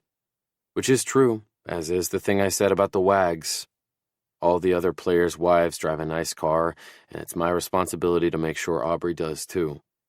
Call it my grand gesture, or whatever. Simple, right? Except apparently not, because the car sits untouched, gathering dust in the parking garage beneath my building. Good times. And yet, maybe I've learned something in all of this, because what Aubrey said has stuck with me. I need to learn to communicate better with my wife if I have any hope of making this marriage work. Chapter 9. Making Mountains Out of Molehills. Aubrey. Of all the ways to spend my evening after working all day, working on a wedding reception seating chart wouldn't be my first choice. But as a bridesmaid, when Becca texted me last night pleading for my event planning expertise, I couldn't say no. And as a human being with taste buds, when she lured me with the promise of splitting a veggie pizza while we work, I told her I'd be there. After spending longer than expected at my dermatologist's appointment this morning, I sped over to Becca's place, knowing that veggie pizza was just what the doctor ordered. Not literally, although I wish. Now, as I'm standing in her kitchen staring at the nightmare on her table, I understand why the pizza was a necessary incentive. If I didn't know better, I'd think this was the work of some conspiracy theorist trying to piece together clues from a crime. So the coasters represent tables, and each poker chip is a guest, Becca explains, gesturing to the chaos happening on her kitchen table. There have to be almost 300 poker chips, each one with a name written on it in permanent marker. Apparently, the 4-hour flight to Becca's hometown of Dallas isn't enough to stop people from RSVPing yes to the wedding of the decade. I pick up a red poker chip, reading the unfamiliar name scrawled on it. So this is where all the missing chips from poker night have gone. A guilty smile tugs at her lips. Petty theft in the name of wedding planning. Don't tell Asher. We load up our plates with veggie pizza before settling in at the table, rearranging poker chips and taking hefty bites to fuel us. Since there's spinach on the pizza, that makes it brain food, right? If you put Coach Dodd and his wife with the players, you can have all the assistant coaches at the same table, I say, dragging the coach's poker chip from one coaster to another. That's what I thought too, but then where do my boss and his wife go? Becca is the assistant to the owner of the IceHawks, so between her coworkers and Owen's teammates, there are about 100 hockey-related guests attending this wedding. And that's only a third of the total guest count. I guess everything really is bigger in Texas. I scrunch my brows and take a big bite of pizza, hoping by the time I finish chewing that I'll have a solution. Sadly, no luck. Becca sighs, resting her chin in her cupped hands. Aren't you glad you didn't have to do any of this? I shrug, scooting the poker chip with my name on it next to Landon's. Honestly, it's the sort of thing I always pictured doing. I've gotten plenty of practice with all the galas I've orchestrated for work. I always thought I'd get to put it to use someday for my own wedding. You and Landon could always renew your vows, she says. I mean, if you're staying together, that is. I haven't wanted to bring it up, but I'm dying to know. I groan, only half mocking her. Not you, too. Have you guys been spending time together? She asks, grinning. I nod. A little. Her smile grows wider. Like what? A date? My lips twitch with the beginning of a smile. Spill it, she squeals, pushing the poker chips away with the first real excitement I've seen all night. I can't not tell her. So I do. I launch into the full story. The dinner Landon and I shared, the awkward questions from the ring appraiser, shopping together, the freaking car he bought me, and even what happened afterward on his couch. My cheeks heat up at the memory of Landon on his knees in front of me. I force a deep breath into my lungs, remembering that Becca is still watching me. But I don't know. It feels like he's trying to force it, trying to make this marriage stick, when I really don't know what I want. I shake my head. I hardly know him. Becca's eyes widen. Oh yeah, going down on you and buying you an SUV. He sounds like a real monster. I chuckle, despite the deep uncertainty swimming inside me. Honestly, I have no idea what we're doing. But he's not really willing to just let this go. I fidget nervously, picking at my pizza crust. I should have known I wouldn't get through a day of talking wedding stuff without discussing my own marriage. But honestly, I'm a little scared. Of what? Of failing, I say on a sigh, staring at my left hand. If we'd just gotten an annulment right away, we could have put it behind us. But now it's different. If we're going to give it our all and it doesn't work out, it'll just hurt that much more, won't it? When I meet Becca's gaze, there's a warm look of understanding in her eyes.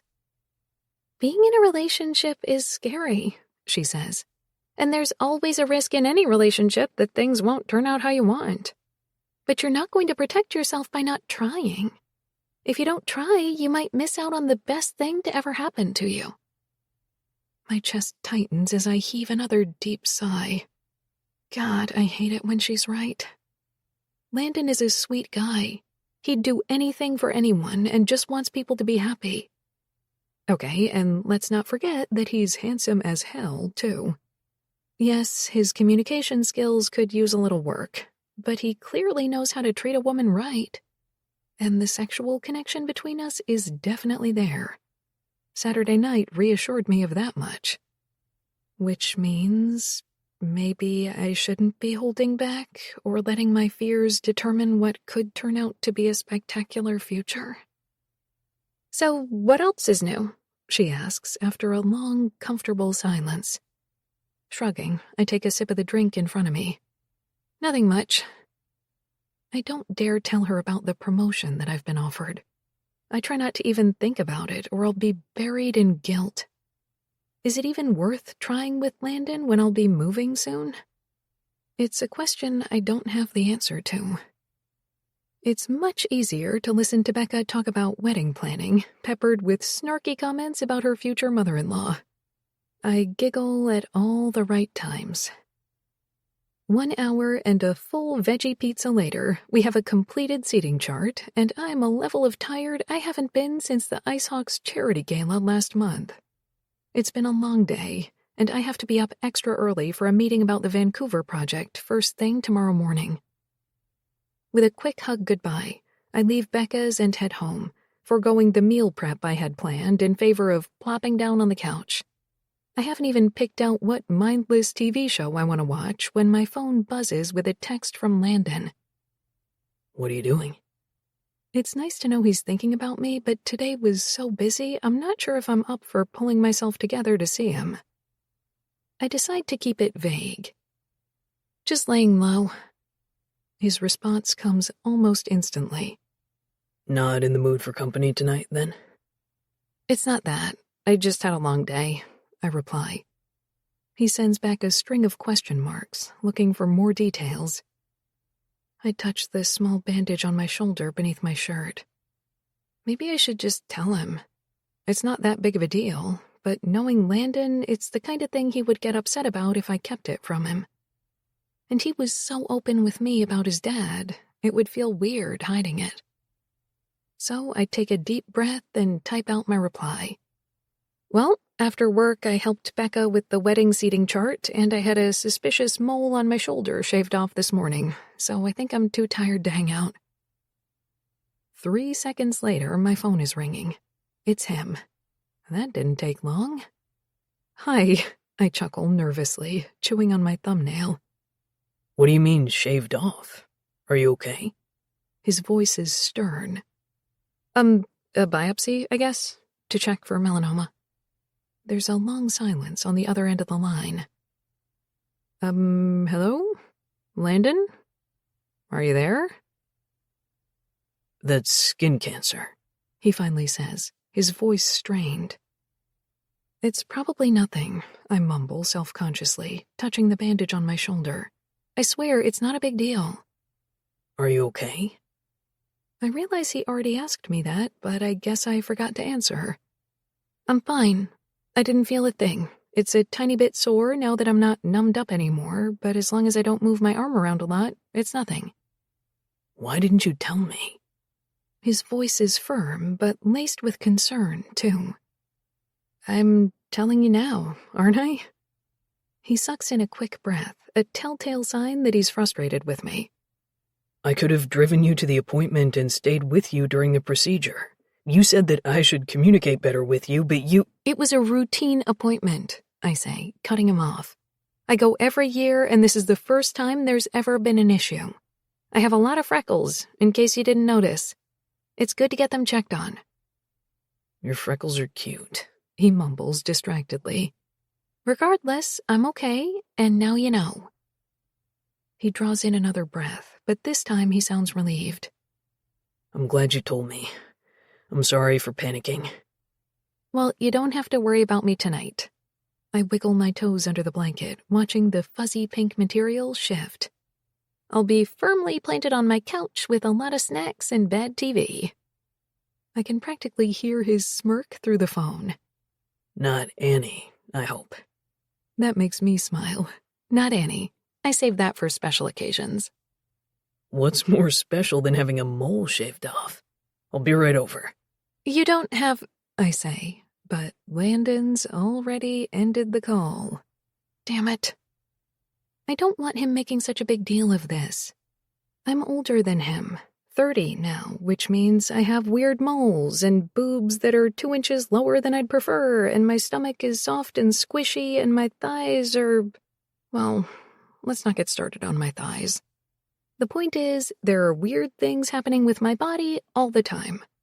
If he makes a big commotion about every one of them, he'll be having a full-blown freakout once a week. I manage to pull myself off the couch and trudge to my bedroom, where I dab a little concealer under my eyes and spray my roots with dry shampoo. I don't need to look like a supermodel. I couldn't even if I tried. But if I don't want Landon being over-dramatic about my situation, I should probably look like I have it a little bit together. Downstairs, I rearrange the pillows on my couch, eyeing the dishes I've yet to put away. It's too late to worry about them now. My doorbell is already chiming. When I tug open the door, I can hardly see the man I was expecting behind the enormous bouquet of pink roses he's holding in front of his chest. Hi there, gorgeous. You brought me flowers? Landon peers down at me, smiling. Of course I did. Now, can I come in, or should I just leave the flowers in the cupcake and go? My ears perk up at the mention of a cupcake, but I tap my chin and jut out my lower lip, pretending to think it over. I guess I can let you in under one condition. And that is? You watch Annie with me. He lowers the bouquet, giving me a full look at his gorgeous smile, one adorable dimple proudly on display. Deal. Inside, Landon slips out of his black sneakers without untying them, then follows me to the kitchen where I point him toward the vase on the top shelf. I can't reach it on my own. Short girl problems. While I hold the bouquet, I shamelessly stand back and watch his arms flex as he reaches, his shoulders testing the stretch of his t-shirt sleeves. I'm actually sort of sad when he grabs the vase and the show is over. Note to self, put more things on the highest shelf and ask him to reach for them. While I snip the stems and arrange the flowers, Landon digs into the brown grocery bag, pulling out a small white box with a chocolate cupcake inside. Oh, thank God it's chocolate, I sigh, my mouth already watering. Not just chocolate. His smile stretches from ear to ear. It's a chocolate lava cupcake.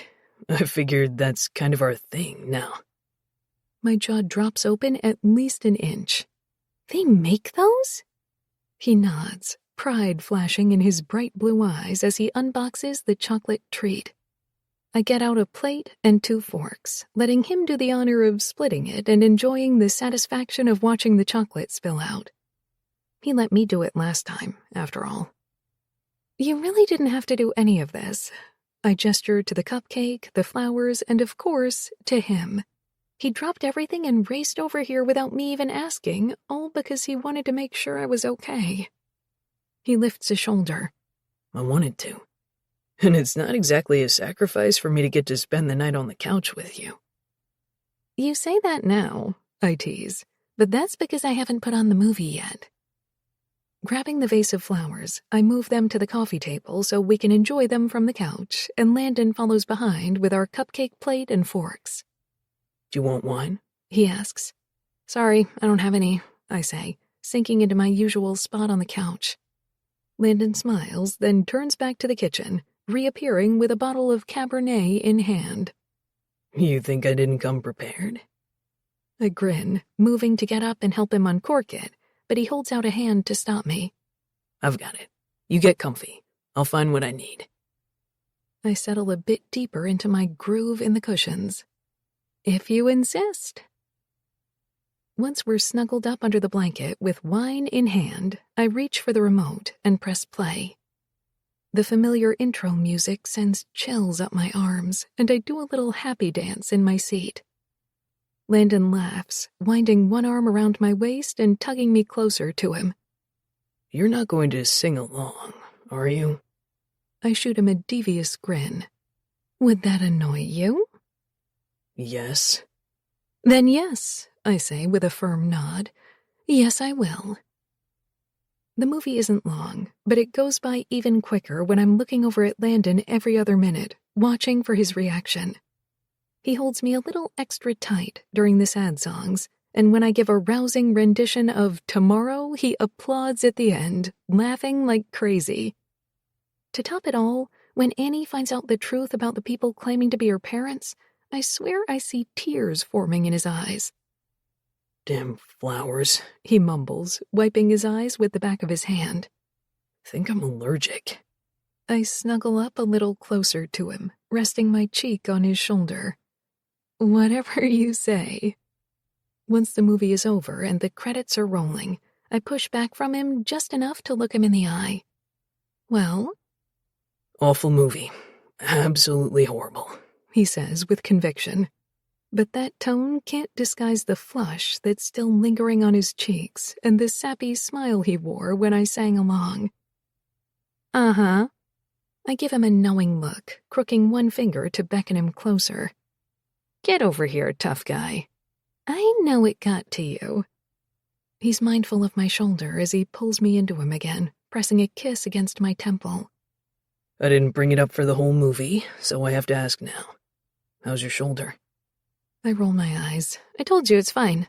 I'll have the results in a week. And you'll call me as soon as you know. Sure. And you'll tell me if anything pops up like this again so I can drive you. Yes, sir, I scoff, giving him a sharp salute. His eyes narrow into serious slits. Don't tease me. Let me worry about you. You don't have to, you know? I'm a big girl. I can handle it. I know that. I like that you're a strong woman, believe me. It's one of the things that attracted me to you and something I definitely want in a partner. I chew on my lower lip, weighing his words. I travel a lot during the year when the season starts, so a relationship with someone needy or codependent would never work for me. I want an equal. A strong woman who's going to miss me, sure, but who can take care of herself when I'm away.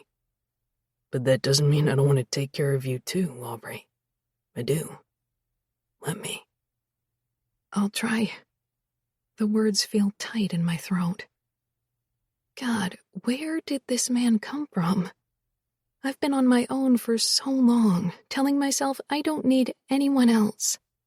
But now he's here, so strong and solid, and he smells so good, and there's just something about him, his words, his soothing presence, that I can't deny.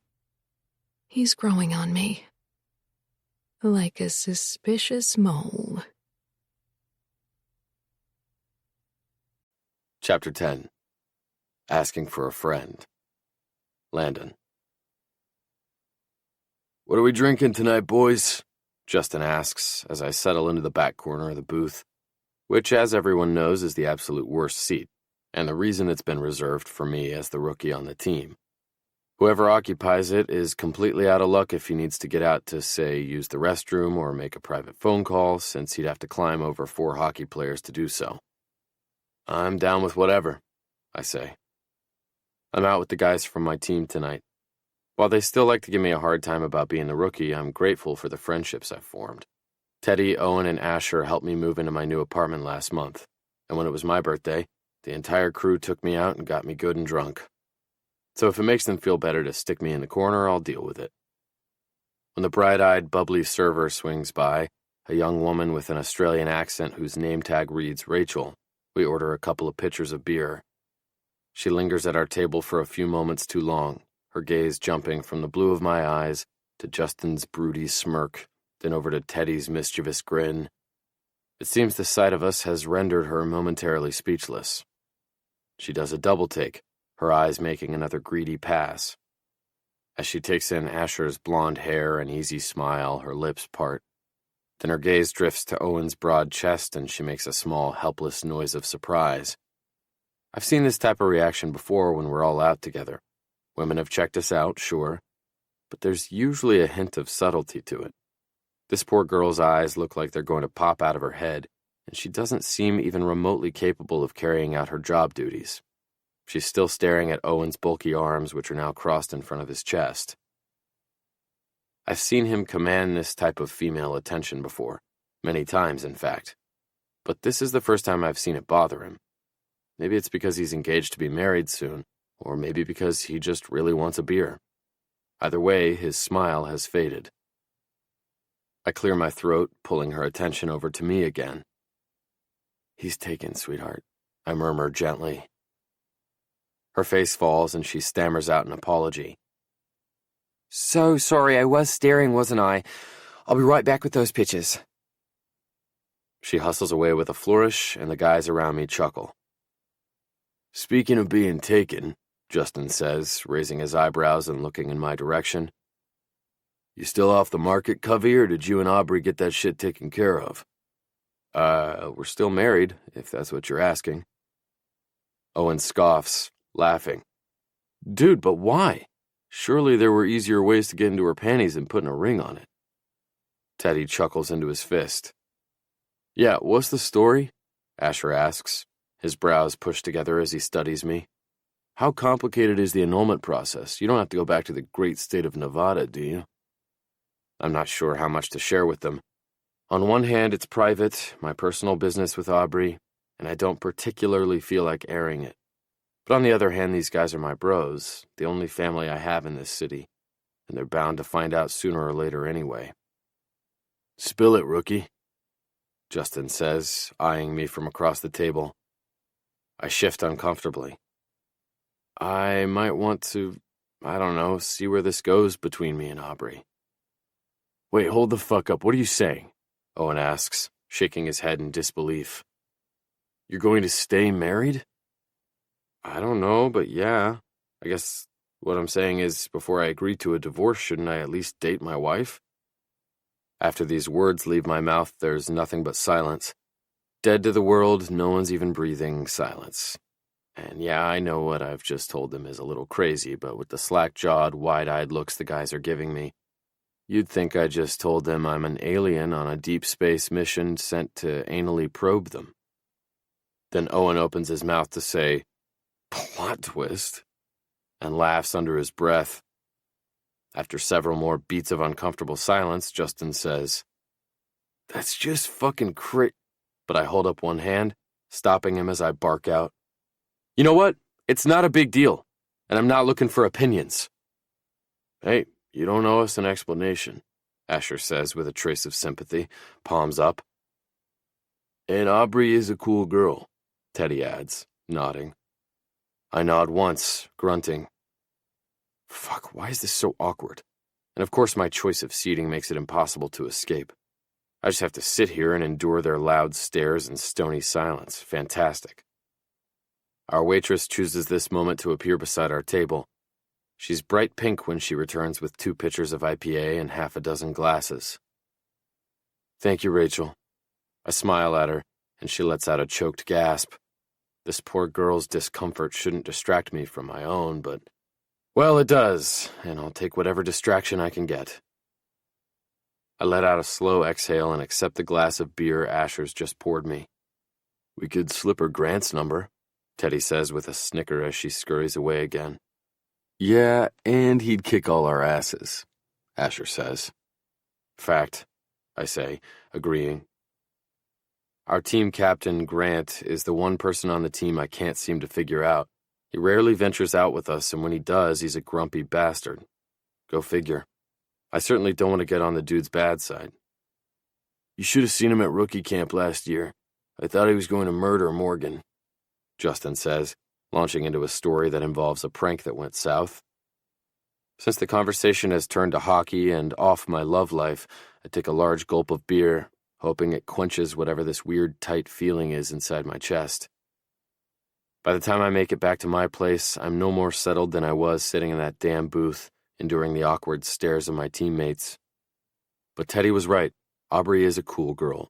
She's also sweet and funny and unbelievably freaking gorgeous. This just makes sense, right? Dating until we can figure out this thing between us? Or maybe that's just another lie I tell myself, like I'm only staying for 1 beer. I had 3, for the record. I go through my bedtime routine on autopilot, removing my contacts, brushing my teeth, stripping out of my jeans and t-shirt and throwing them in the hamper inside my closet. But by the time I fall into bed, I'm nowhere near ready for sleep because my mind is still spinning on what-ifs. Everything is jacked right now. From my empty bed to my naked ring finger to the ridiculous luxury SUV that taunts me from the parking garage every day. Yes, I like Aubrey a lot, but who the hell knows what will happen? She says she's trying, but she's holding herself back. She wasn't even going to tell me about her little surgical procedure. I'm really not sure what to make of that. I roll onto my back and stare up at the ceiling as I release a slow sigh. I consider jerking off, wondering if maybe that will relax me. But somehow I know it won't satisfy the ache inside me. Chapter 11. Once a pro, always a pro. Aubrey. You have to at least give me a hint. It's Friday night, and I'm riding beside Landon in his car, scanning my surroundings for any hints of our destination. No way. He shakes his head, his resolve firm. You've made it this long without knowing. What's a few more minutes? His masculine, woodsy scent fills this small space between us, and I inhale deeply, nervous excitement bubbling inside me. One clue, I beg shamelessly, batting my eyelashes at him. His chest rises and falls with a deep breath, and when we stop at a red light, his blue eyes fix on mine. Why are you so interested? You've barely agreed to date me. That's not true, is it? His smile is strained. I don't know. You tell me, Aubrey. The sound of my name on his lips makes my heart stutter. The last time we were together at my place, he was so sweet. And when I called him to tell him the biopsy results from the mole I had removed came back as nothing, he was elated. It was cute. I'm here because I want to be, I say, darting another glance his way. His thumb moves across his lower lip, and he gazes out at the road again. Good. That's a start, I suppose. I keep my expression neutral, hoping he doesn't know about the nerves that dance down my spine. Being near him makes me feel off-kilter. When we're apart, it's easy to tell myself I don't feel anything for him. But in his presence, that's just not possible. He affects me, plain and simple. I smile, pretending I've not been split into a million fragmented pieces. My own feelings aren't something I'm used to struggling with. But on the matter of my hot new husband, they totally are. Fine. He sounds annoyed, but his slight smile tells me otherwise. Here's your clue. Since you still seem hung up on our age difference, I thought we should do something to make us both feel young again. We roll to a stop at a red light, and I scan the bars and restaurants around us. Are we doing tequila shots and karaoke? I ask, sizing up the karaoke bar on our right. Because that pretty much sums up my college experience. Landon chuckles, speeding past the bar the second the light turns green. I said it'll make us feel young, not nauseous. Think a little bit younger. I chew on my lower lip, turning the clock back a few more years. We aren't going to be babysitting, are we? His full-body laugh reverberates through me. No more guesses. We're just about there. A mile or two later, a giant complex emerges in the distance. I can see the words Family Fun Zone glowing in blue neon lights. Is that where we're heading? Bingo. As we pull into the parking lot, I count one minivan to every 3 youngsters sprinting across the blacktop, most of them waving fistfuls of tickets or carrying cheaply made stuffed animals. Are we legally allowed in a place like this without kids? He shakes his head at me before swinging open his car door to hop out. Don't worry, I called ahead. Adults like laser tag and arcade games too, you know. With my hand in his, we walk through the parking lot and up to the oversized doors with the words, "This way to fun," printed in big, goofy lettering on the front. One step inside, and we're immediately met with that familiar arcade smell, a mixture of cheap pizza and socks. It's as gross as it is weirdly comforting. Landon was right. I already feel like a kid again. Where to first? The Family Fun Zone is our oyster. He spreads his arms wide across the room of arcade games, and my eyes lock on 2 skee-ball machines near the back. Are you down for some skee-ball? I was practically a pro when I was 12. He nods, pulling his wallet from his back pocket. I'm game. We find a token kiosk, and Landon feeds it a 20, filling a plastic cup to the brim with quarter-size gold coins. This should last us a few rounds. All I need is 1 round to kick your ass, I tease, then instantly clap a hand over my mouth when I remember the word family is literally in the name of this place. I mean, to kick your hiney. Landon chuckles as he passes the cup off to me. I thought I'd escaped the horrors of that word. We maneuver through the maze of arcade games to the back, squaring up to a skee-ball machine. 2 tokens bring it to life, causing the lights to flash and 6 balls to pour into the chamber.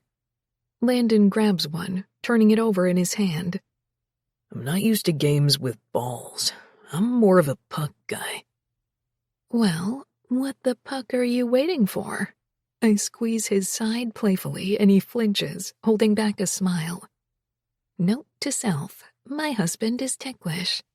That may be useful info to have in the future. The childlike joy in Landon's eyes disappears for a moment, replaced by a look of pure concentration as he lines up his first ball and rolls it up the alley. It hits the cage with a clatter and comes flying back at him. Shit, he mumbles under his breath, but I can barely hear it over my laughter. His gaze sweeps from the blank scoreboard over to me. This is harder than I thought. I hold out a hand, wiggling my fingers until he places the ball in my palm. Finding my stance, I focus my eyes on the prize and roll. Boom. 500 points. His eyes narrow, skeptical. Are you sure you haven't played since you were 12? I shrug, picking up a second ball and rolling it straight into the center target. Once a pro, always a pro, I guess. With a laugh, he tugs me close to him, pressing a kiss to the top of my head and giving my ass a quick squeeze that's hardly appropriate for a family-friendly arcade. Well, then show me how it's done, pro. I shamelessly use the excuse of teaching Landon how to play as an opportunity to hang onto his muscular arms, moving him through the best technique. The games fly by, and before long, our fingertips hit the bottom of the token cup. I let him take the last game, and when he finally sinks a ball into the 200-level target, I cheer like he just scored a game-winning goal. And by the way he's beaming with pride, you'd think that's exactly what just happened. Care to celebrate with some crappy pizza? I ask, tilting my head toward the snack bar. How about we get out of here and I buy you some good pizza? Deal. I tear off the lengthy roll of tickets we earned and hand them off to a cute little girl waiting her turn at the racing game before following Landon out the door. The place he has in mind, it turns out, is a cozy little wood-fired pizza place down the street. The hostess seats us right away, and without even looking at the menu, Landon orders for both of us, 1 Greek flatbread and 1 with prosciutto. I take it you've been here before, I say, grabbing a slice of bread from the basket between us before nudging it toward him. He nods, snagging a roll. A bunch of us took Asher's niece to play laser tag when his family was in town. We ate here after. I didn't know you got to meet Asher's family. Just a few of them. His family is enormous. You should meet his niece, Fable. She's a little spitfire, like a tiny version of you. Oh? I tilt my head, a smile creeping across my lips. Are you calling me a spitfire? He holds up one finger as he finishes chewing. Sure am. It's one of the things I like most about you. Apart from your skee-ball skills, that is. Oh, really? Is that all? I ask, leaning in a little closer. His eyes darken and he licks his lips. I like your ass a lot, too, especially the way it looks in leggings. But my favorite thing is the way you sound when you come. My cheeks flush with heat, but I don't look away from him. Are you ever going to let me repay the favor? I ask in a low voice, pulling my bottom lip between my teeth. Fuck yes. But only when you're ready, because we're doing this at your pace. My heart stutters in my chest. Landon. I mean it. Seriously, how is this man real? By the time our pizzas arrive, Landon has already made me almost choke on my bread from laughing 3 separate times, all from stories involving the hockey guys taking Fable to the family fun zone. I swear it, we didn't let her win, he says with a laugh, holding his right hand in the air. She's just actually that good at laser tag. But I don't think Owen will ever live down scoring 0 points. I can't believe this is the first I'm hearing of this. I pull a piece of prosciutto pizza from the plate, helping myself to a hearty bite. Landon was right to take the reins on ordering. This is freaking delicious. Owen made us promise not to bring it up, but I have reason to believe Justin might be including it in his best man speech. I laugh. I didn't think it was possible, but I'm officially even more excited for that wedding now. It's quiet for a moment as Landon drags a napkin across his lips, then takes a big gulp of water to wash down the 4 pieces of pizza he's already put away. Speaking of the wedding, can I, assume you'll be my date? His eyes glisten at me from across the table, brimming with hope. As unbelievable as this pizza is, I know without a doubt that the best part of this meal is his enormous smile when I say yes. I think Anna might be right.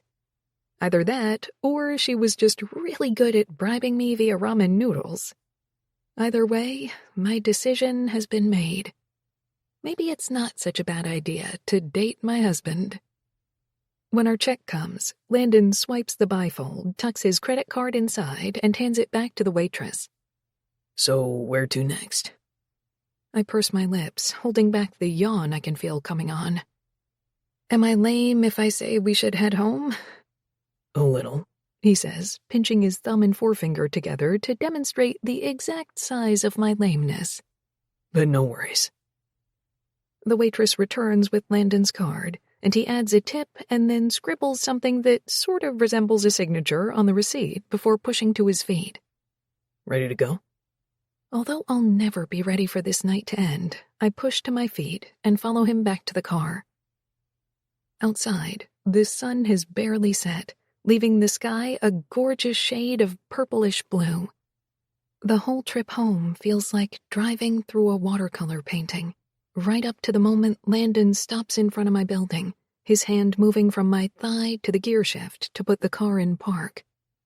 I'm almost embarrassed by how much I miss his touch the second he pulls away. Yes, I'm sleepy, but being in a family-friendly environment for most of the evening means I haven't so much as kissed Landon tonight. And I think we need to fix that. You can come in, if you want. I try to make it sound like a casual suggestion, even when every inch of my skin is practically begging for him to get his hands back on me. Landon's thick brows push together as he studies me. It's your apartment, Bree. It's not about what I want. He's right, so I say, let me try that again. I want you to come inside. His perfect plush lips form a crooked smile that just barely hints at his adorable dimple. Then I'd love to. He hops out of the car and crosses around the front to open my door for me. It's the kind of thing I'd normally put up a fight about, but I'm trying to be better about letting him take care of me in little ways. We both seem to hold our breath as I fumble with the keys. Finally, I manage to get the door unlocked and lead us inside.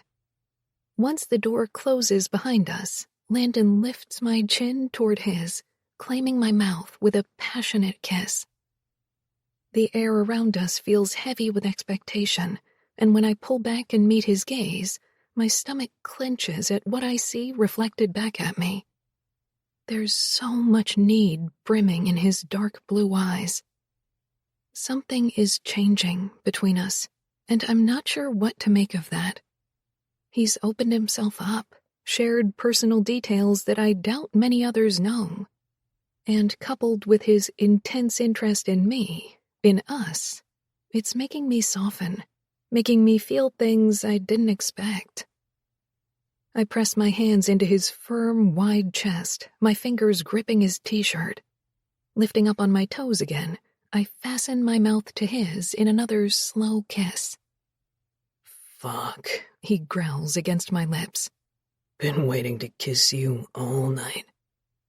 He's looking at me like he wants to devour me. There's just one thing standing in his way. An insane amount of restraint. And even that is sexy as hell. "Bedroom?" I whisper against his chest, my fingers still gripping his shirt. Without a word, Landon scoops me up in his arms. My legs tighten around his waist as my lips trail over the rough column of his throat. He carries me a few steps, then stops in his tracks. "What's wrong?" I ask, my chest suddenly tight. The slightest bit of pink creeps across his stubbled cheeks. I don't know where your bedroom is." My bubble of laughter mixes with his rumbly one in the most beautiful harmony I've ever heard. How did I forget that this is only his second time here? "Down the hall to the left," I managed to say through my giggles. "The room with the bed." With big, hurried strides, Landon carries me to my room, lays me gently across my duvet, and sinks down beside me. With all the patience in the world, he runs his palm along the length of my thigh. He brushes his fingers over the front of my jeans, and I jolt. His tender touches are going to be my demise. Resisting him is futile, pointless. When I press my hand over his zipper, Landon curses softly. His breath against my neck is deep but rapid, and I attack his mouth with mine. He tries to slow the kiss down, to draw things out, but I'm having none of that. My pulse riots, and heat tears through my veins like wildfire. I want him, need him. When I caress the firm bulge in the front of his jeans again, Landon makes a breathless sound. "Aubrey." He says my name like a warning. We're going too far, in over our heads, but I'm powerless to stop it. Uncertainty swims in his blue gaze. His control is hanging by a thread, and I want to see it snap. Lust fills his features, and dear God, if I thought he was attractive before, this is flat out unfair. "Why does this feel so good?" I say on a groan, my eyes meeting his hooded ones.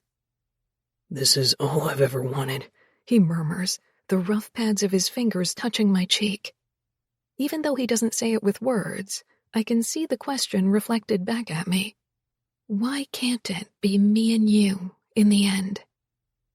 Heat rushes through me like a tidal wave, washing away all logical thought. His eyes are desperate. I have no idea why this matters to him so much, but it obviously does. My body wants him. My brain thinks this is crazy. My heart isn't sure. But when Landon slides his palm up my calf, my body wins out.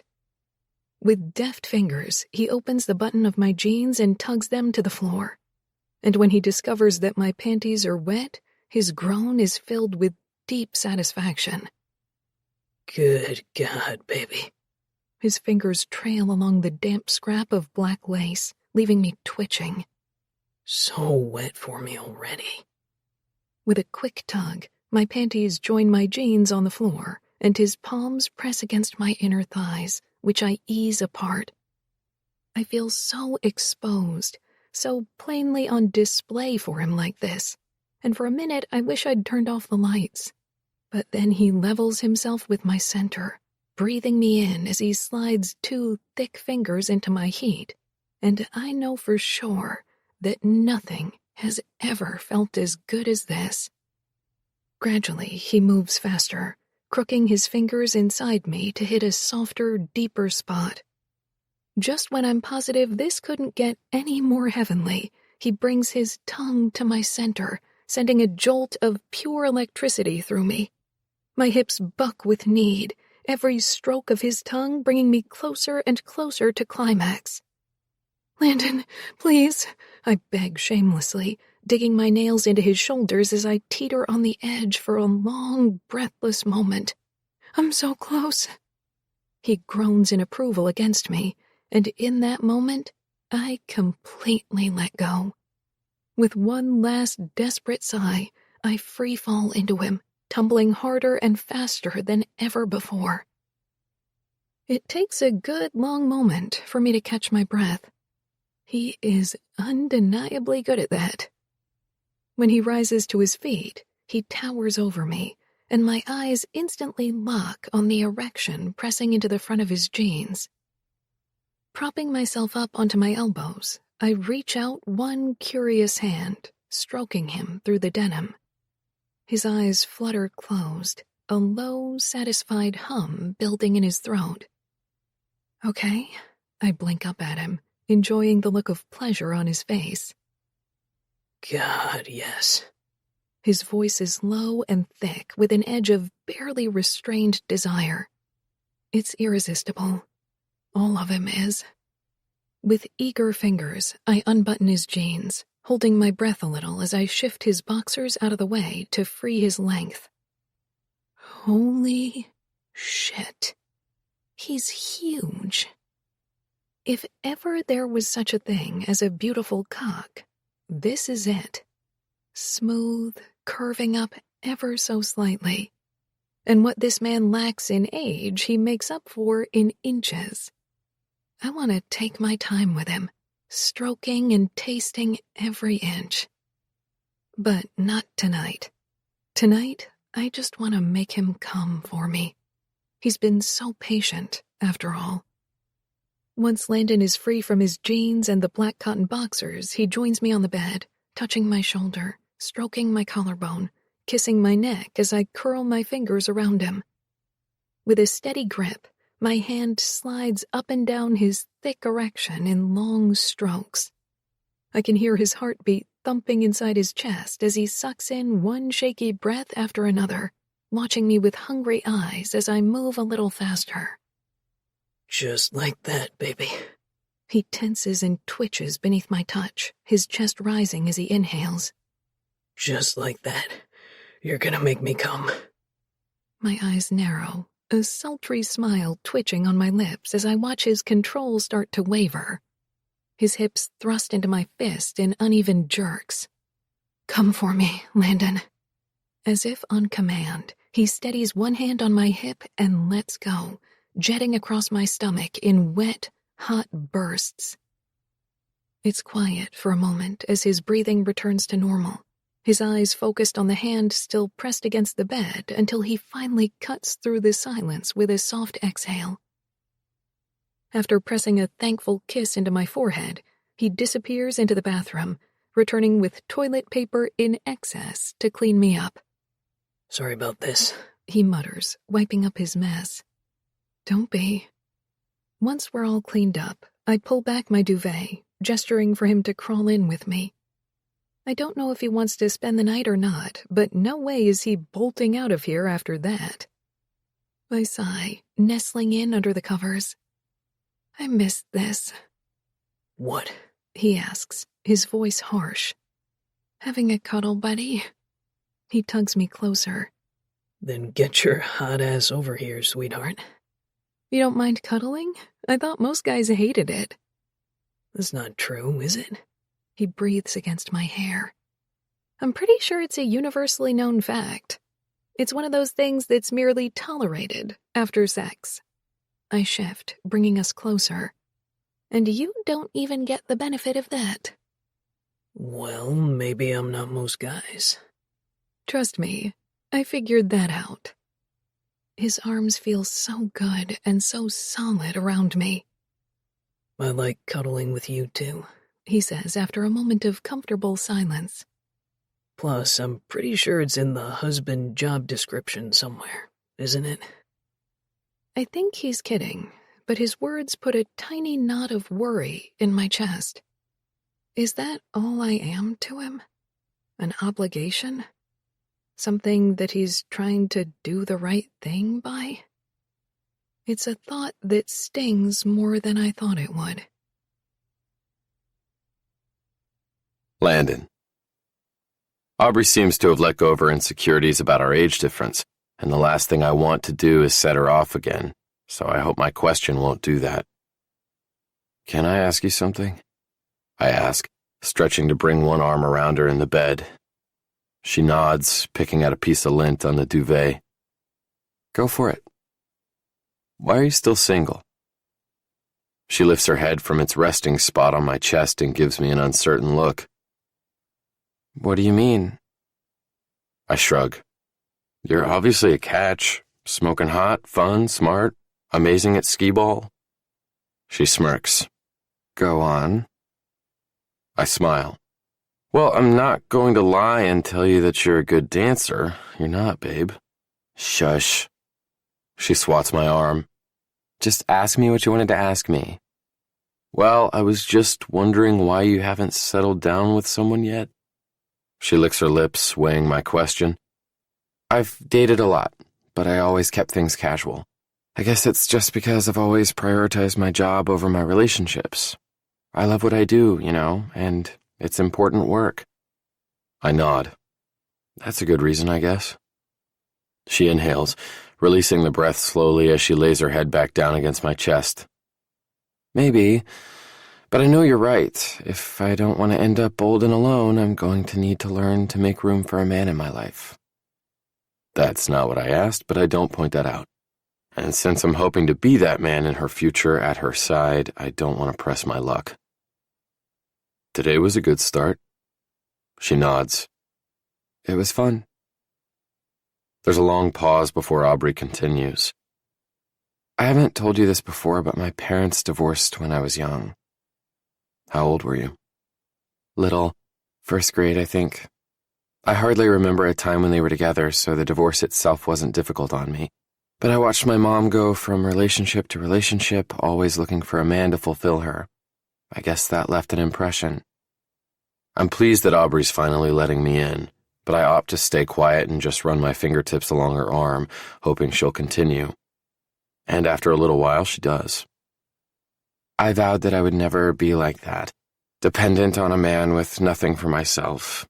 I didn't want to repeat her mistakes, so I went to college focusing on myself, my goals, my grades, applying for the best internships. I was driven, and I never really focused on dating. I liked that about myself, I took pride in that. And you should.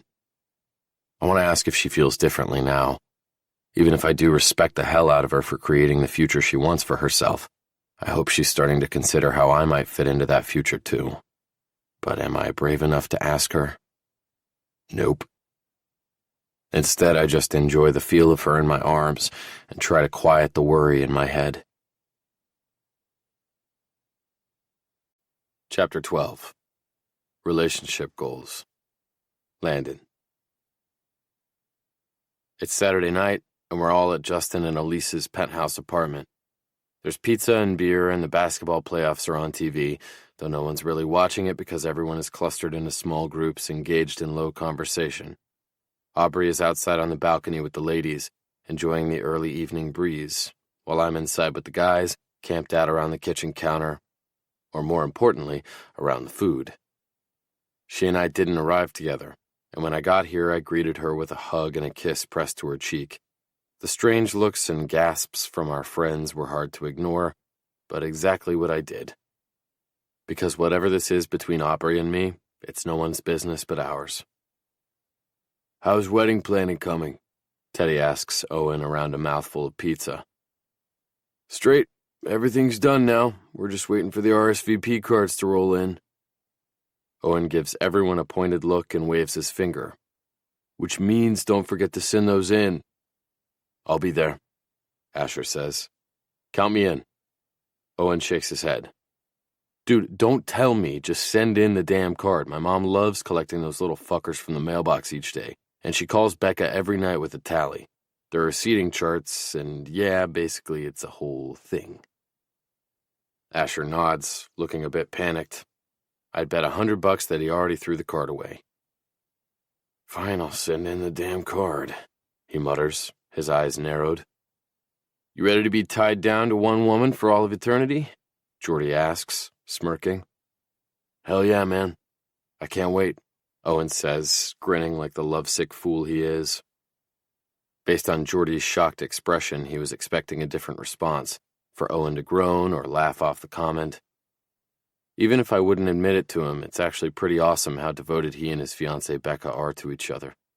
# relationship goals and all that. I help myself to another bottle of beer and can't help but think about how confusing things have been with Aubrey. I bought her a car, asked her to move in with me. Aren't those the kind of things a good boyfriend does? Any tips on how to keep your woman happy? I'm all ears, boys.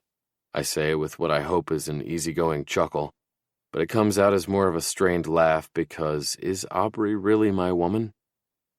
Owen grins. You know what usually does the trick when Becca's mad at me about something? Suddenly I'm a little worried about what's going to come flying out of his mouth next, although I hope it's something helpful because I really need to gain some useful knowledge in wife management 101. I'm thinking his comment probably isn't going to help at all. What's that? I ask nervously. A good smash session, he blurts out, plopping down onto a stool at the kitchen counter. I roll my eyes. Right, yeah, let me just make a note of that. I'm serious, dude, Owen says. Sex releases all kinds of endorphins, it's science. Look it up. He points to my phone lying face down on the counter as he says this. Plus, it feels really fucking good. That's the least helpful thing I've ever heard, I say dryly. He grins. It's hard to stay angry when you feel amazing. Teddy and Asher nod like this is actually sound advice. They're such dumbasses. Sometimes I wonder how I'm the youngest member of this group. No, I meant it's not helpful because I haven't done that. Owen's eyebrows push together. Wait, with Aubrey or with anyone? Can we just drop this? I mutter. It's not really the conversation I intended on having tonight, and certainly not with my teammates. Hell no, we can't. Owen leans forward on his elbows, his gaze meeting mine. So you've never fucked? Like ever? His voice is filled with wonder and confusion. I take a deep breath, trying to calm down. Owen's about as subtle as a brick to the face. No, I say flatly. In your whole life? He blinks, staring at me in wonderment. Like never. Last time I checked. Jesus, dude. Owen shudders like the thought of abstaining physically pains him. How have you survived? I'm not a monk, I've been with girls. Just haven't checked that particular item off the list yet. Why the fuck not? Owen's face is drawn tight. Owen, drop it. Asher chides him, giving me a sympathetic look. Leave the guy alone, it's his decision. I swallow.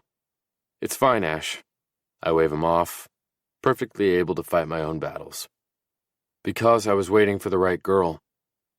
Jordy's eyes are wide, and even Teddy has a shocked expression. Oh. Owen breathes out the word on an exhale like he still can't quite believe it. I guess I get it. I mean, pussy is thrown around so often. Girls are always readily available to us, even to the guys on the team who are missing half their damn teeth. And before he got engaged, Owen was the kind of guy who indulged in it regularly, so his shock doesn't surprise me, even if it is a little annoying. Let's move on, okay? Owen holds up one hand. Of course, I'm sorry if I sound like an asshole. I'm in full support of whatever you and your dick want to do, or don't want to do. This pulls a laugh out of me, despite my surly mood. I half expect him to demand to be the first to know when I finally give in and give it to Aubrey, but thankfully he doesn't. No means no, Teddy says, raising his beer to me in a silent toast. God, my friends are idiots. Aubrey chooses that moment to come inside from the balcony where she's been chatting with the girls. Her hair is down, loose around her shoulders in soft waves, and she looks gorgeous. Memories of our last night together crash through me. She tosses a flirty look my way, her eyes meeting mine with mischief, her lips parted with the hint of a smile. It's the same kind of look she might make if she was in my lap riding my cock. My dick doesn't fail to notice, hardening against my thigh without my permission.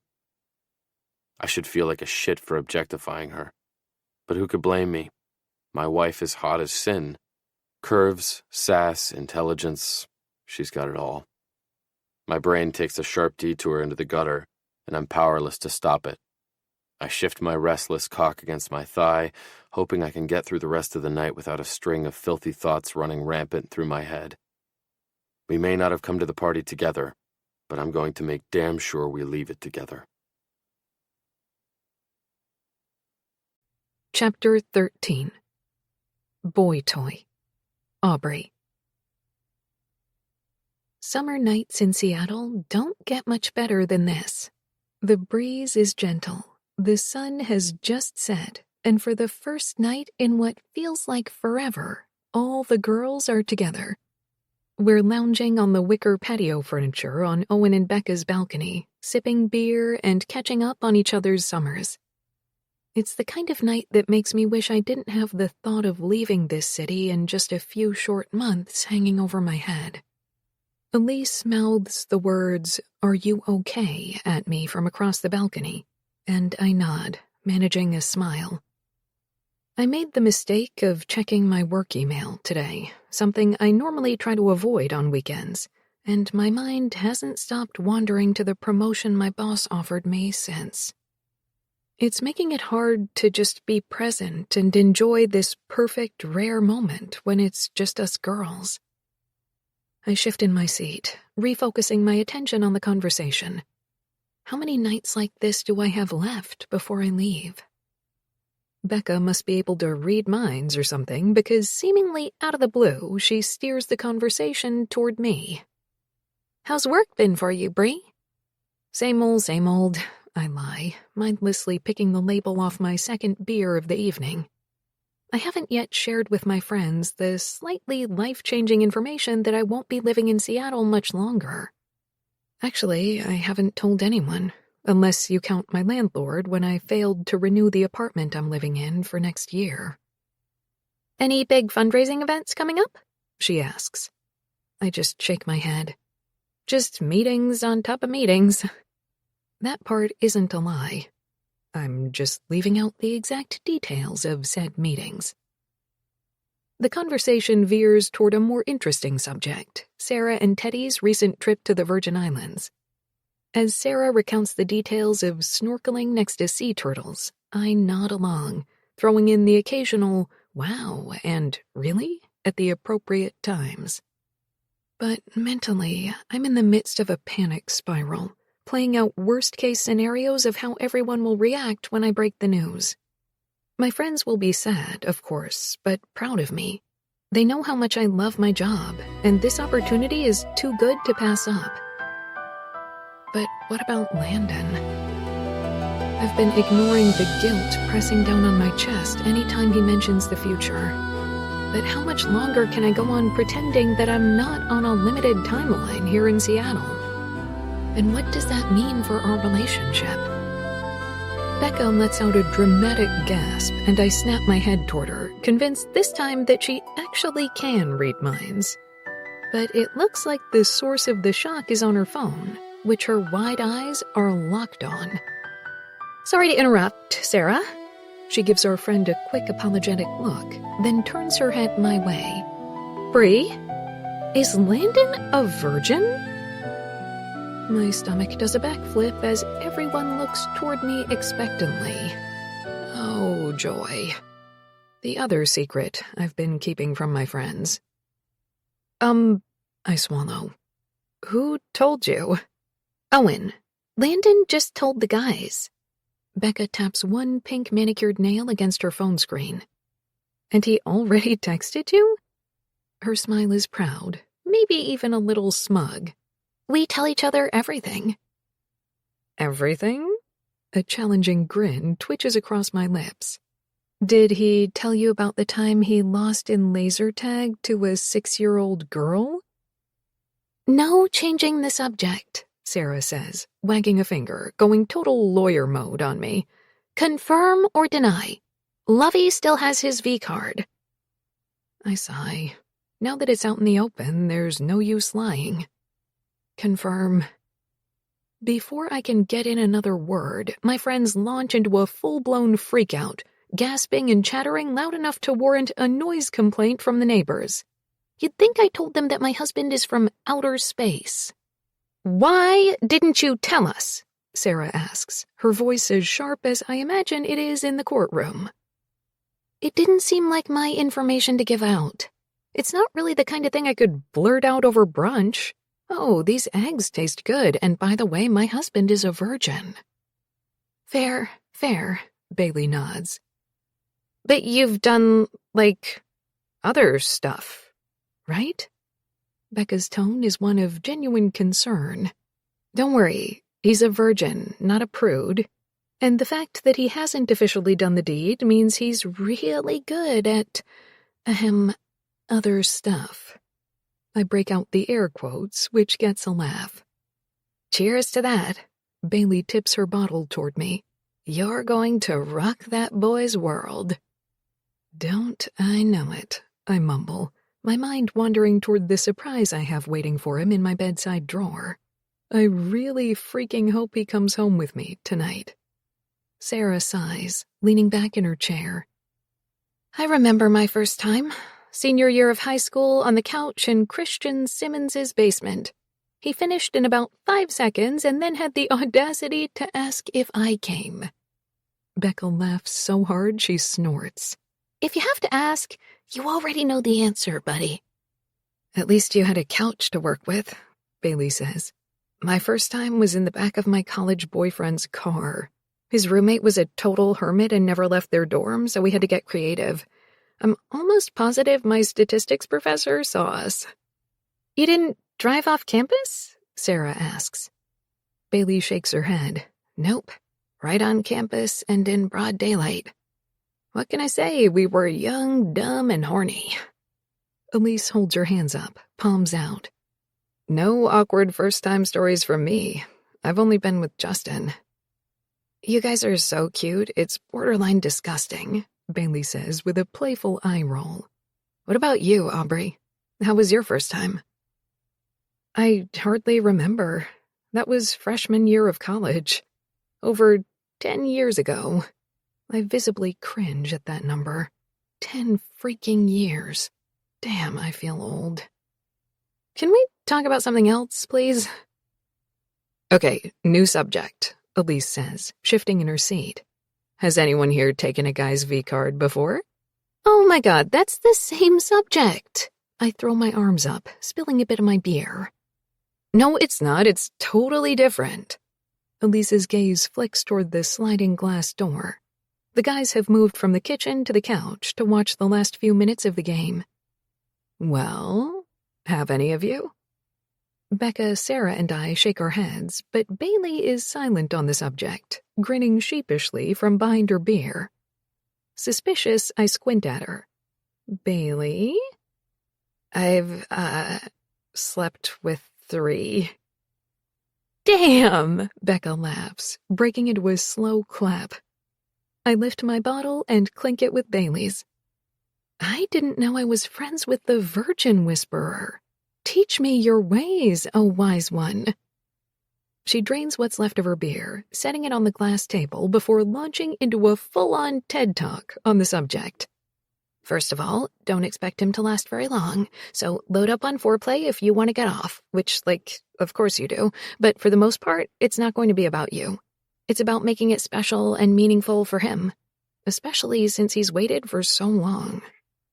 Don't worry too much, okay? Sarah gives my arm a squeeze. It's going to be fine, and then the second time it's going to be, infinitely better. Our conversation is interrupted by loud, enthusiastic cheers from inside, accompanied by the sound of someone being thumped on the back.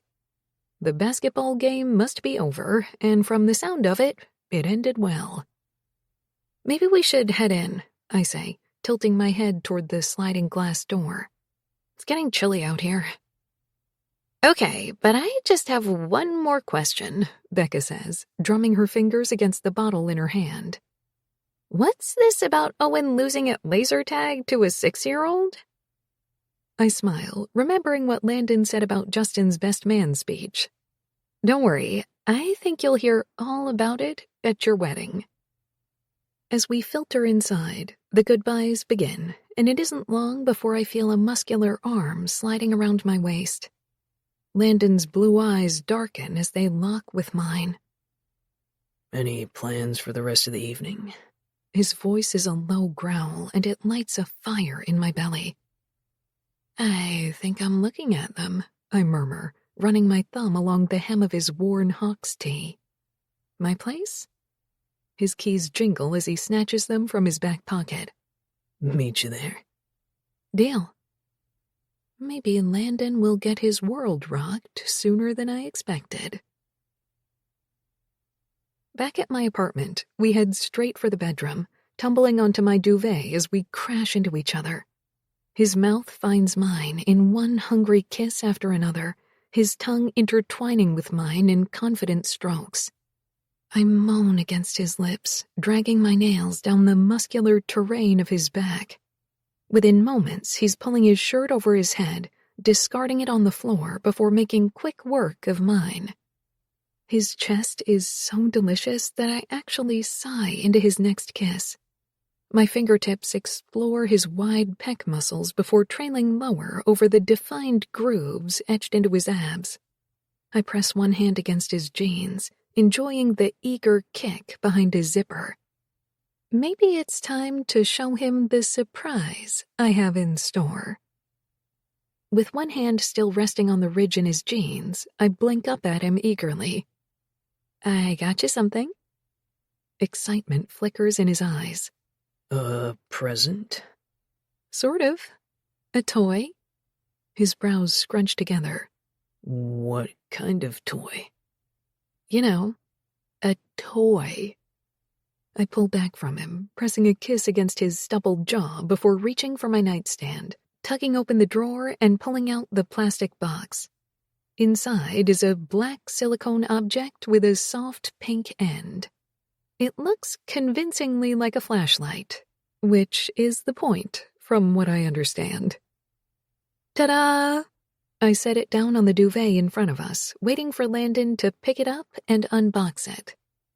Instead, he just stares, his eyes wide with either confusion or surprise. I can't quite tell. What the hell is that? Come on, you know what it is. I give my eyebrows a flirty wiggle. His expression stays blank, though, so maybe he actually doesn't know. Is it a sex toy? I smile encouragingly. It is.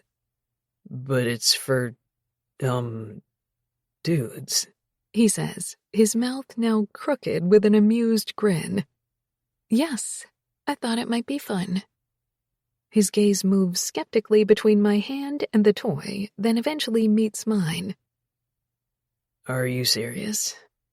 I nod toward the box, giving him some much-needed encouragement. Go ahead, open it. Slowly, he tears into the packaging, removes the toy, and tests it with a few curious pokes. My heart pounds out an uneven rhythm.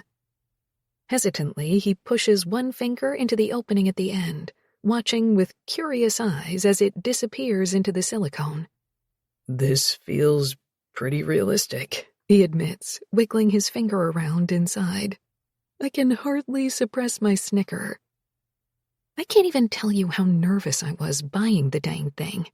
I ordered it online, and as soon as I hit confirm purchase, I was terrified that when they delivered the toy, it would be done by a van with the words "Hot Sex Wagon" emblazoned on the side, blasting the song "Me So Horny" through a loudspeaker mounted to the roof.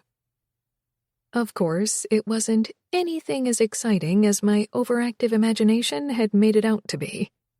It came 3 days later in a plain brown box from a company with a name so boring, I've already forgotten what it was. But now that we're sitting here, my idea to use it as an intro for him suddenly seems a little stupid. Until Landon smiles wickedly and pushes one hand into my hair, bringing his mouth close to mine. I kinda love that you bought this, even if I feel a little weird about the fact that I want to try it. I smile and lean into his kiss. Don't feel weird. It's going to be so hot watching you lose control. He quirks one eyebrow at me. Want to test it out? I ask, grinning. Okay, I might be a little excited about this.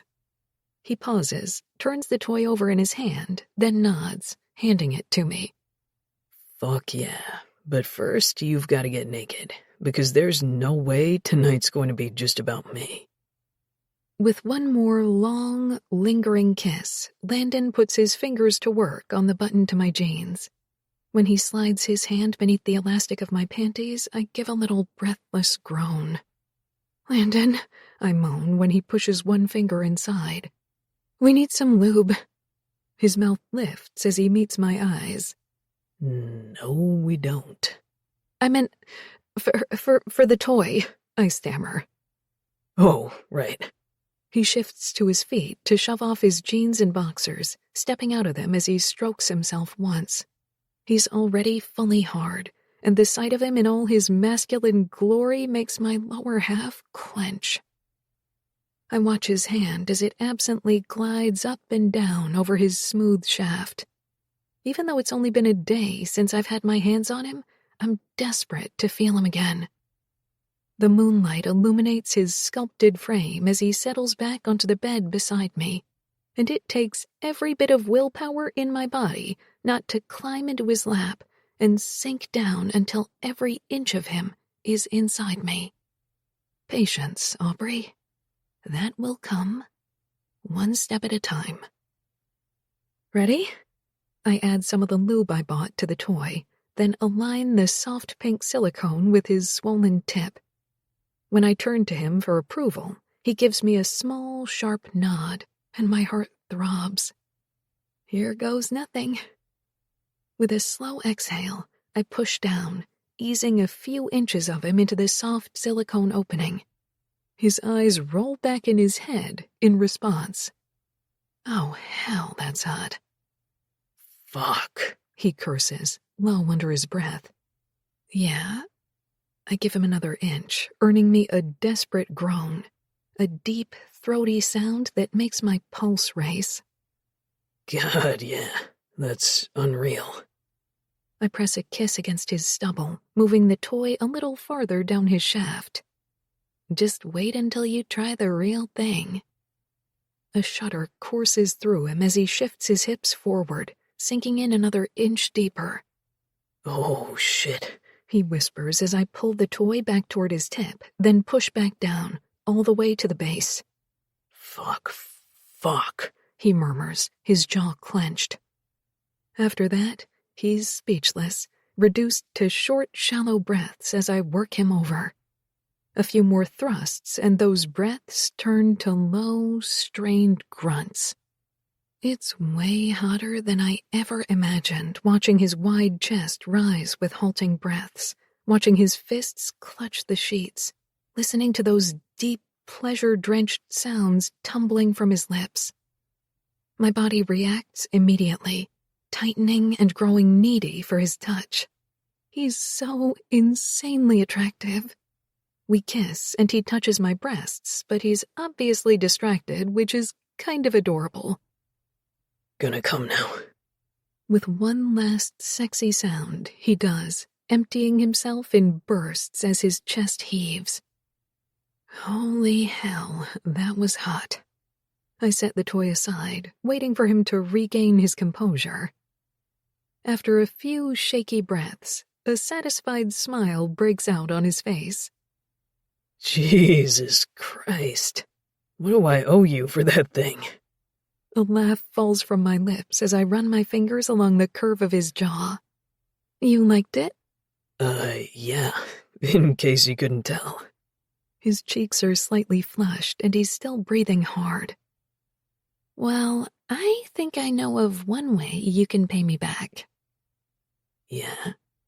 His eyes turn a stormy dark blue as he wets his lower lip, tugging me to the edge of the bed and then sinking to his knees. I think I can do that. Chapter 14. A First Time for Everything. Landon. Cheers, Teddy says, raising his glass of whiskey. You guys didn't need to do this. I already had a bachelor party, Owen says in protest, but he's grinning. The truth is, summer will be over before we know it, and the rigors of training camp are mere weeks away, which means this weekend is basically just an excuse to get drunk, eat badly, sleep in, and have bro time. But of course it's all been done under the guise of a bachelor party bonding weekend with the groomsmen from Owen's wedding. Teddy, Asher, Justin, and me. His cousin Matt is in the wedding party too, I guess, but he lives in California and will only be coming into town for the wedding, which will take place in 2 weeks in Becca's hometown. Cheers, I say, and we all raise our glasses of expensive whiskey. It goes down smooth, and I can already tell my everything in moderation rule is going to be blown to shit tonight. Not that I really mind. We're staying here tonight in an old converted barn an hour north of the city. It's been turned into a luxury vacation rental, complete with vaulted ceilings and rustic hardwood floors, a clawfoot tub in the bathroom that I'm sure no one in this group will appreciate, and 6 bedrooms. Even if I get hammered, which is likely based on the speed at which Teddy keeps refilling our glasses, all I have to do is make it up 1 flight of stairs and into the room with a queen-size bed that's mine for the next 48 hours. How are things going with you and Aubrey? Owen asks, his brows drawing together. Still haven't smashed yet, I take it? I really wish I hadn't told him that. We've been taking things slow, but yeah, things are good. Good is an understatement, of course, but I can't tell him that, because this thing between Aubrey and me is still fragile and a work in progress. Memories of our last night together, of the special gift she got me, send a flash of heat bolting down my spine. But our relationship is growing, and it's more than just the few sexy moments we've shared. I like being with her, a lot, and I find myself wanting to know every single thing about her. Hoping to move the conversation along, I wander into the massive great room and plop down onto the L-shaped leather couch. Only I'm short on luck tonight because the guys follow, Teddy grabbing the whiskey bottle from the kitchen counter before joining us. It's a testament to how massive this couch is that it can fit 5 hockey players comfortably. So you guys haven't fucked yet, just to be clear? Owen asks, abandoning all subtlety, and I glare at him. Have you been hit in the head with a puck too many times? I remember my first time. Asher lets out a long sigh. It was with a girl named Serena in 10th grade. I thought I loved her. 10th grade? Teddy whistles low under his breath. Mine wasn't until sophomore year of college. Asher nods. Yep. I thought it was a pretty big fucking deal, even if she didn't. The rumors swirling through our high school about me after weren't particularly pleasant. Owen chuckles. What were the rumors? That you had a 3-inch cock? I'm a grower, not a shower. I've told you this, asshole. Asher heaves out a frustrated sound and grabs the bottle to refill his glass. No, the rumors were that I was a minute man, although, is it a rumor if it's actually true? Because, yeah, it was over fast. 16-year-old me had 0 chill. Hey, Covey, you'd better start taking notes here, Teddy says. Expect to last for about 3 pumps. Justin shakes his head, leaning in to get into the conversation for the first time. Not necessarily true. I was so nervous I couldn't get there. It took almost an hour for me to finish. Thanks, guys. I hold up one hand. I'm not nearly drunk enough to be having this conversation with my teammates. As much as I appreciate your advice, I think I'm good. Owen has a faraway look in his eyes like he's remembering something. Then he starts to chuckle. Yeah, I forgot about that. I almost went soft when I put on the condom because that fucker was so tight. So yeah, you never know what might happen, Covington. A frustrated groan pours out of me. Dudes, with all due respect, shut the fuck up. Can we please talk about literally anything else? Unfortunately for me, they keep right on oversharing. I learned things I never, ever wanted to know about these dudes losing their V-cards. I mean, Asher cried after his first time, apparently, and Teddy proposed marriage. God, these cringeworthy stories need to stop immediately. Hey, I'm just going to make a phone call, I say, rising to my feet. I don't wait for them to respond as I start down the hall. I didn't call Aubrey when we arrived, and that seems like a very husbandly thing to do. I slip into the hall bath and close the door, closing out the sound of their voices as I dial her number. She answers after the first ring. Hey, I missed you and wanted to hear your voice, I say in greeting. Well, aren't you sweet? I can tell she's smiling. Are you having an amazing time? I think I'm supposed to say yes, aren't I? She chuckles, and the sound of her laughter makes my own mouth quirk up. How was work? What are you doing? I ask. Aubrey lets out a strained sigh. Work is a little complicated right now, but I'm good. Just hanging out at home tonight. I wish I was there with you. A quiet night in sounds perfect. So what's wrong? You're not having fun? She asks. They're drunk and oversharing. The topic? First times, I mutter, unamused. As in... Yeah. Aubrey makes a breathless sound. Oh, interesting. The girls might have done the same thing to me. I chuckle. You're kidding. Nope, they ambushed me at Justin and Elise's place and started sharing details that I had absolutely no interest in learning. My brows push together. Sounds familiar. Why is everyone so obsessed with this? I hope she doesn't answer that question because the topic of why my P hasn't been inside her V isn't one that's easily understood. It's like solving a complex mathematical equation. These things take time. Although it's something that's been on my mind a fucking lot lately. No clue, she says with a chuckle, saving me from some real embarrassment. Maybe we're not ready for prime time, but what about something a little more technology-friendly? I ask, my voice low. Phone sex? Aubrey murmurs, her voice lifting. I'm down if you are, I say, but all I can hear is her shallow breathing and not much more. Maybe I've spooked her or pressed too hard. It's just... How would we even start? She whispers. I flip the lock on the bathroom door and lean one hip against the marble counter. I could start by telling her I'm horny as fuck right now and trapped in a barn-turned house with 4 other dudes, but somehow I don't think that would set the mood I'm going for. That mood being how to get her fingers in her pussy so I can hear her moaning.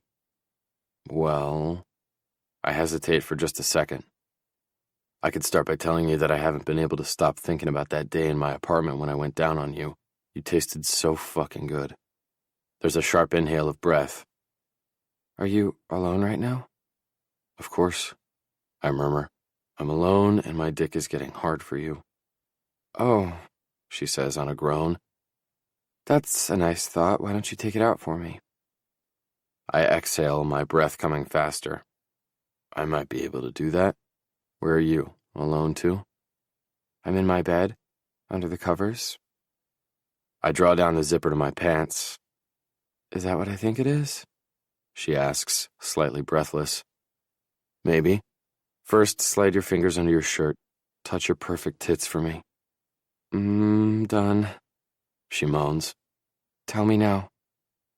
I almost chuckle at her impatience, but I don't, because I wasn't kidding when I said I was hard for her. It's like all the blood in my body has been diverted to my sorely neglected dick. I'm taking my cock out. It's so hard for you, Aubrey. What should I do? Stroke it, she says. Wrapping it in my fist, I rasp out. Put your fingers in your panties, baby. Already there, she whispers. I'm wet. A stuttered breath leaves my lungs, but I force the words out. Good, touch your clit for me while I jerk off. She groans again, saying my name like it's a plea. I love that sound leaving her lips. Fuck, who knew phone sex could be this amazing? Blood races through my veins like wildfire, lighting up every nerve ending. The sound of her short, halting breaths through the phone is making me insane. If I weren't an hour away, I'd drive over to her place right now and pound her into the wall. Landon, I'm close, she says. Hell yeah. My fist moves in short, efficient strokes, trying to get there with her. Until a loud, unwelcome bang hits the door and my heart almost stops. What the fuck? Wrap it up, Covey, I need to piss. Asher calls through the door, totally killing the mood. Fuck. I tuck my still erect dick back into my jeans and pinch the bridge of my nose, hissing out a shaky exhale. Be out in a second, I call. Oh, no, he's not, Aubrey calls out to Asher, even though he can't hear her. She's not on speakerphone. Her moans and gasps were for my ears only. Shit, I'm sorry about this. I rub one hand over my face. A huge groan of frustration pours out of Aubrey. This is awful. Your teammates suck. I hate them. I do too. I chuckle. But I'll make it up to you when I get back. I promise. I'm going to hold you to that, she says. I grin, despite the massive case of blue balls I'm sure I'll have later. Please do. Chapter 15. This or That. Aubrey. Cats or dogs? I'm sitting at the kitchen table in Landon's newly furnished apartment, twirling lo mein noodles around a set of chopsticks and waiting for his answer to this obviously critical but very easy to answer question. Our low-key evening started with a half-hour debate about what takeout to order and has turned into a full-on game of trying to agree on anything whatsoever. So far, Chinese food has been the only common ground we've found. When Landon takes too long to answer, too preoccupied with his sweet and sour chicken, I repeat the question. Cats or dogs? Come on, this is an easy one. Dogs, he says with a firm nod. I like cats, but they're kind of boring. I could see myself adopting a golden retriever someday. Maybe even 2.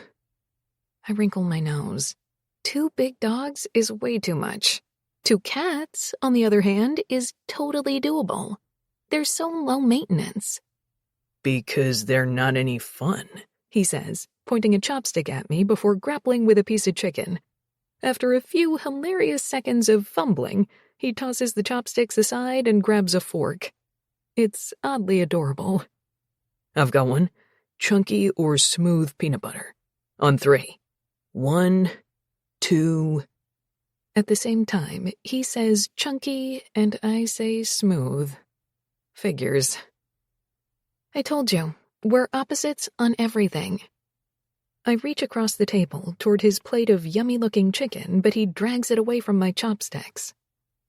Why didn't you just order your own? Unamused, I frown at him, and he gives in, sectioning off a portion of chicken and scooting it onto my plate. Chinese food is meant for sharing, especially with your wife, I say with an eye roll. I've never met anyone who just orders one thing and keeps it all to himself. Well, now you have. There's a first time for everything, right? A smug grin tugs at his lips. All bickering aside, there's a certain first time I'm sure we can both agree has been on our minds. The thought of our first time has been burning a hole in the back of my mind, well, for weeks now, but especially since he opened the door tonight looking so deliciously masculine. The scruff on his jawline is a little grown out from his weekend away with the guys, and his bright blue eyes twinkle with excitement to see me. Whether we make it to the bedroom this evening or not, I'll be riding the high from that look in his eyes all night. There can't be any drug quite like knowing the man who has been occupying all your thoughts has missed the shit out of you, too. Even if he is a stupid dog person. Okay, one more. Landon leans forward, determination flickering in his blue eyes. I think we might actually agree on this one. Coffee or tea? I nod. On my count. 1, 2. We're interrupted by the sound of my phone buzzing in my purse again and again. Sorry, I grab my bag off the back of my chair, digging through to silence the buzzing.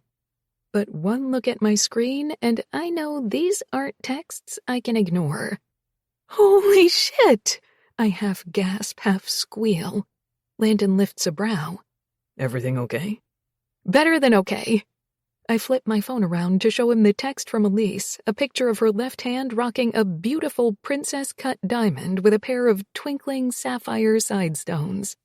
He whistles through his teeth. Well, I'll be damned. Justin locked it down. Once the shock passes, his face breaks into a big, cheesy grin. Good for them. What an awesome couple. An awesome couple who will no doubt throw an awesome wedding. Landon nods, popping another piece of sweet and sour chicken into his mouth. And maybe we won't have to fly halfway across the country for this one. I swat his arm with the back of my hand. It's their day. They can get married wherever they want. Sure, but who wouldn't want to get married here? He gestures toward his floor-to-ceiling windows and the sunset-soaked skyline outside. This apartment really has the perfect view. I push out of my chair, wandering toward the windows with Landon only a few paces behind me. The sun has nearly slipped beneath the horizon, casting a warm pink and orange glow across the park below. It really is a beautiful city, I whisper, soaking it all in. It's not often that I get to see Seattle from this high up. Landon wraps his arms around my waist from behind, pulling me close enough to rest his chin on top of my head. Just wait till the fall, when the leaves are changing colors. And just like that, one little mention of the future turns my stomach into a ball of lead. He doesn't know it yet, but I won't even be in this country come fall. He'll be enjoying that view alone. I actually prefer summer, I lie, desperate to change the subject. I pull his arms a little tighter around my waist, like a seatbelt holding me back from crashing into the truth. Landon welcomes the closeness, squeezing me tight. Good thing we still have 2 months left, then. My throat closes up, my lungs shriveling like old helium balloons. Holy shit, he knows. I stand there, frozen in his arms, too shocked to say a word. Did my boss tell him? Or maybe he saw one of my emails from a potential landlord pop up on my phone. Shit.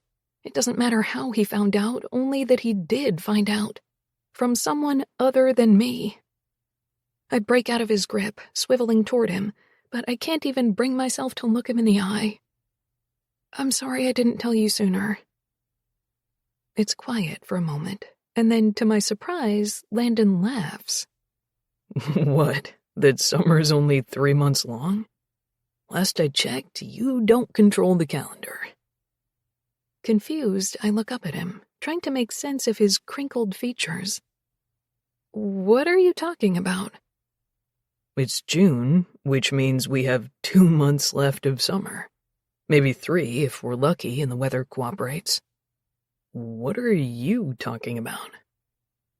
I wish I could stop the flush creeping across my cheeks, but it's too late. Even my ears are already redder than the sunset. Of course he was referring to summer ending. Why the hell would he be talking about anything else?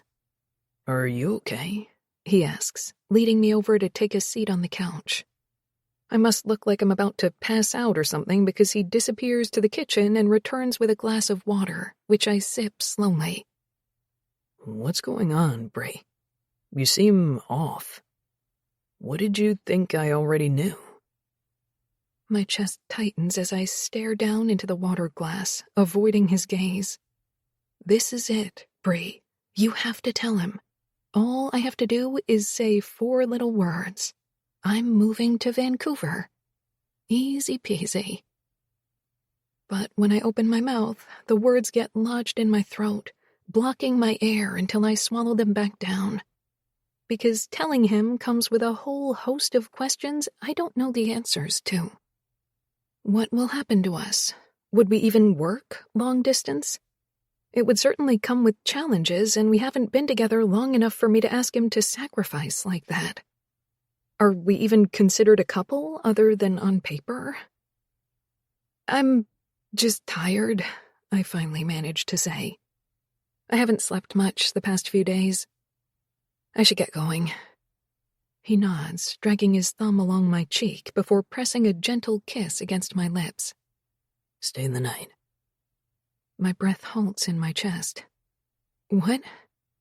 Stay the night with me, he says again, tucking a loose strand of hair back into my messy bun, letting his fingers linger for a moment at the nape of my neck. I've got an extra toothbrush, and I cleared out a drawer for you in my dresser. I can't. His forehead creases. Why not?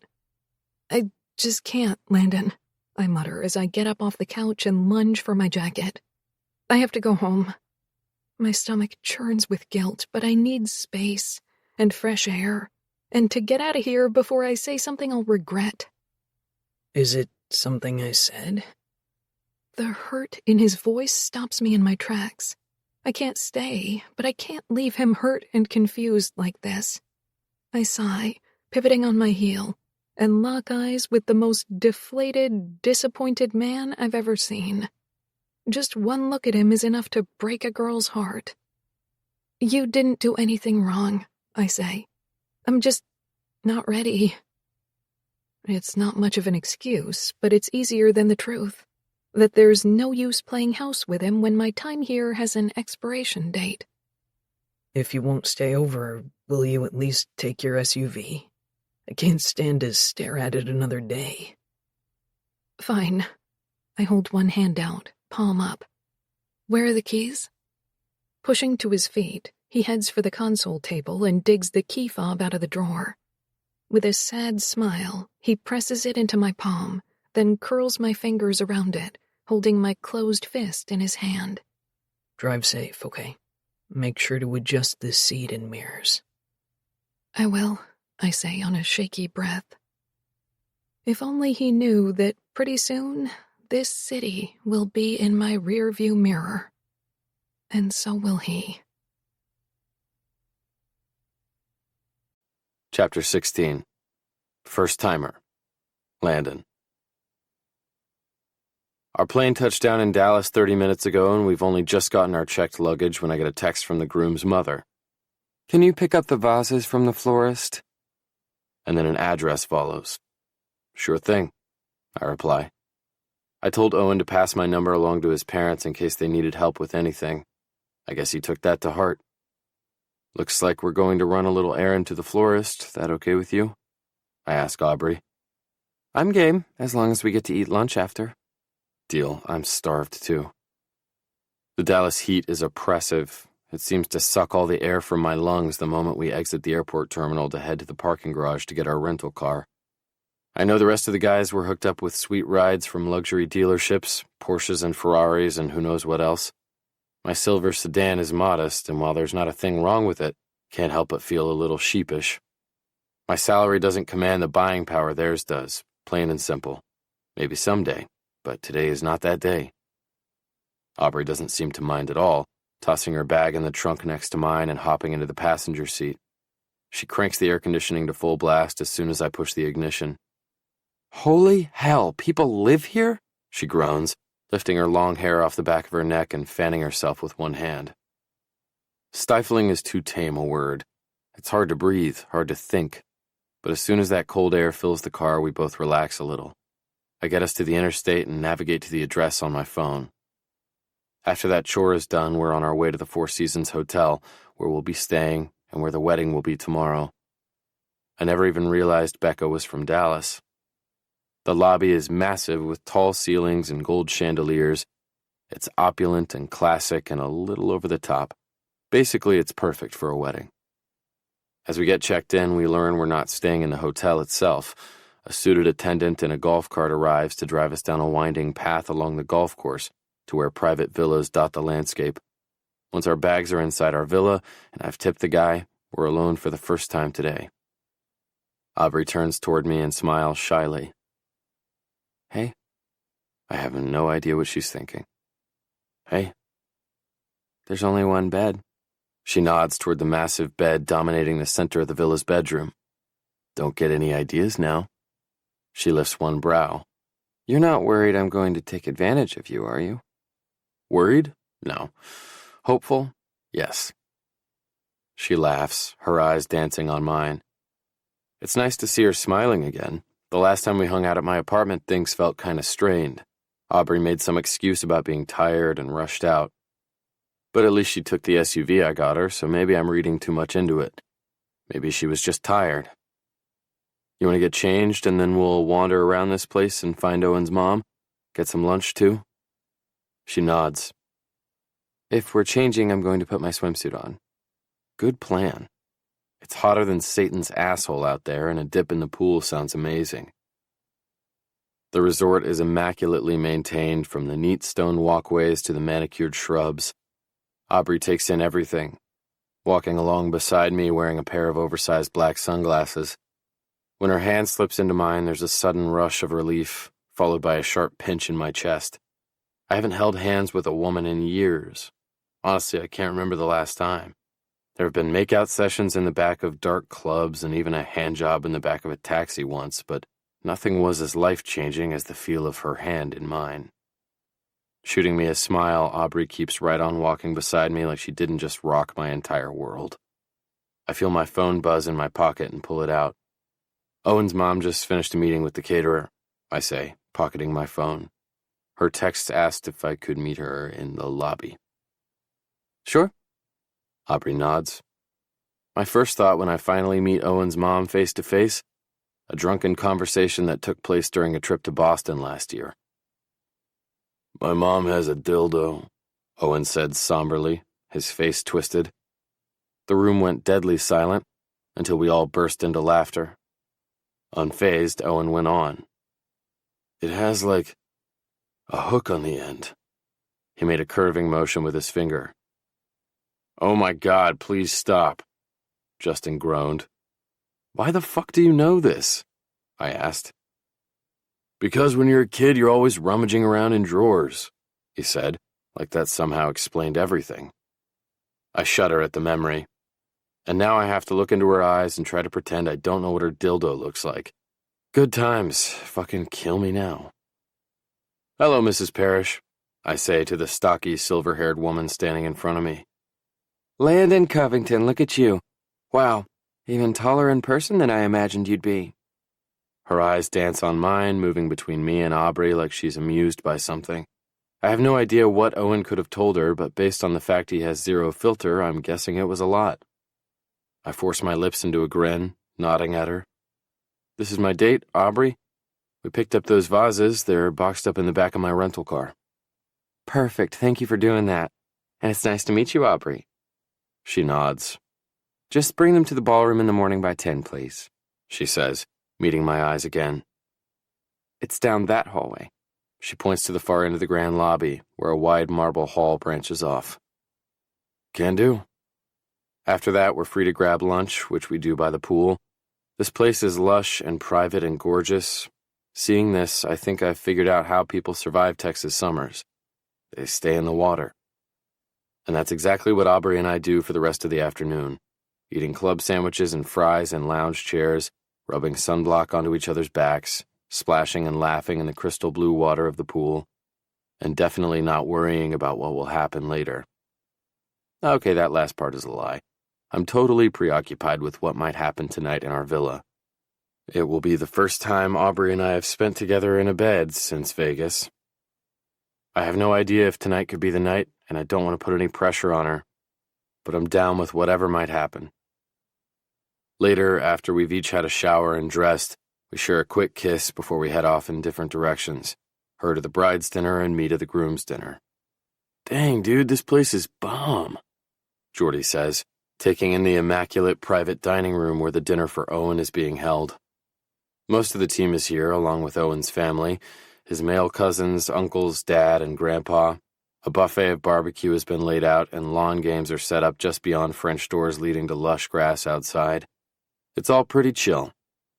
I'm fixing myself a plate of smoked brisket when our team's captain, Grant, comes over to me, a beer bottle dangling from his hand. Hey, can I talk to you? He asks with a somber look. Shit. A sinking feeling settles low in my stomach. I have no idea what's put the stern expression on his face, but I only hope it's not bad news about my spot on the team roster. I may not have been here long, but I feel like I've finally found my place, like I belong here. Yeah, sure. I take my plate and follow him to the far end of the room that's currently empty. I take a seat and set down my plate, then cross one ankle over my knee. Grant sits next to me and his gaze moves to my foot. Dude, where are your socks? My tailored suit pants have risen up, revealing a few inches of skin. When I got dressed, I shoved my bare feet into leather loafers, thinking no one would notice. Shrugging, I say, You don't need socks when you're awesome. He merely shakes his head. Kids these days. I'm aware that Grant is 32, one of 9 guys on the team who are over the age of 30. Sports commentators like to make a big deal about things like this, noting the experience of our lines and who might be likely to retire. As far as I can tell, Grant is in his prime and won't be hanging up his skates anytime soon. which is a damn good thing as far as the Ice Hawks franchise is concerned, because he's a steady and reliable leader, a good teammate, and a great captain. And let's not forget one of the best players in the league, only I have no idea what he wants with me or why he's called me over to his private corner. Faking nonchalance, I force myself to fork up a bite of my dinner and bring it to my mouth. "So what's up, man?"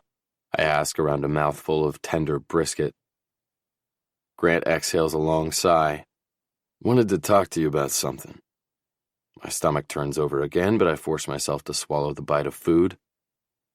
"Sure, anything." He nods and meets my eyes. "I know the guys have been giving you a hard time about this whole quickie wedding thing." Yeah?" I take another bite of food without tasting it. "Well, I wanted to cut the shit and find out, all joking aside, how you're really doing." Wait, what? Grant, grumpy-ass, growly Grant, wants to know about my emotional state? This is an unexpected development. I'm about to make a joke, to laugh and assure him I'm fine, but something in his eyes gives me pause. He's being real with me, and I owe him the same. I take a deep breath and push my plate away. "Honestly?" He nods. "Of course." Things are pretty fucking confusing.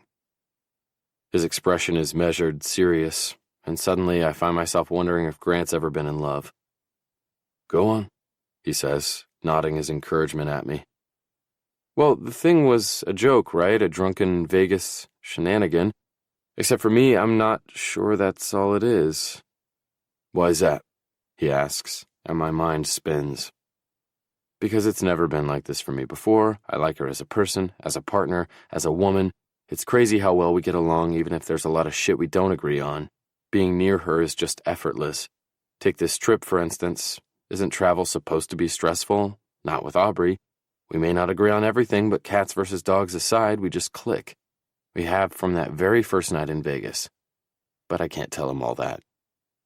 Finally, I say, because I take marriage seriously, because I like her, because, I don't know, maybe it's stupid or immature or whatever, but I really like her. Shouldn't that mean something?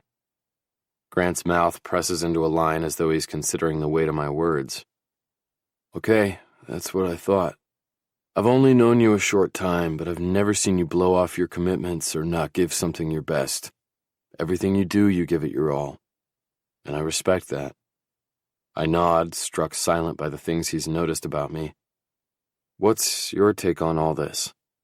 I really don't want to hear him caution me away from Aubrey or tell me I'm being foolish or to be careful.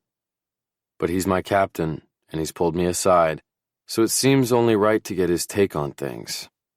Grant's expression is stern as he meets my eyes. "It's possible there could be blowback on the team. Aubrey's role, the organization she works for, is affiliated with the team, and our rookie has just gotten hitched." He pauses, taking a breath. "But I don't think that'll happen, and if it was going to get out, it would have by now. I feel pretty foolish that it never occurred to me." "Right," I say with a nod. "But as your captain and teammate, you've got my support." He nods once. "There's one other thing." "What's that?" "Don't let the guys give you a hard time. Trust yourself and follow your gut. It'll serve you well. You got me, rookie?" An easy smile overtakes my face. "Yes, sir." The rest of the evening passes without much excitement. There's food and cake and some speeches by Owen's older male relatives. I end up spending more time with them than I'd planned, and by the time I make it back to the villa, Aubrey is asleep, curled on her side, facing away from me. I hoped for some alone time with her tonight, and before your mind jumps into the gutter, no, I don't mean like that, although I wouldn't have minded, for the record. It's just that I barely saw her today outside of our couple of hours by the pool. Disappointed, I change out of my suit and slip into bed beside her, careful not to wake her. There's always tomorrow, I guess. I spend the next afternoon running a few more last-minute errands for the bridal party. This time, my talents have been loaned out to Becca's mom, those talents being that I have a car and know how to use my GPS. Apparently, the florist forgot to include a corsage for Becca's grandmother, so I went to pick up the hastily made replacement and a few more stops besides. I make it back just in time for the wedding ceremony to begin. The guests are all seated under a huge white tent in rows of little gold-adorned chairs, and a harpist strums a soft melody that makes the whole thing feel enchanted. From the sidelines, the wedding coordinator gets us lined up in the correct order, and then I'm taking Aubrey's hand to escort her down the aisle. When I left this morning, she was still dressed in the hotel robe with her hair wet from the shower. Now she's breathtaking. Her pale pink dress brushes the ground and hugs her body in all the right places. I have to curl my hands into fists just to keep them to myself. I want to run my fingertips along her spine, feel the warmth of her skin, and know if she'll shiver under my touch. "Made it back just in time," she whispers as we make our way down the aisle to the front of the gathering. "You look incredible," I whisper back. Aubrey's lips twitch, but she keeps her eyes straight ahead. Once the wedding party is all in place, the music changes to something more classic. Becca, in a form-fitting white lace gown, begins making her way down the aisle toward where Owen is standing stock still, gazing at her with an awe-filled expression. When she reaches her destination, they share a smile and a couple of hushed whispers before Becca straightens his bow tie with a smirk. The officiant smiles warmly at the crowd. "Friends and family of Owen Parrish and Becca Phillips, you have all been invited here today to witness and celebrate the deep, uniting love these two share." One of Becca's friends from college reads a poem I'm not familiar with, something about finding the strength to let yourself be vulnerable. It's not very wedding-themed, but it fits somehow with Owen and Becca. For as long as I've known them, which admittedly isn't all that long, I've seen how fiercely they love each other. And to do that, I guess you have to be vulnerable. The officiant recites a scripture next about a woman leaving her family to join with a man, and then the rings are brought up by Owen's dad. When it's Owen's turn to read his vows, a huge lopsided grin overtakes his face. He launches in with barely a breath, like he's been waiting to say these words to her forever. "Your strength is humbling, your confidence is addicting, and your beauty inside and out is beyond anything I could have hoped for or deserved in a partner." He clears his throat.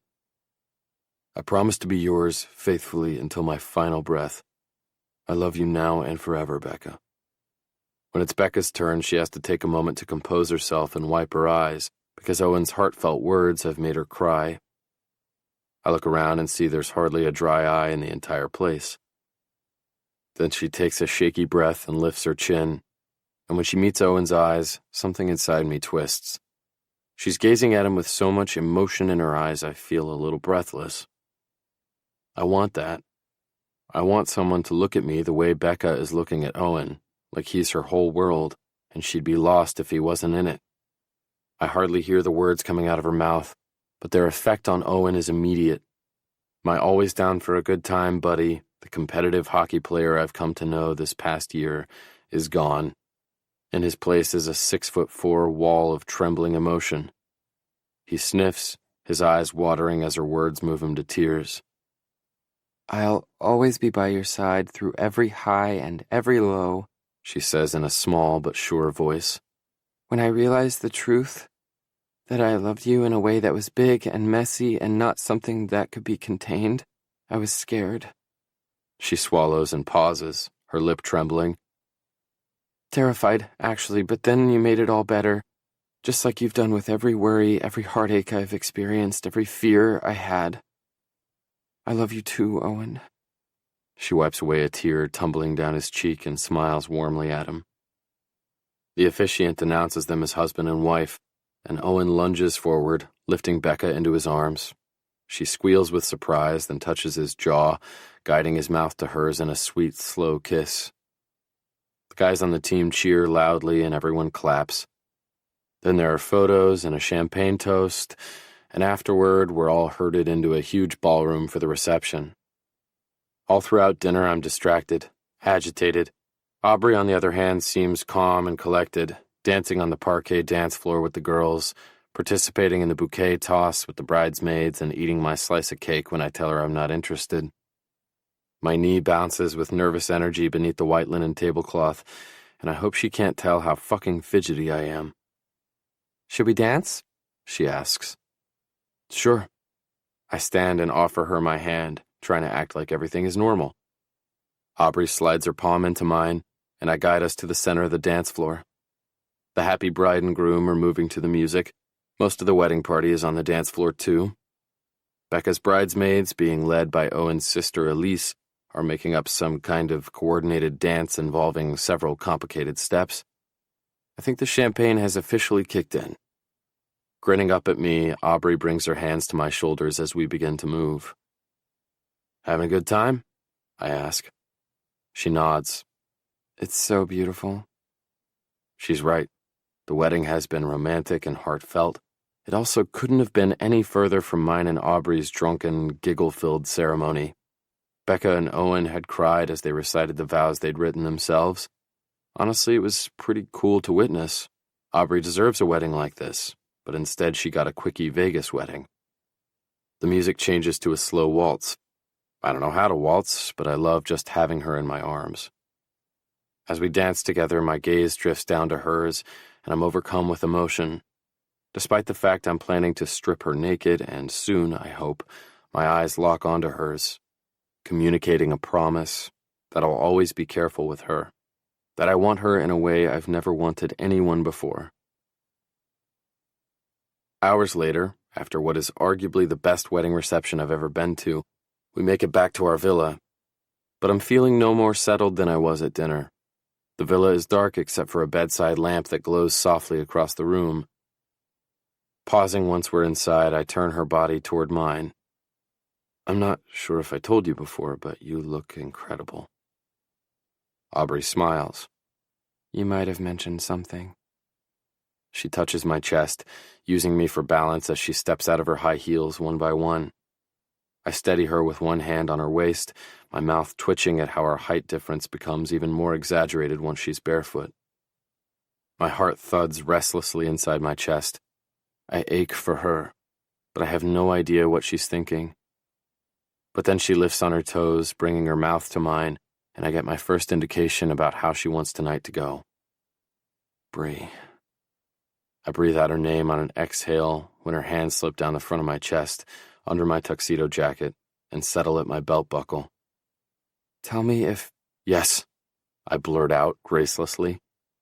Yes to everything. Aubrey hums out a chuckle as I get to work unzipping her dress. Is it weird that I studied where the zipper was located while she danced with Sarah? Left side, the clasp just below her elbow. Once it's unzipped, the dress falls to her feet and Aubrey steps out of it. She's so stunning in her nude bra and matching lace panties that I go momentarily still. It goes without saying that I don't know what I'm doing. Everything between us is new, and so it's pure instinct when I lift her into my arms. Aubrey drapes her arms around my shoulders and wraps her legs behind my back. I hoist her higher, and when she feels the heavy weight of my arousal pressing between us, she makes a breathless sound and rocks against me, trying to get closer. Hell. My feet start moving and I carry her to the bed, depositing her ungracefully into the center. As I stand beside the bed, she attacks my belt buckle, working it free as I stare down at her in awe. The heavy weight of this moment is filled with expectation, but I'm not nervous, not even a little. She sets my skin on fire with a simple touch, and I want her more than I've ever wanted anything, including my spot on an NHL team. But while I'm not nervous, I am desperate. The idea of her hands on me tonight has me all kinds of lit up. We've touched and kissed and done a dozen other sinful things, which means that so far tonight shouldn't feel any different. But blood thunders through my veins because I know that tonight will change everything. I tilt her chin up and lean down to capture her mouth in a sweet, slow kiss. At least I intend it to be slow, but when she parts her lips and touches her tongue eagerly to mine, I lose control. I crawl across the bed, Aubrey scooting to accommodate me until we're lying side by side, kissing. My hands roam over her curves, touching the soft dip in her stomach, lingering over her breasts. A deep groan pours out of me the second her hand slips beneath my boxers. Aubrey smiles at my response. Biting her lip, she watches me as her hand moves slowly up and down my entire length as she draws me out of my black boxers. I don't think I'll ever get used to this. Her cheeks are flushed and rosy. I love the idea that maybe my body excites her as much as hers does me. I really love your dick, she says next, still biting that lip as she gazes at my length, almost like she's sizing me up. My entire body clenches with need. It's all yours. I choke out on a halting breath. Are you sure about this? Her expression turns serious, and her hand stops against me. Fuck yeah, I'm sure. I mean about me. You've waited. Are you sure I'm the person you want to do this with? Aubrey, you're it. You're what I want. No one but you. She's breathing hard when she meets my eyes. Because we don't have to. Please. The word tumbles out of my mouth without my permission. I need it. I want you more than I've ever wanted anyone before. I touch her cheek and she gives me a nod. Then Aubrey leans over me, her long hair brushing my chest as she kisses the hollow of my throat, my chest, down my abs. This might need to be a quickie, I warn, slightly breathless, touching her hair. She ignores me, continuing to kiss a path down my stomach until she reaches the trail of hair below my belly button. Then she moves even lower, and my abs tighten as she licks along my rigid shaft and makes a little happy sound. Fuck. I watch as she wraps me in her fist, stroking as she closes her mouth over me. With the perfect amount of pressure, she sucks me urgently into the depths of her warm mouth. It feels fantastic. And when she bobs lower, applying firm suction, my toes curl and a deep groan rumbles inside my throat. It's so good, but I should stop her. This isn't how I want tonight to go, but I'm powerless. Aubrey's sucking on me like I'm the best thing she's ever tasted. I curse out a warning. Baby, fuck. She doesn't heed my warning until I'm pulsing hotly into her mouth, spilling on my abs. There's so much, but Aubrey doesn't stop her perfect torture, stroking and licking the whole time. I'm dizzy, breathless. Holy hell, that was intense. Shit, I didn't mean to. I grab some tissue from beside the bed and clean the mess off my abs. Shh. She quiets me with a soft kiss pressed to my jawline. I wanted you to. But why? So when we have sex, you can last longer. Oh. A hazy smile overtakes my lips. My wife is absolutely brilliant. She laughs. Did that feel good? It felt fucking incredible. You're amazing. I pull her into my arms and roll us over so I'm on top of her. I kiss her neck, her mouth, her hair. My mouth covers hers in a dizzying kiss, which Aubrey returns with much enthusiasm. Then this is going to feel even better, she says, bringing one hand between us. I'm about to tell her I need a minute to recover, but then I realize, no, I actually don't. Somehow I'm already straining and ready to go again. Aubrey parts her thighs, rubbing her center up and down over me enticingly. Condom? I croak, my voice deep. We're married, lovey. We don't need one, do we? For a moment, I'm speechless. I just figured we would use one. I'm clean, I say. Me too. And I'm on the pill. I recall the package of birth control pills I saw on the bathroom counter. Whatever you want, it's your call. If you want me to wear one, I brought some. She smirks and tosses her hair over one shoulder. I love that you came prepared, but I'm not fucking my husband with a condom on. I let out a shaky laugh because Aubrey is full of surprises. She's also rubbing herself against me in the most amazingly distracting way. I would love to feel you bare, just didn't know that would be an option.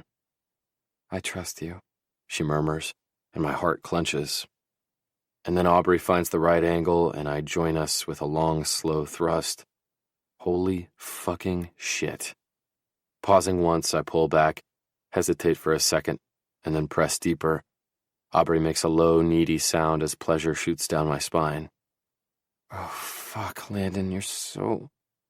I pause again, enjoying the feel of her body yielding to mine. More? Her knees widen, accepting more of me. Yes, more. I pant out hot, heavy breaths with each slide of my body inside hers. Every emotion feels raw, every moment is drenched in pleasure. It's almost too much. Groaning, I bury myself deep, gripping her hip in one hand until I'm fully buried in the tightest, hottest thing I've ever felt. Tell me how it feels, she murmurs. But I can't. I can't speak, can't breathe. The only thing I can do is feel, and holy shit does it feel amazing. It's hot and wet and perfect. The potent sense of satisfaction is so primal it renders me speechless. I've been waiting all my life for a feeling like this to hit me, and now it has, and I'm so far out of my element it's not even funny. Falling for Aubrey is like playing goalie without pads, and the hits just keep on coming.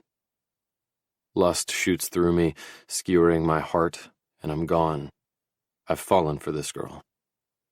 Landon, she murmurs. It's so good, I say on a groan. Fuck, you're incredible. More, she says softly. Yes, there. She pants hot against my throat when I shift my hips up, finding an angle that makes her shiver in my arms. Oh, Landon, she whimpers, shaking with need. Don't stop just like that. There's no way in hell I'm stopping, but the amount of restraint it takes to maintain just like that is no small achievement. Especially when all I want to do is slam into her like some kind of wild animal in heat. Thankfully, I resist that urge, but just barely. I want to make this good for her, too. Because so far, this is the best night of my entire life. Aubrey. A gasp of satisfied hunger pushes past his parted lips. You're mine now, Bree.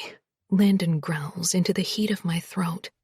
The pleasure is so blinding, I squeeze my eyes closed and hiss out an uneven breath. How is this moment even real? I've never been this overwhelmed, this overcome by desire before. It's like I'm hyper-aware of every little thing. From Landon's sweet, drugging kisses to the way my body stretches to accommodate him, to the exquisite little growling sounds he's making as he sinks deeper inside me. He started slow, tentative at first, almost like he was testing me, testing his weight above me, testing how much of his thick length I could take. But now his hips rock urgently into mine, his powerful thrusts sending fractures of heat racing through every nerve ending. This is supposed to be about him, not me. But as Landon moves above me, bliss spirals through every cell in my body, sweeping out everything else until I'm nothing more than a tangle of heat and lust, threatening to burst into flames, consumed by a wildfire of sensations that burn hotly through me. His eyes are focused, unblinking, and the muscles in his jaw flex. You feel incredible, he groans, his wide chest rumbling with the sound. This situation between us might be uncertain and all kinds of crazy, but something about this man makes all common sense fly out the window, while simultaneously cranking my libido up to an 11. I want him in a way I've never wanted anyone before. With my emotions in a tangled knot, I draw a shaky inhale. I tried not to fall for this man, my husband, but I know in this moment my attempts were futile. Looking into Landon's eyes, watching him sink deep inside me for the first time, feeling his possessive caresses all over my skin, I realized that guarding my heart was pointless. You do too, I say on an exhale. It's the truth. His body is a finely honed machine of muscle and power, and damn, does he know how to use it. In fact, there's one muscle in particular that's exceeded all my expectations. His breath rasps unevenly against my throat, hot and loud and urgent. His hips roll forward, pressing deep, deep enough to unlock something new inside me, and a jolt of pleasure makes me gasp. Holy shit. There, he asks, breathing hard. Trembling, I moan, so close already. Yeah, baby. He thrusts deep again, and I pant out his name. He takes direction well, studying what I like, lingering in the spots that make me moan and quake, quickly becoming the best lover I've ever had. Holy unexpected plot twist. He claims my mouth again, his tongue touching mine in soft strokes like we have all the time in the world. And maybe we do. I've thought about what our first time might be like. Of course I did. But it was nothing like this. No, this is way better than I ever imagined. Stroking his tongue with mine, I wrap my legs around his waist, bringing his impressive length in even more. Landon stiffens, his mouth halting on mine. Aubrey, fuck. With my legs still wrapped around him, I trail my hands along his broad shoulders, absolutely enthralled with the feel of his big, muscular body moving over mine. The sensation inside me builds, and I can't hold it back any longer. It crashes over me in a sweeping wave, and I fly apart, breathing hard and clutching his rock-hard ass as my body constricts tighter. The feeling peaks, drenching me in heat. He makes a low, pleasure-filled sound, his eyes opening to find mine as he feels me coming for him. That feels... He groans. So fucking good. His wide chest trembles as though he can barely contain himself. I press my lips to his neck, tasting his skin, loving the scratchy feel of his stubble along my cheek. We're both breathing hard, and I push my hands into his hair, turning his face to mine so I can kiss him again. I'm going to... He groans. Should I? I shake my head. Inside me. With shaky breaths, Landon's measured thrusts become erratic, uneven, and he curses again, pressing his face against my neck. Then I feel it, his warmth inside me as he makes one last low noise of pleasure. Holy hell, that was intense. Long before I'm ready for him to, he moves carefully off me, withdrawing slowly as he breaks our connection. I miss the heat of him immediately. That was... Breathless, he pauses, his hair a rumpled mess from my roaming fingers. His dark eyebrows pushed together as he studies me. Was it okay? For you, I mean. For me, it was fucking amazing. I smile at him, trailing my fingers along his defined jaw. It was amazing for me, too. Landon returns my smile, and my heart squeezes. Never in a million years did I expect to be here. Yet here we are, in this perfect moment, and I can't deny how right it feels. I won't let myself think any scary thoughts about the future right now. I just enjoy the feel of his strong arms as he pulls me even closer. I nestle into the warmth of his firm chest and close my eyes, content for now to be exactly where I am. Chapter 17. Coming back for seconds. Aubrey. The morning sun filtering through the curtains stirs me awake. Between dancing the night away at the reception and our private after-party back here at our villa, our beauty rest was well earned. Still, if given the option, I'd stay here in bed with Landon all day, alternating between sleep and sex. But we promised our friends we'd grab brunch with them this morning, so unfortunately that's not an option. Rubbing the sleep from my eyes, I blink up at Landon, who has so graciously served as my pillow for the night. His lips are parted slightly, and soft snoring sounds vibrate through him. With all the nervous excitement about his first time, I sort of forgot that this is also our first time sleeping together in the literal sense. Usually I toss and turn throughout the night, battling stress dreams and waking up in a convoluted mess of wrapped-up sheets and ejected pillows. But last night, I didn't move from my spot tucked into the crook of Landon's arm, my cheek pressed against his firm chest. Careful not to wake him, I peel myself out of his arms, then tiptoe to the bathroom as quietly as possible. When I return, I see that my attempt to be quiet was a bust. He's sitting upright in bed, his dark hair tousled from either sex or sleep or both, shooting me an adorable, sleepy smile.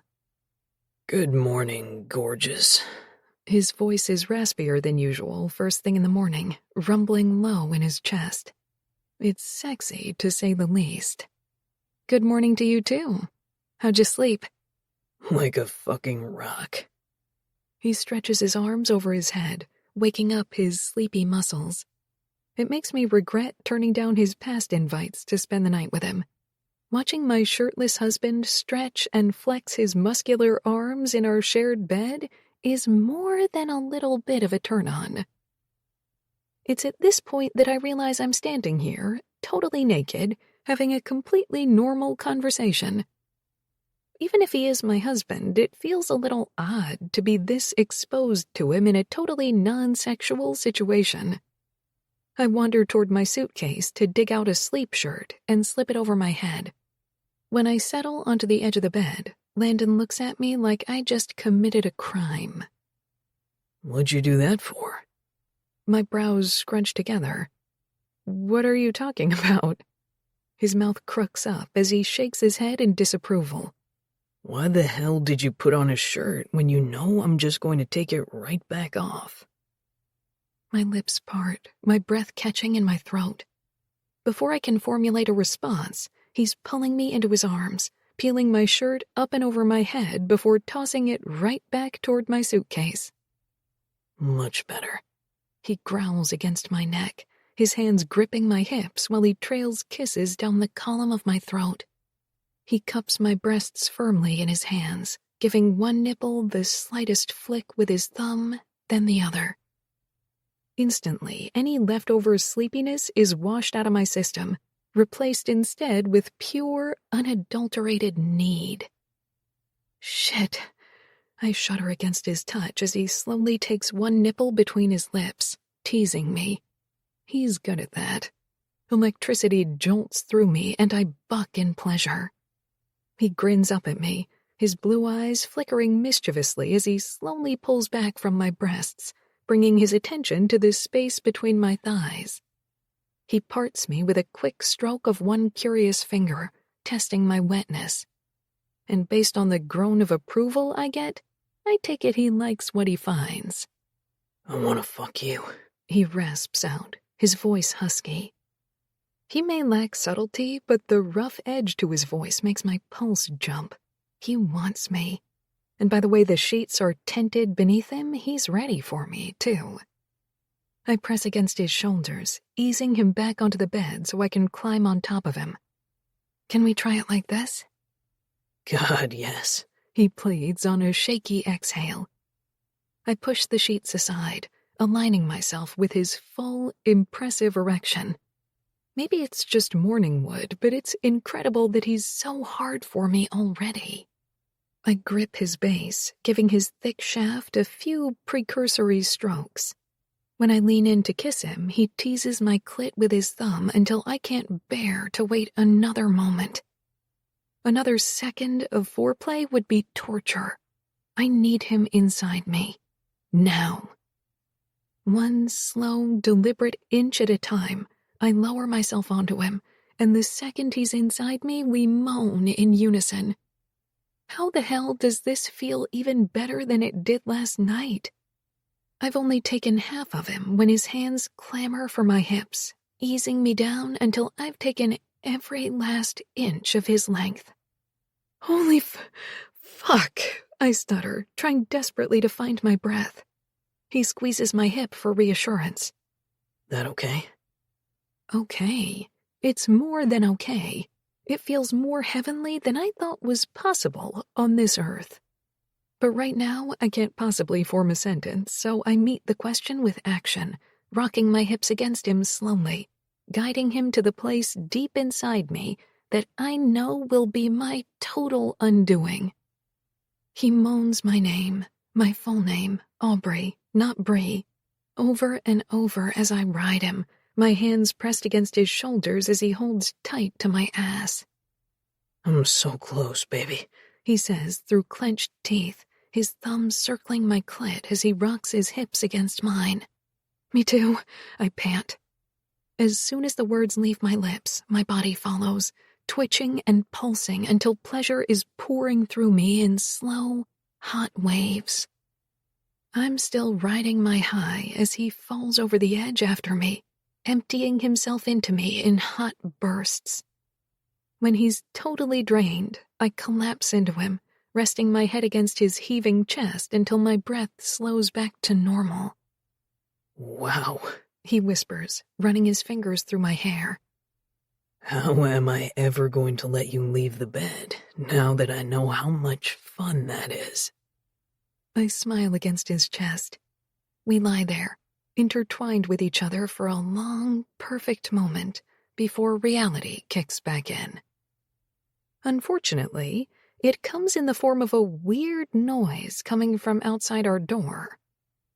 At first, I think it's knocking, and I frantically tug the sheets up to cover my naked self.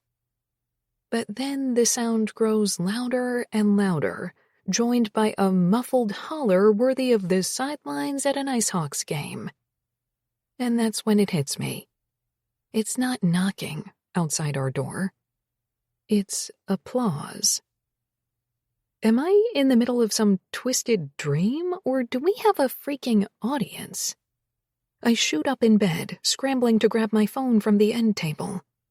It's 10:28, almost a half hour after we agreed we'd meet our friends for brunch. So, yeah, that would be them outside our door. Oh my God, I blurt, showing him the time. I can hardly make words happen right now, but Landon seems surprisingly unfazed. He just chuckles, raking his fingers through his messy hair before shoving back the sheets. Well, I guess we shouldn't leave our friends waiting. I'm awestruck at how casual he is about this, but one look at the smirk on his lips has me smiling right along with him. I guess at the end of the day, it doesn't really matter. Our curtains are drawn, so it's not like anyone saw anything. And who cares what our friends heard? At least now we don't have to figure out how to tell them that Landon's V card has officially been swiped. We fumble out of bed, scrambling to put on whatever clean clothes are on the top of our suitcases. I use the bathroom and dress quickly in a black and white striped t-shirt dress, strictly because it means not having to put together an outfit. Paired with my favorite pair of strappy sandals, I can almost pass for someone who tried this morning. I clean up last night's makeup that I forgot to take off, then brush my teeth, combing out my sex hair with my fingers. Yesterday's half-updo has left me with a few curls intact, and with a swipe of deodorant and a quick brush of my teeth, I don't look half bad. Meanwhile, Landon somehow is making a pair of cargo shorts look good, an almost impossible feat. That hockey player butt possesses magical powers, I swear. Ready to go? He reaches out a hand, and I lace my fingers tightly through his. Ready as I can be in under 5 minutes. I catch one last glimpse of myself in the mirror, tucking back a stray hair. You sure I look okay? Gorgeous as always, he says, sweeping his thumb over my lower lip, giving me one last gentle, grateful kiss. Thank you again for last night, and this morning, and for everything, for trying with me. Trust me, Landon. I give his hand a squeeze. You were well worth the wait. I suck in a deep breath as Landon flips the latch on our door and tugs it open, revealing a cheering group of friends on the stone patio. Justin puts 2 fingers into his mouth and lets out a piercing whistle, while Bailey breaks into the IceHawks fight song. These fricking idiots. I squint into the sunlight as I follow Landon's lead out onto the patio, stepping into the oppressive heat. The cheers continue as Landon locks the door behind us and Sarah holds out a hand to high-five me. It feels like we're being bombarded by the paparazzi, not our friends. Good morning, guys, Landon says, trying and failing to mask the fact that he's smiling with pride. I'd say you had a real good morning, Justin snickers, clapping his teammate on the back. Landon just keeps walking, his shoulders pushed proudly back as we strut, hand in hand, past our friends and down the sidewalk toward the hotel restaurant. "Holy stamina, Lovey," Elise calls after us. Hey now, Justin scolds her, then jumps right back in with the whooping and hollering. Landon looks over his shoulder at our adoring fans, shaking his head. fuck off, He says with a laugh, but he doesn't stop smiling for even a second. His world officially rocked. Chapter 18. Now what? Landon. It's been 3 weeks since Owen and Becca's wedding, and Aubrey and I have spent almost every night together, either at her place or mine. We've shared meals and conversation and had a lot of sex. Sometimes I initiate it, and sometimes it's her, but it's always really, really hot. We've grown closer, talked about every topic from work to goals to childhood memories to favorite vacation spots, you name it. I like coming home to her at night, like eating dinner with her and talking about our days. I love having her in my bed. And as good as things have been between us, I can't help but feel like we're overdue for an actual chat about our future and where we stand. Because the only thing we haven't talked about is us. And the worry about that has settled over me like a weighted blanket. I've fallen for her. I can't picture my future without her, or maybe I just don't want to.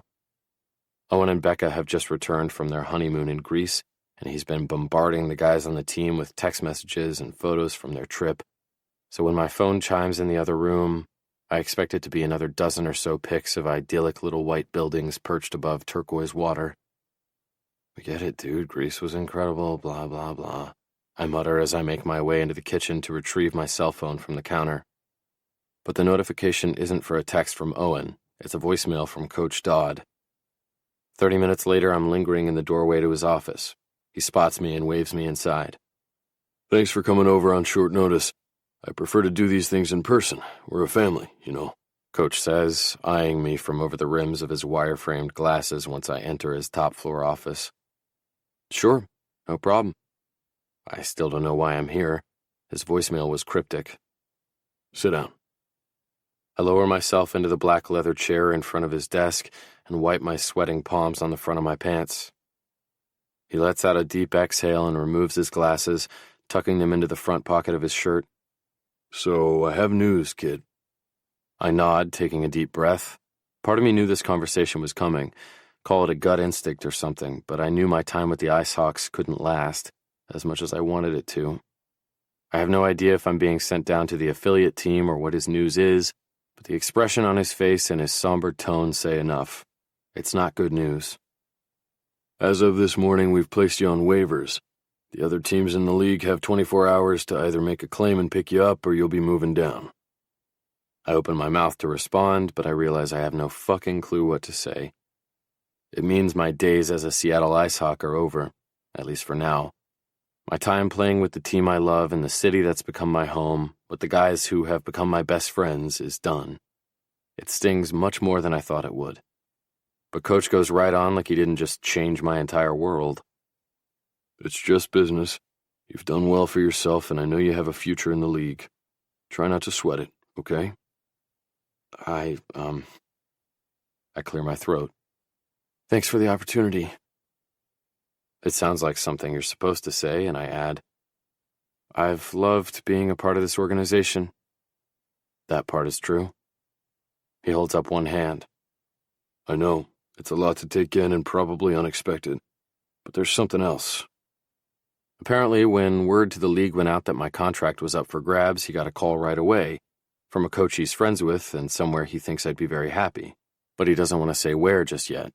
He goes over the fine print on how this all works, but I barely hear a thing. "Any thoughts?" he asks. "I need to speak to my wife." "Oh, so you are married. The rumors were true then." His mouth lifts with an amused expression. "You heard?" I scratch my temple. Coach Dodd nods. "Of course I heard.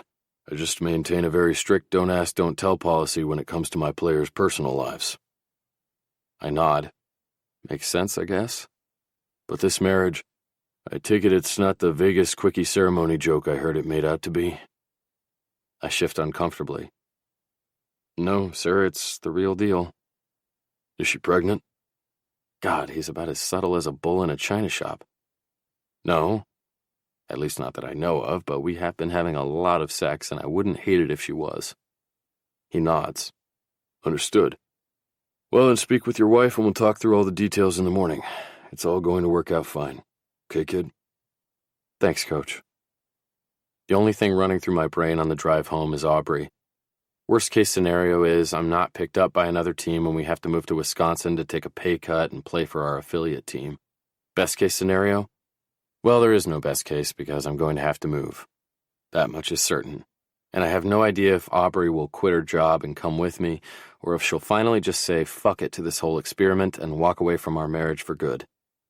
When I pull into my building's parking garage, I can't make myself get out of the car and go inside. Instead, I pull out my phone and dial Aubrey while a knot forms in my stomach. She answers on the third ring. Hey, she says casually. What's up? Can I, talk to you? She hesitates. Now? Can I wait until tonight? I've got a couple of documents I need to finish up. What about lunch? I ask, looking at the clock on my dash. Have you eaten yet? She must sense the worry in my voice because she concedes. I haven't. Do you want to come by the office? We can grab something quick and talk then. Yeah, I'll be there in 30, depending on traffic. That work? Sure, I'll see you then. The drive to Aubrey's office is fairly simple, and though I've never been here before, I do know the area well. I find parking behind the 2-story concrete block building, and then let myself inside. There's a reception desk, but no one working behind it, so I wander around until I find her office. Her name is etched into a silver placard outside the door. Aubrey Derrick. I pause, staring at it for a second. We had the discussion once about if she'd ever want to change her name, not because I would ever pressure her to do so, but because I was genuinely curious about her stance on it. She said that as a modern, independent woman, she couldn't really ever see herself taking a man's name. I told her that was fine with me, but as I stare at this little sign, I find myself wishing it read Aubrey Covington. And maybe if it did, everything wouldn't have to fall apart. Oh, you're here, Aubrey says, rising to her feet and coming around the side of the L-shaped desk that takes up most of her small office. Traffic must have been clear, she says, lifting up on her toes to press a quick kiss to my lips. Yeah, it was non-existent. I take her left hand, giving it a squeeze, and run my fingers along her wedding ring. Are you okay? She meets my eyes with a look of concern. You sounded a little stressed on the phone? I nod. Yeah, but something's come up. She licks her lips. Something good or something bad? I consider her question. I don't know yet. An older man dressed in khakis with hair graying at his temples steps out of a nearby office and into the hall. He must have overheard us talking and has come out to investigate. Oh, David, Aubrey says, appearing a little flustered. This is Landon. She gestures toward me. And this is my boss, David Stone. I extend my hand toward him as he approaches. It's nice to meet you. Landon, was it? He asks, returning my handshake. Yes, I'm Aubrey's husband. Oh, David's eyes widen and he lets out an uneasy laugh. Obviously, Aubrey never told him about me. I wish I could say that didn't bother me, but it does. It really, really fucking does. Well, that's, He clears his throat as if stalling. You guys must be getting excited for the big move, then. The big move?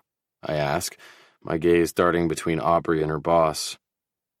Yes, to Vancouver, he says casually.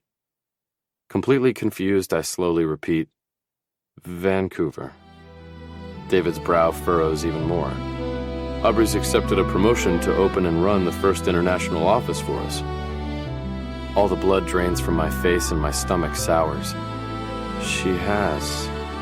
I don't pose it as a question because the pained look on Aubrey's features says it all. She's been pretending this entire time.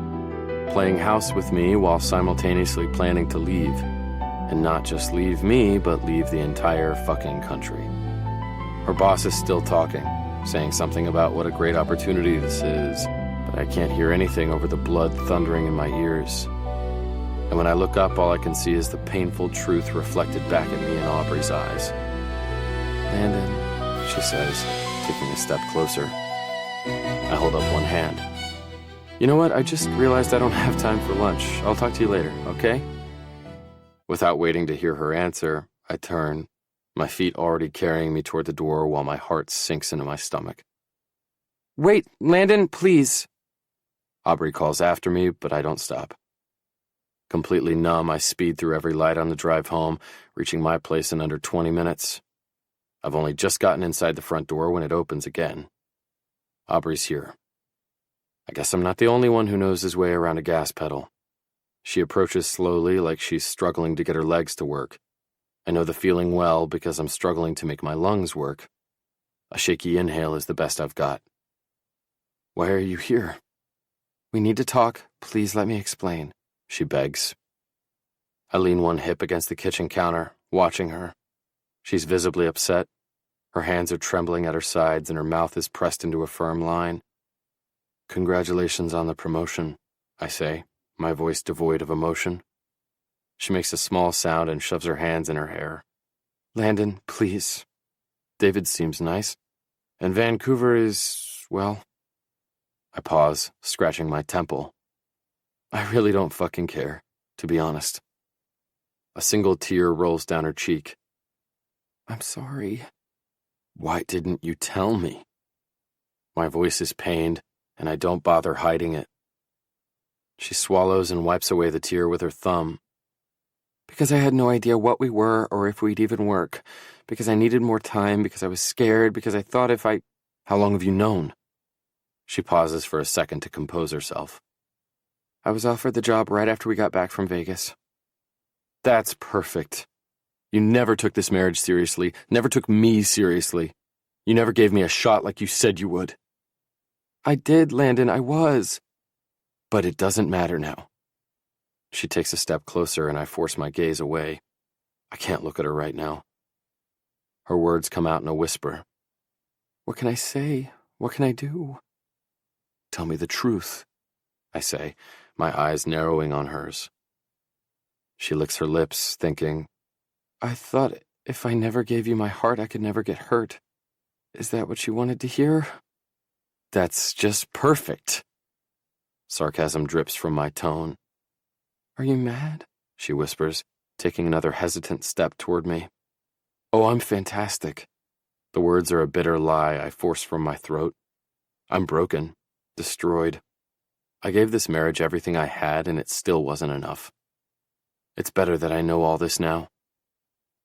"Landon," she says, but I hold up one hand. "Just go. I don't want you here," I say, my voice raspy but firm. I don't look up, but a few seconds later I hear her footsteps retreat and then the sound of the front door clicking shut. Then I grab my phone from the counter and hurl it at the far wall, where it shatters with a loud, satisfying crack. Chapter 19. Kicked in the balls. Landon. The following morning, I blink against the sunlight and grab my phone from the bedside table where it's ringing. I fumble to answer it, ignoring the shattered screen. "Hello?" Coach Dodd's voice booms through the speaker. "I've got some good news for you, kid." "Yeah?" I say, rubbing one hand over my face. I was kind of hoping yesterday had just been a dream. Sadly, it wasn't, and now I have to deal with the consequences of whatever's about to come next. "How does Vancouver sound to you?" Is this some kind of joke? "Excuse me?" "They came through for you, kid. The coach is a friend of mine, and he knows how hard you've worked to get where you are. He's not just taking you as a favor to me or anything like that. I want you to know that. You've earned a spot there." But Vancouver, I think. What are the chances? They're an expansion team that opened up 2 years ago. I don't know much about their coaching staff, but the Vancouver Rebels are highly regarded. They're good. Good enough to make it to the playoffs last year. Dodd goes on about how they're a solid team, that they play well together and have some of the more experienced players in the league, which is why they're looking to round out their lines with some younger, up-and-coming talent. aka me. Wow, I don't know what to say. Well, you have time to figure that out. I'm sure the press will want some kind of statement, but in the meantime, I'm sending you an email with the details and copying your new coach, Bill Montgomery. Monty is an old college drinking buddy of mine. He's all bark, no bite. Don't worry, kid. Thanks for everything, Coach. You bet. We end the call, and I force myself out of bed and into the shower. By the time I'm toweling off, my phone is ringing again. It's Owen. Shit, man, Canada? Really? This is all so confusing.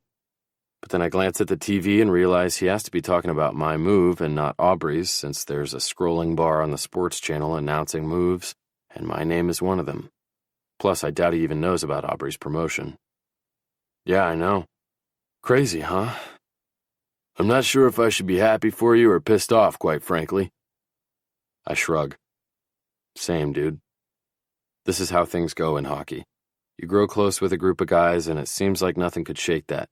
But then you blink and someone's getting traded, or someone's hurt and can't play, or someone's retiring from hockey altogether. It's just the nature of the game. What did Aubrey say? I sit on the edge of my bed, my gaze still glued to the TV screen.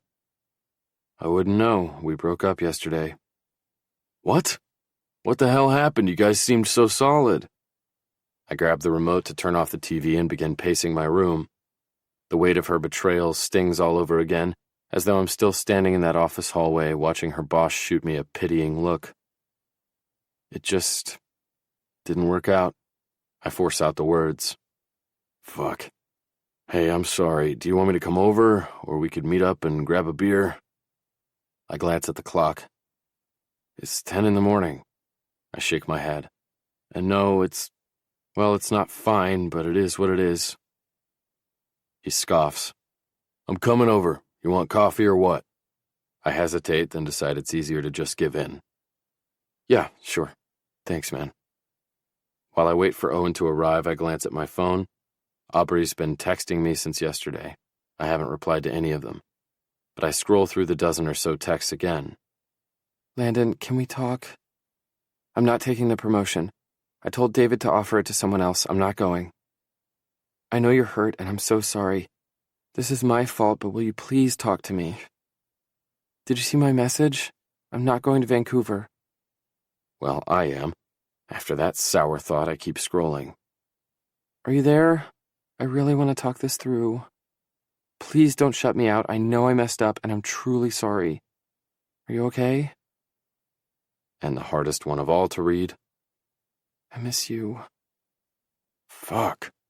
Reading those words is like getting kicked in the balls with a hockey skate.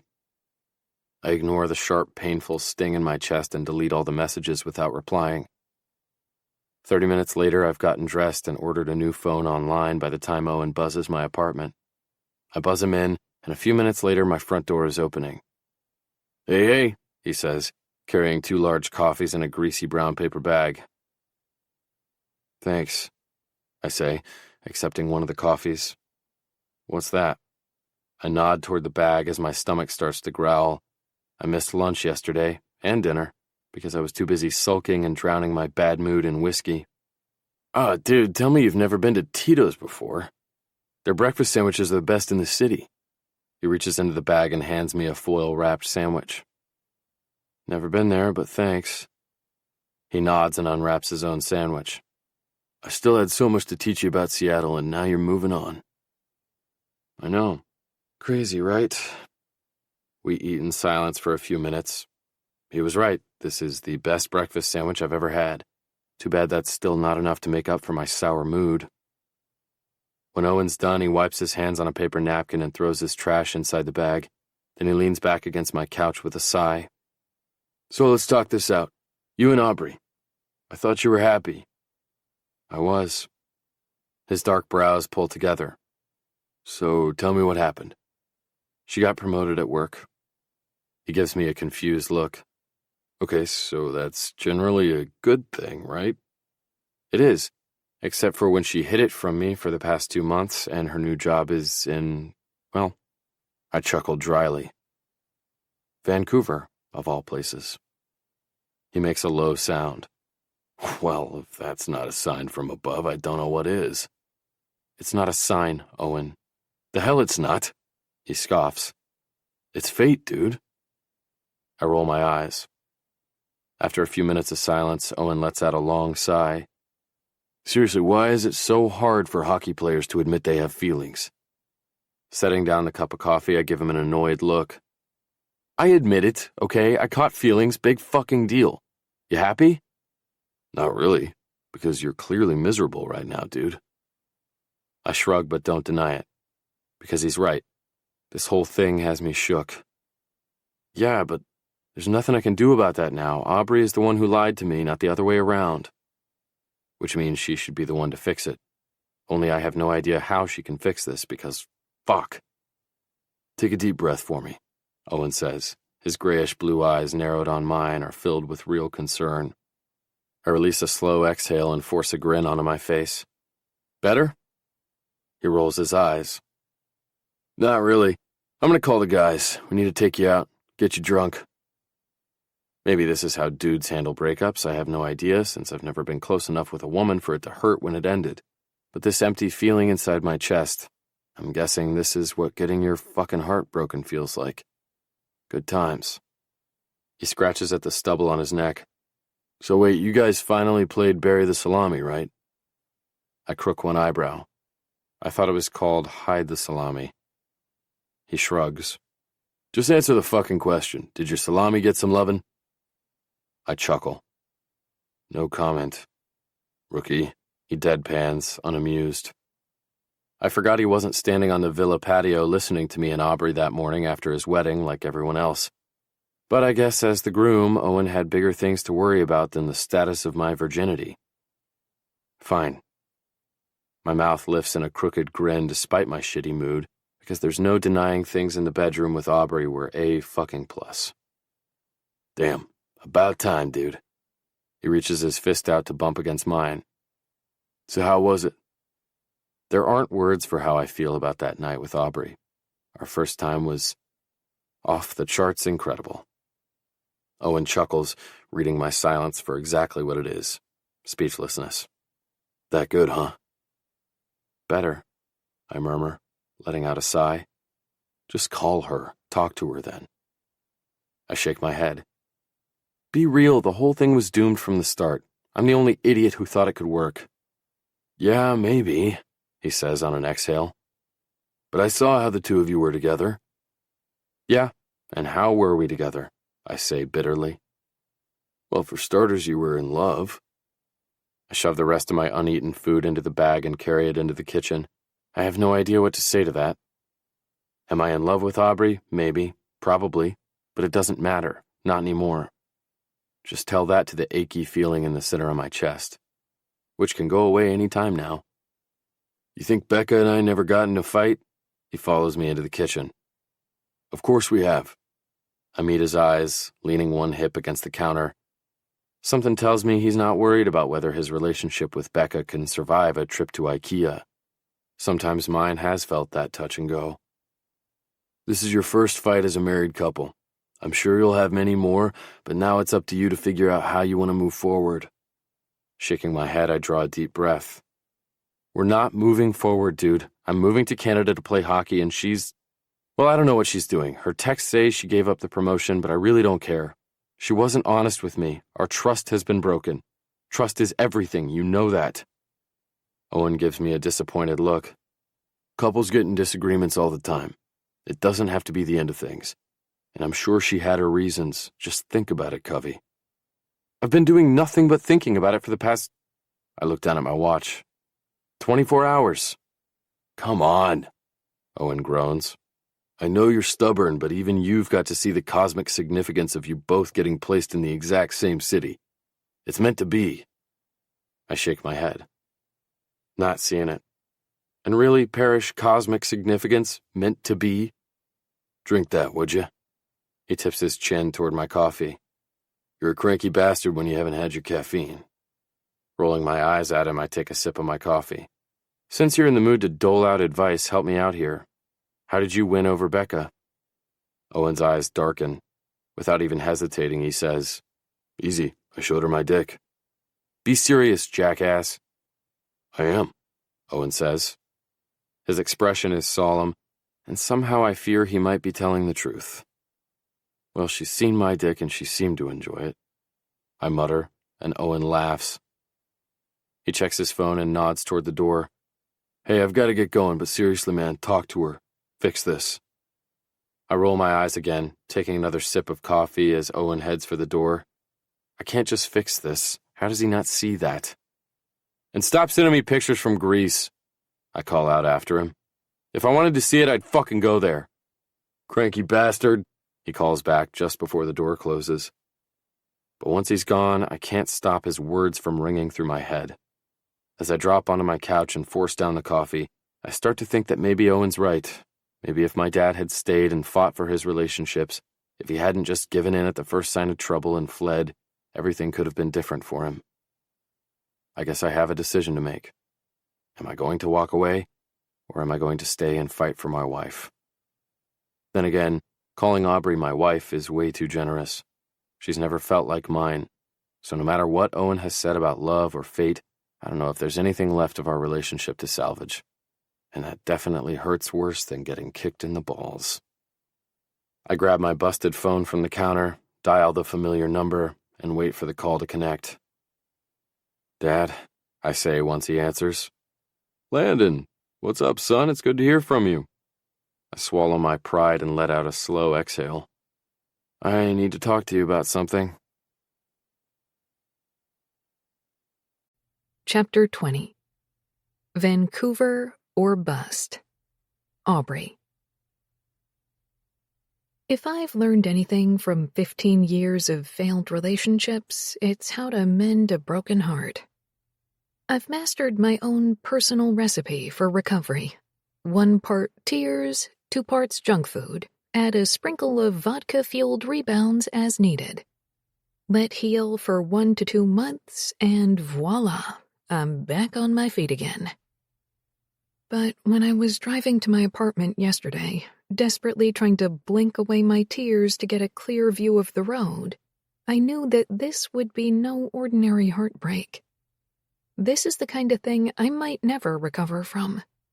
And my night of nonstop crying, hyperventilating, and blowing up Landon's phone with texts only reinforced that fact. After maybe a grand total of 2 hours of sleep, my view from my couch this morning is equally bleak. I'm not sure which is less healthy, my breakfast of double chocolate brownie ice cream that I'm eating straight from the pint, or the fact that my puffy red eyes have been glued to my phone all morning in hopes of getting a reply from Landon. Spooning up a heaping bite of ice cream, I catch a glimpse of the light dancing off my wedding ring. I know I shouldn't be wearing it based on the way Landon all but slammed the door in my face yesterday, but I just can't bring myself to take it off. I raise the spoon of chocolatey goodness to my lips, hardly tasting the ice cream before swallowing it. I'm not even enjoying it at this point. I'm just trying to numb the pain of the past 24 hours. I've lost my husband, turned down my promotion in hopes of getting him back, and still he's completely ignoring me. The only thing that hurts more than this complete and utter mess is knowing that it's all my fault. I have no one to blame but myself. When I go in for my next bite, my spoon hits the bottom of the pint. Shit. It's over before I even realized it. Kinda like my marriage. What a depressing thought. I set the empty carton aside, turning my attention back to the TV. The news is showing some press conference footage from the day before. My gaze ventures to the bottom of the screen, tracking along with the rest of the day's headlines. Some NHL trades are happening, and while they're mostly names I don't recognize, I lean in closer. And then, in a big, bold font, streams a string of words that I swear I must be misreading. Breaking. Landon Covington traded to Vancouver Rebels, sources say. My heart boomerangs up into my throat, then down to the pit of my stomach. Sources? What sources? I scramble for my phone, typing Landon's name and the word Vancouver into the search bar. Half a dozen articles flood the results, each one echoing the same sentiment. The IceHawks are trading their rookie, and the team that wants him happens to be in the city I just turned down a promotion in. What are the freaking odds? Was this the thing he wanted to talk to me about yesterday? Yesterday when he came to my office and things disastrously broke right before my eyes? Frantically, I grabbed my phone to shoot Landon a message about this. But after one look at the huge string of unanswered texts I sent him last night, I stopped dead in my tracks. Slow your roll, Aubrey. If he hasn't texted you back yet, he's not going to respond now. My thumb hovers briefly over the call button, but then I close out of my contacts altogether and open my email instead. There's a new message from David Stone, his response to my email turning down the promotion last night. Aubrey, I'm sorry to hear that you're declining the position. Please take the weekend to reconsider and we'll move forward on Monday morning. My eyes lock on those last two words. Monday morning. Less than 48 hours from now. Which means I have no time to waste. I toss my phone down, leap up from the couch, and race toward my bathroom with a renewed sense of hope. Because if I don't have hope, I have nothing right now. I hop in the shower, run a razor over my legs, and scrub the depression out of my pores with a generous amount of apricot body wash. Once I'm toweled off, I dig through my closet, emerging with the navy blue t-shirt dress I wore that first morning in Vegas. After a few coats of mascara, a swipe of lip gloss, and a quick pep talk in my bathroom mirror, I'm out the door and into the driver's seat of my SUV. The new car smell is still thick in the air. I've hardly put 10 miles on this car, opting instead to use my old trusty sedan for the past week, but it feels right to drive it today. And I guess if he turns me away, I can give him the keys back and find a way home. As I press the button for the ignition, I shake off that depressing thought and focus on the task at hand, getting to Landon as fast as I possibly can. I zoom through town, well over the speed limit, and by some miracle make it to Landon's apartment without getting pulled over. I take it as a sign from the universe that I'm doing the right thing by having this conversation with him in person. My strappy sandals carry me through the parking garage and to the doors of the elevator, which open to welcome me in. I scan the access card he gave me and hit the button for the top floor, and when the elevator shifts into motion, my stomach lurches with it. It's not until the doors are opening again that I realize I haven't decided on exactly what to say to him. Too late now. Here goes everything. Approaching his door, I lift one shaky hand to knock. But to my surprise, before my knuckles can make contact, the door swings open on a totally unsuspecting Landon who just barely catches himself from walking straight into me. He blinks at me with wide, startled eyes, frozen in the doorway with keys in hand, one arm already shrugging on his favorite leather jacket. Aubrey. My name falls off his lips like a soft, desperate prayer, sending goosebumps scampering down my limbs. What are you doing here? I draw in a shaky breath, my throat threatening to close up. What am I doing here? Groveling? I don't want to admit that. Instead, I blurt out the first thing that comes to mind. I saw that you're being transferred to Vancouver. His brows pushed together with skepticism. You were watching the sports channel? You know they don't play Annie on there, right? I purse my lips, holding back an unexpected laugh. Leave it to Landon to make me laugh when I feel so awful. But the fact that he's joking with me is a good sign. I was half expecting him to breeze past me, ignoring me in person just like he did over text. Were you on your way to sign with the rebels? I nod toward the keys in his hand, and he looks down at them too, spinning the key around in his nimble fingers. For a moment, I'm worried he's going to turn around and lock me out. But instead, he looks up at me, the slightest hint of a smile threatening the corners of his lips. Actually, I was on my way to you. I blink up at him in disbelief. Really? Really. His brilliant blue eyes flicker with something familiar. Hope, I think.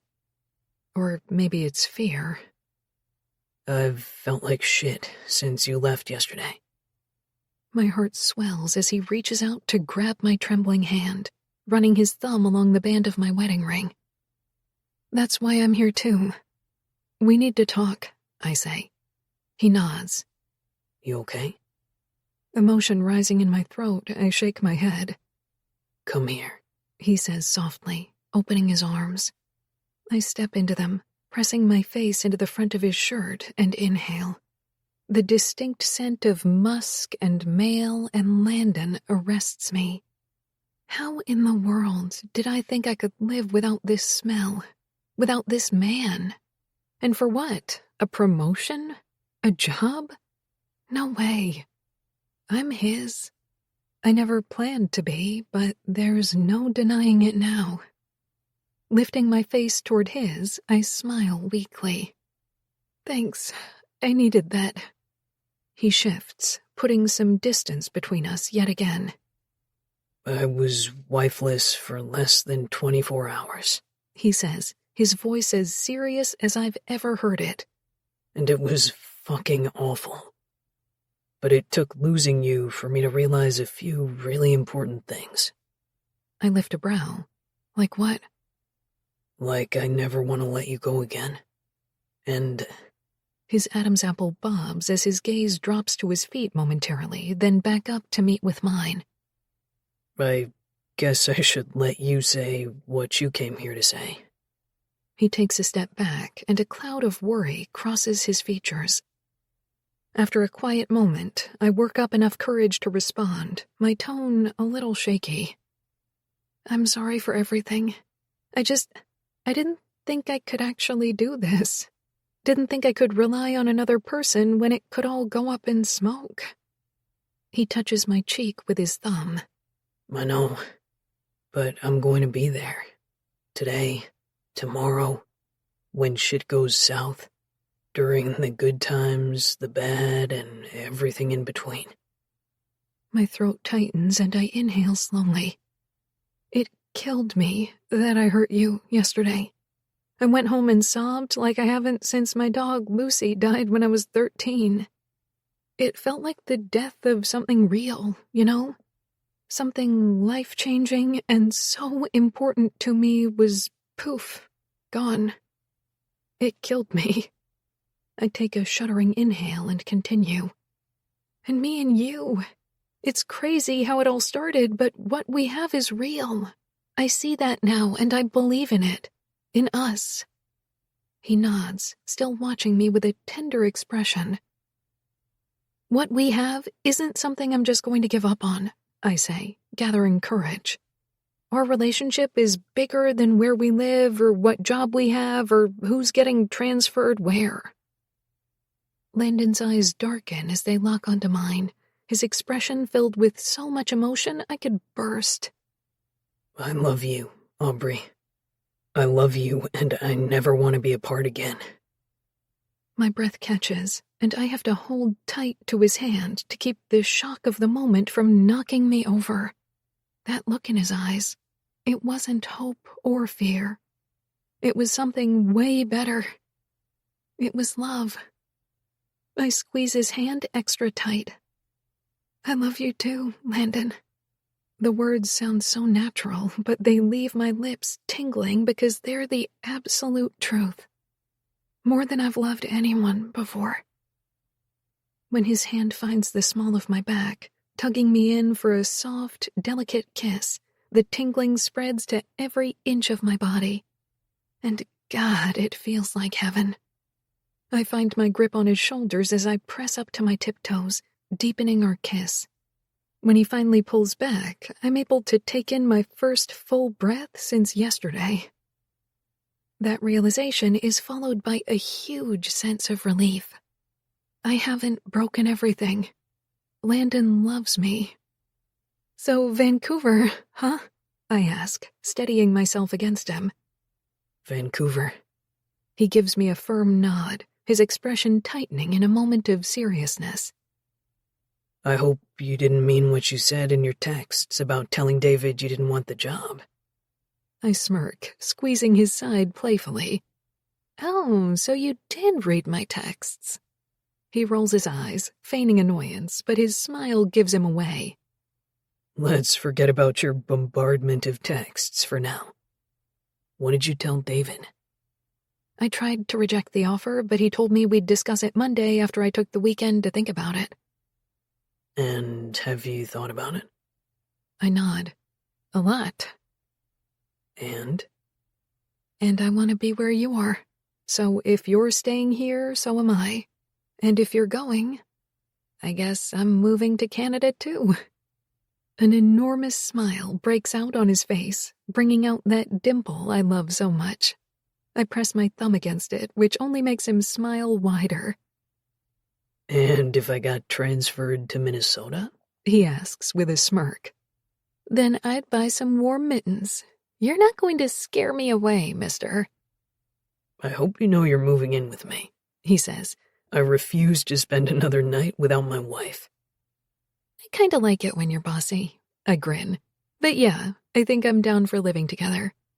I like the idea of having my husband whenever I want. It's quiet for a moment. Not that I mind.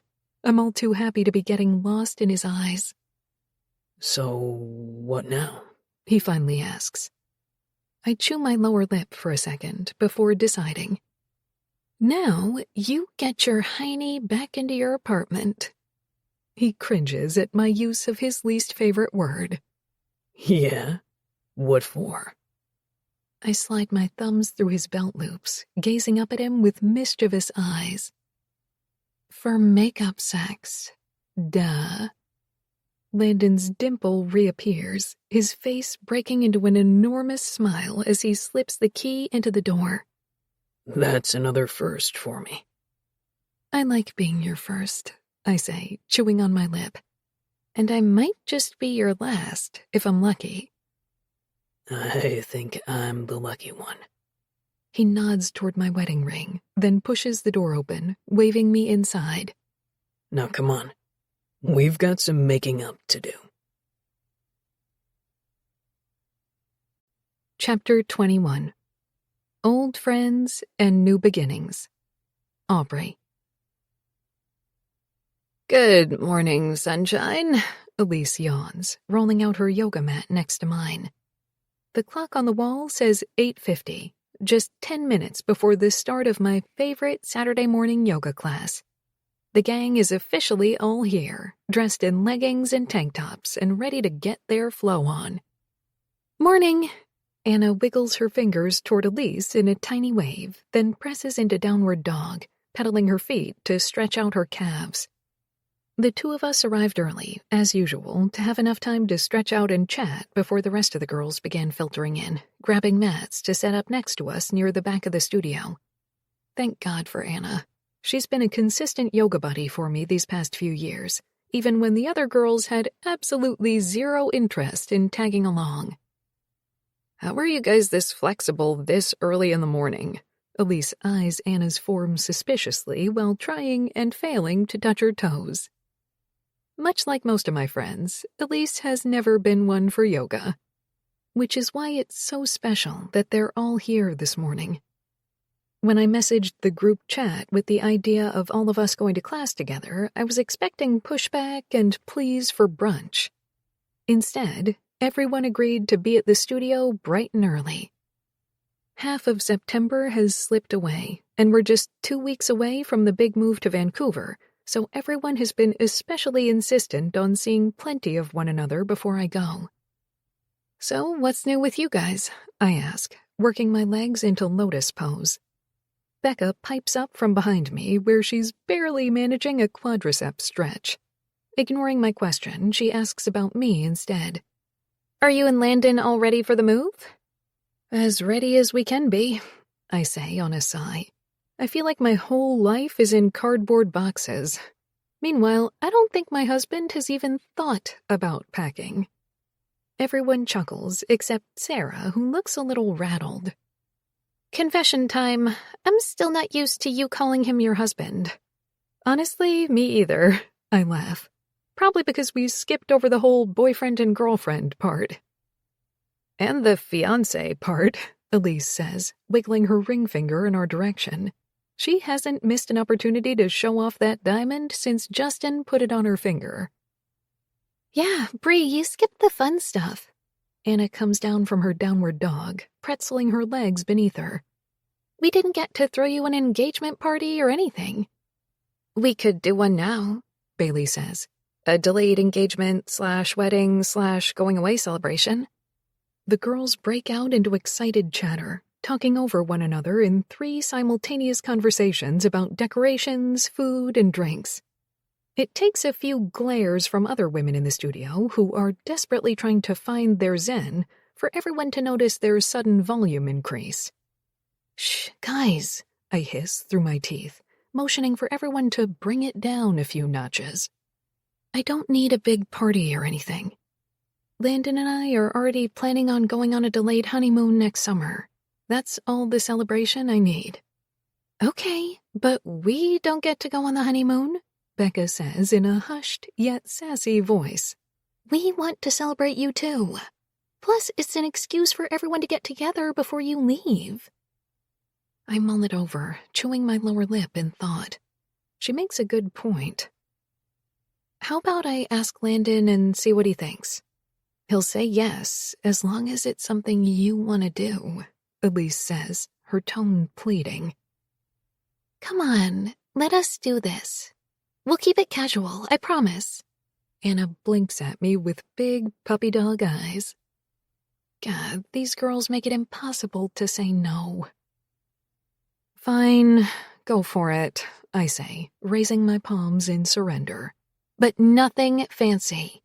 Let's keep it low-key and casual, okay? Soft, soothing music starts to play, which is our cue to quit talking and get our meditation on. Something my party-planning friends make it nearly impossible to achieve. Throughout the whole class, I can hear Anna and Bailey whispering to each other, discussing dates and locations. The second class is over, Bailey scrambles to her locker to grab her phone, texting Landon to confirm the details. Next Friday, 7 p.m., Landon's apartment. They'll all come over at 5 to decorate, meaning it looks like the hubby and I are going out to dinner beforehand. I roll my eyes, sliding my shoes back on before heading for the door. You guys are insane, you know that? Nope, Anna says with an enormous grin. We just love you. That's all. It's just past 7 when Landon and I step out of the elevator and toward his apartment, where we can already hear the party underway. It's Friday night, and we're fresh off a sushi dinner and a mini makeout sesh in the parking garage, ready to celebrate the crazy past few months the two of us have had with a low-key gathering of our friends. At least, that's what I told my friends I wanted. But by the sounds of clinking glasses and ambient music spilling out from behind Landon's apartment door, I somehow get the feeling tonight's party isn't going to be as chill as I anticipated. Do you think I have to knock at my own apartment? Landon asks, his dark brows knitting together as he digs in his pocket for his keys. I lift a shoulder, weaving my fingers into the spaces between his.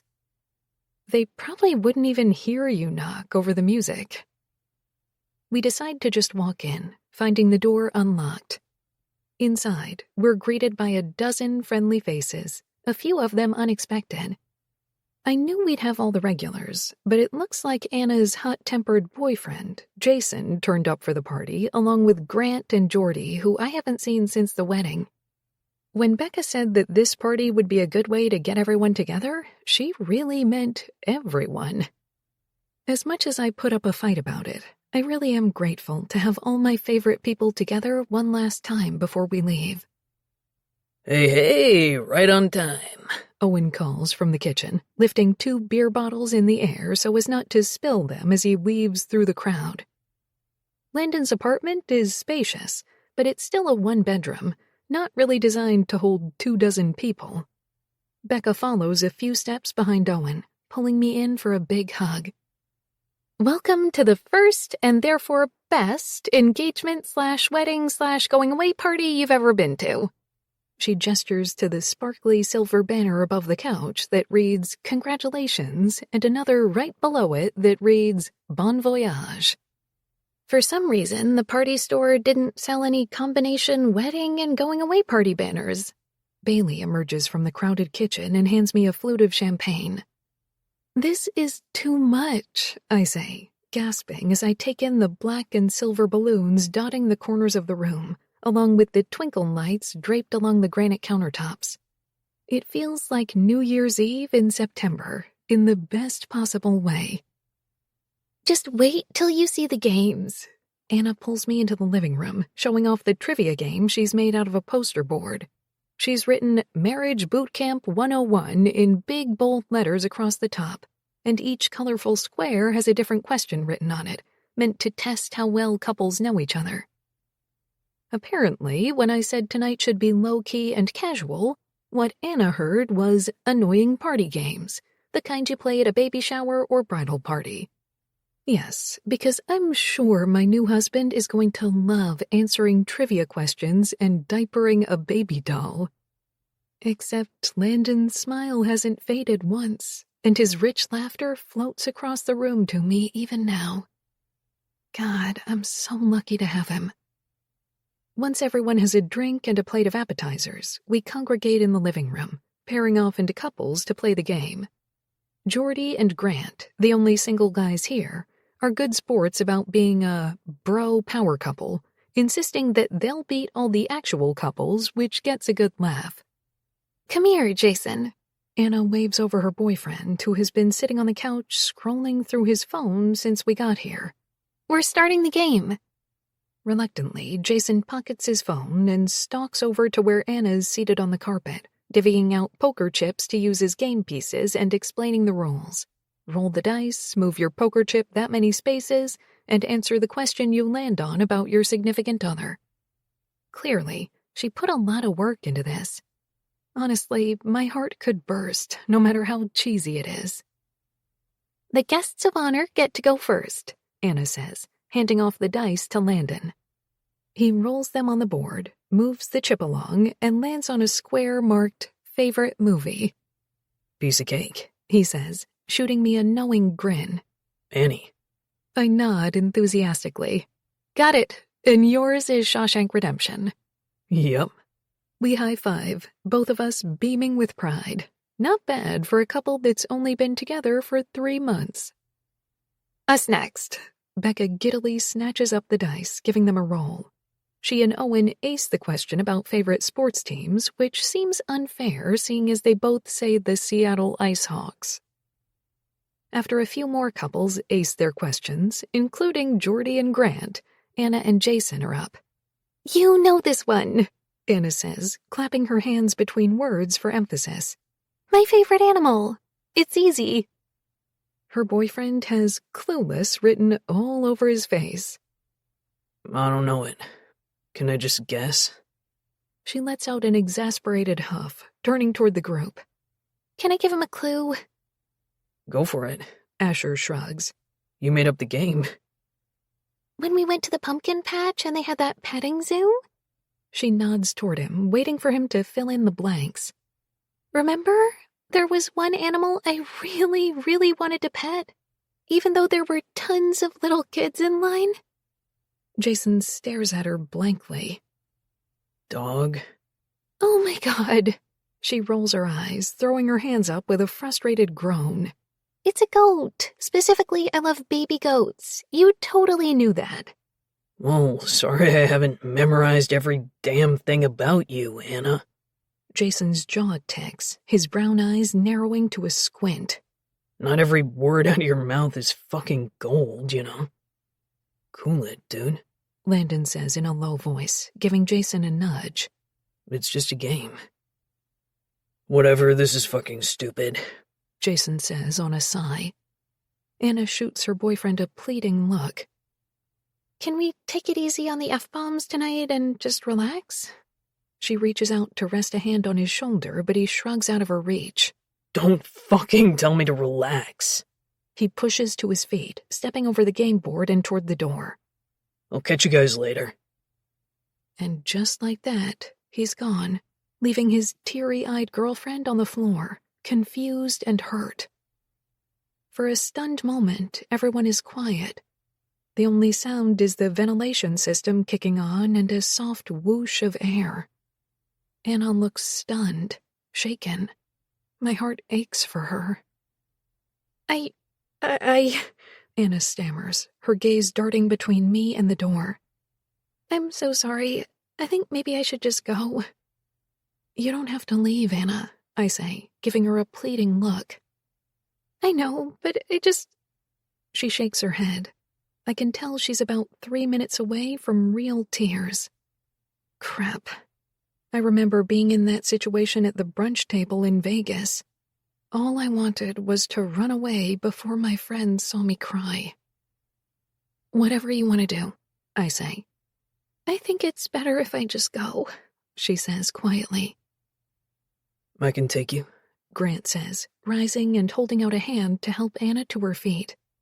As much as Jordy and I are a power couple at this game, I'd better quit while I'm ahead. Something inside me squeezes at the sight of this huge, hulking man of few words and even fewer emotions offering to be her savior for the night. Then again, I recall the way Grant's jaw muscles flexed when Jason verbally sparred with Anna in the kitchen earlier. It was like he was grinding his molars to avoid getting between them. And while I've never seen him offer to take someone home before, you'd have to be blind not to notice the way Grant sometimes looks at Anna. Then again, how could you not look at Anna in any way but with fondness? She's adorable and tiny, and sweet, like one of those little elves who lives in a treehouse baking cookies. Anna wipes a tear from her cheek with the side of her hand, sniffling out a thank you before saying her goodbyes to everyone, promising me that we'll do yoga again before I go and that she'll text me when she's safe at home. Let me know who wins the game, she says with a forced smile as Grant helps her into her coat, then holds the door open for her on their way out. I have no qualms about them leaving together. From the limited time I've spent with him, I know Grant is a good guy. Unlike Jason, apparently. Sarah clears her throat, breaking the painful silence in the room. Do you guys still want to play the game? Let's just move on, Bailey says, since Jordy is flying solo now. We all agree to call it a tie on the trivia game and opt for the game Becca planned, which involves diapering baby dolls. It feels a bit more suited for a baby shower than tonight's celebration, but I'm a half a glass of champagne in, so I can't be bothered to ask too many questions. I proudly claim the gold medal as the fastest person to diaper this stiff baby doll, but Asher's years of practice as an uncle gets him the most diapers taken off and put on in a minute. Meanwhile, Landon can hardly figure out how to open the diaper packaging. I didn't think it was possible to be that bad at this, babe. I laugh, cringing as my husband literally puts the doll's head through one of the leg holes. This is hard, he groans, handing the doll over to me. Can you do it? No way. I down the rest of the glass of champagne, shaking my head. You'll need the practice if we're ever going to have one of these for real. Speaking of which, I made something for you guys, Bailey says, frantically thumbing through the photos on her phone. When she lands on what she's looking for, she pushes a button and projects onto the screen an image with baby pictures of the both of us and the words, "Congrats, Landon and Aubrey," in big curly letters. My eyes gloss over the familiar shot of me in my stroller, my dark curls tumbling out of my winter hat. I'm a bit more concerned with the oversized child who, despite being bald, looks like he weighs the same as a toddler. Oh my God, Landon, you were a giant baby, Elise squawks. Well, procreating is out of the question, I laugh, only half sarcastic. No way am I pushing anything the size of that out of my lady parts. I wasn't that big, Landon says. 10 or 11 pounds tops when I was born. My eyes widen. Are you kidding me? No way. Landon waves off my comment. Oh, come on. We both know you want kids. I did. Past tense. Not anymore. I fold my arms over my chest, nodding toward the humongous infant on the screen. Who is this man's father, the Jolly Green Giant? We're going to make pretty babies someday, sweetheart. He kisses my forehead, completely undeterred by the fact that I'm still gawking at the screen. I quite like my pelvic floor where it's currently at. Thank you very much. I scoff, playfully shoving him off me. I'm going to knock you up, Aubrey. Just face it. I smile, giving his cheek a gentle pat. No way. We'll adopt. He chuckles, but then his blue eyes lock with mine. I watch them shift from playful to serious in a split second and feel the weight of the moment. Despite us being surrounded by our friends, something about this feels like it's just between the two of us. Like we've found this bit of privacy in a crowded room. God, I love him. This crazy, stubborn, sweet man. Whatever you want, he says on an exhale. But either way, I can't wait to watch you become a mom. And that's our cue to go, Owen says, hopping to his feet. He shoots Landon a wink as he corrals the rest of our friends toward the door. Party's over, you guys. I think somebody's got 23 years of sexual repression to make up for. And make up for it we will. But first, Landon pulls me close for a slow, sweet kiss. I love you, baby. And I love you, I murmur, touching the stubble on his cheek. Epilogue. Landon. 6 weeks later. Nice try, fucker, Asher says, skating past me and managing to steal the puck like it's effortless for him. And maybe it is, because as much as I've tried to tell myself that tonight's game is just another game, it's becoming obvious that it's more than that. It's the first time I've seen my old teammates since I got traded to the Vancouver Rebels, and it's only the second time I've skated in my new red jersey. Let's just say I might be feeling the pressure. I sprint to catch up with him, checking him hard into the corner. Can't let you make me look like a punk in my own house, especially not with my wife watching in the stands. I'm not going to go easy on you, Asher grunts, freeing himself from my hold. Never asked you to. I focus my attention on getting down the ice, crossing the blue line as I snap off a pass to my new teammate, RV Cedric, a funny-as-hell guy from Finland. I get into position and he slaps it back to me, and with a one-timer RV and I practiced over and over this week, I find Owen's 5-hole, scoring the first point of the night, and my first ever goal as a Rebel. The Vancouver crowd goes wild, and the air horn gives a sharp blast. Fuck yeah. I can't deny how good that felt. My team surrounds me, thumping me on the back and helmet in congratulations. I'm going to kick your ass for that, Covey, Owen shouts over to me. Keep dreaming, Parrish, I call back, grinning like an idiot. Just as play gets back underway, I'm checked hard into the wall by Geordie.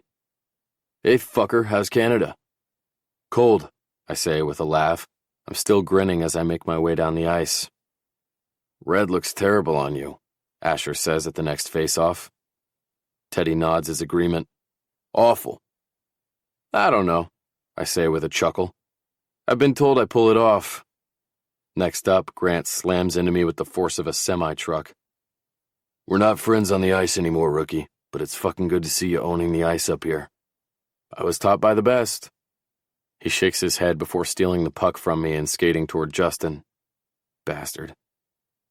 A minute later, I skate back to the bench, ready to give our second line a shift and to catch my breath. When I step over the wall, my gaze finds Aubrey in the stands. She's smiling huge and chatting with RV's wife and their 6-year-old son. That's when everything becomes crystal clear to me. It doesn't matter what color jersey I'm wearing, or what team I'm playing on, or where I'm living, because wherever Aubrey is, that will always be my home. And just because they're not my teammates anymore doesn't make these guys any less my friends. It's hard to wipe the smile from my face after that. After the game and a quick shower, I give an interview to the waiting media before rushing to my car. I haven't been able to stop smiling, and I'm feeling really damn good about our win tonight. After climbing into my car, I dial Aubrey. "Hey, baby," I say as soon as she answers. She squeals into the phone. "I'm so freaking proud of you." I laugh and wave at the security guard Len as I pull out of the arena's parking garage and then out onto the streets of Vancouver. I'm not going to lie, that goal in the first felt really fucking good. "You're incredible, babe," she says, her voice soft and sultry. "I can't wait for you to get home because I have a surprise for you." As if I needed any more incentive to get home. Be there in 10. We'd looked into buying a house in the suburbs where a couple of my married teammates live, but ended up buying a condo in the heart of the city instead. It's only a 10-minute drive to the arena, 15 from our training facility, and Aubrey can walk to her office from our building. Plus, since I travel so much during the season and have to leave Aubrey for chunks of time, I like the extra security we have at our building with the doorman and secure access to our floor. Knowing she'll be safe when I'm not home makes it a tiny bit easier to leave for away games. Our place isn't extravagant, but we have 2 bedrooms, so if and when our family of 2 expands, we have the space. And it's something we've been talking about more lately. When I arrive home, I toss my bag onto the entryway floor and go off in search of Aubrey. "Bree?" There's a lamp on in the living room, but otherwise the only light is courtesy of the city itself, twinkling headlights on the cars zipping down Highway 1A in the distance, and glittering lights from the nearby high-rises. It's a pretty city, and I haven't tired of the view. "I'm starving, babe. Where are you?" I call out. "Back here, in the bedroom," she says. I turn down the hall just as Aubrey emerges from the master bedroom. She's dressed in a pair of gray boxer shorts, tall fuzzy socks, and a red Rebel sweatshirt.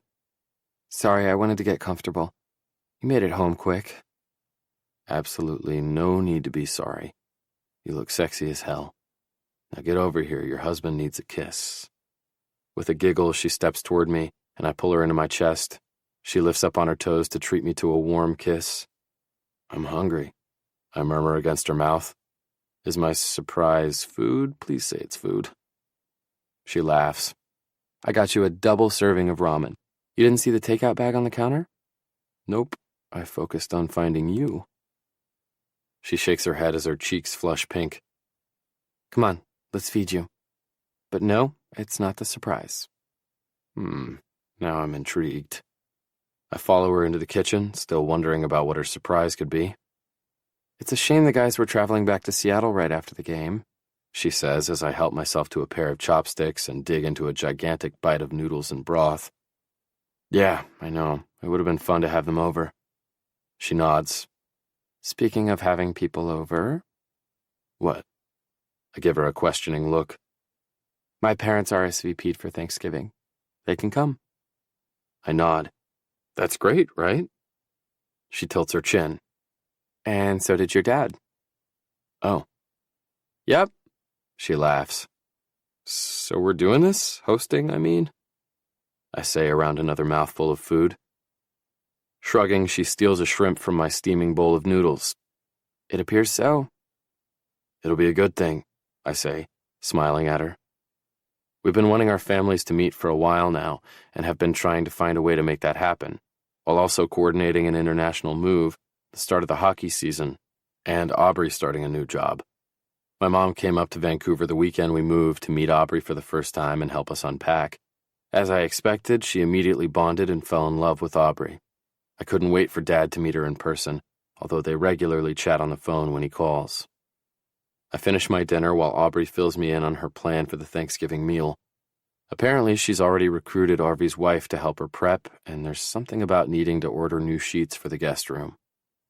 "Well, that's some surprise," I say, placing my now empty takeout container in the trash. "Babe, that wasn't the surprise." She smiles, her eyes twinkling with happiness. "It wasn't?" She scurries out of the kitchen to retrieve an envelope from the coffee table, which she hands me with a huge grin. It's from the Insurance Corporation of British Columbia. Okay.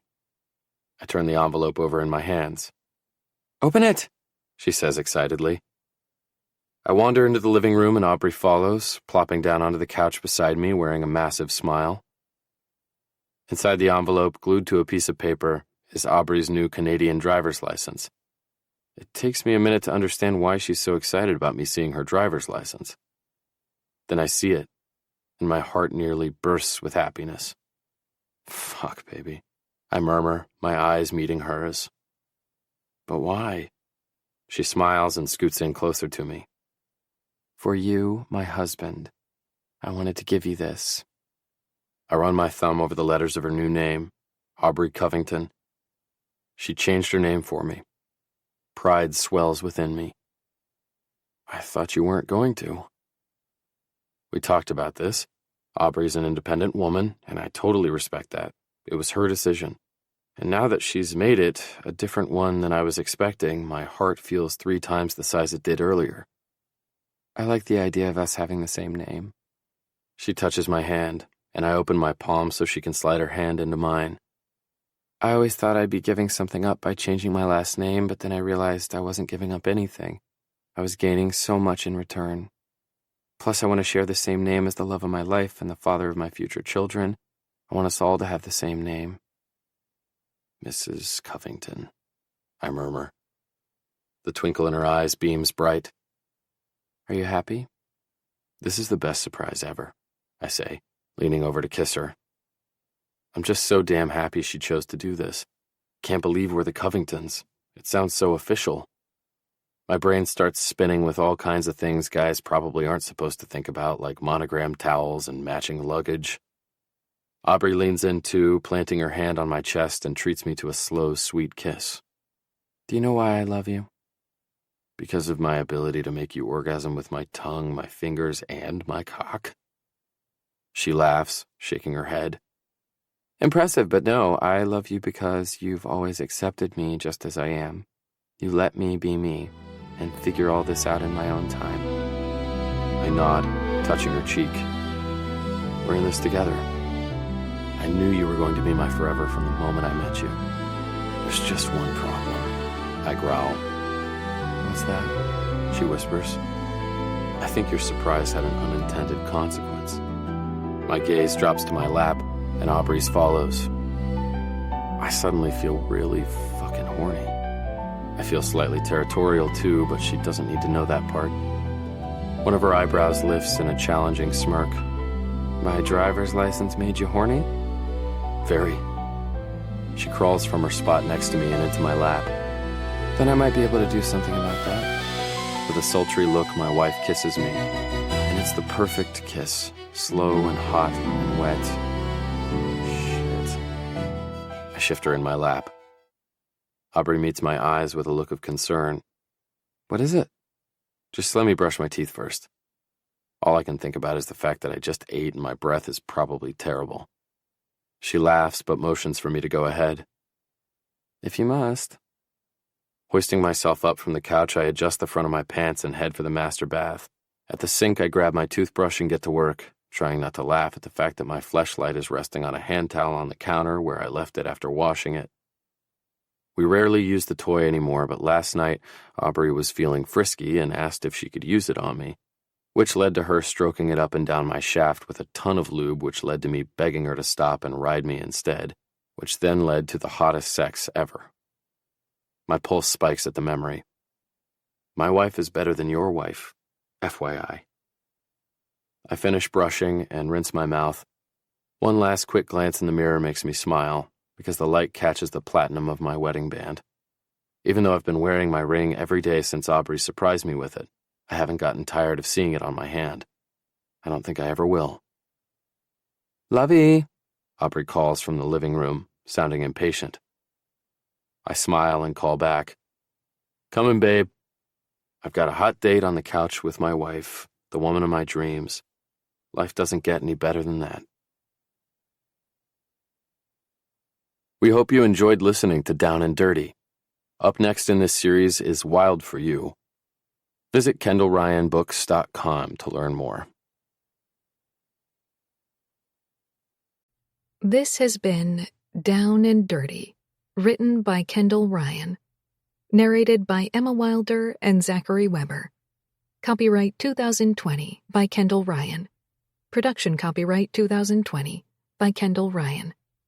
Production coordination by Lyric Audiobooks. Producer Katie Robinson. Post-production by Aaron Meadows. Emma Wilder and Zachary Weber are members of SAG-AFTRA. To keep up with new releases, visit KendallRyanBooks.com.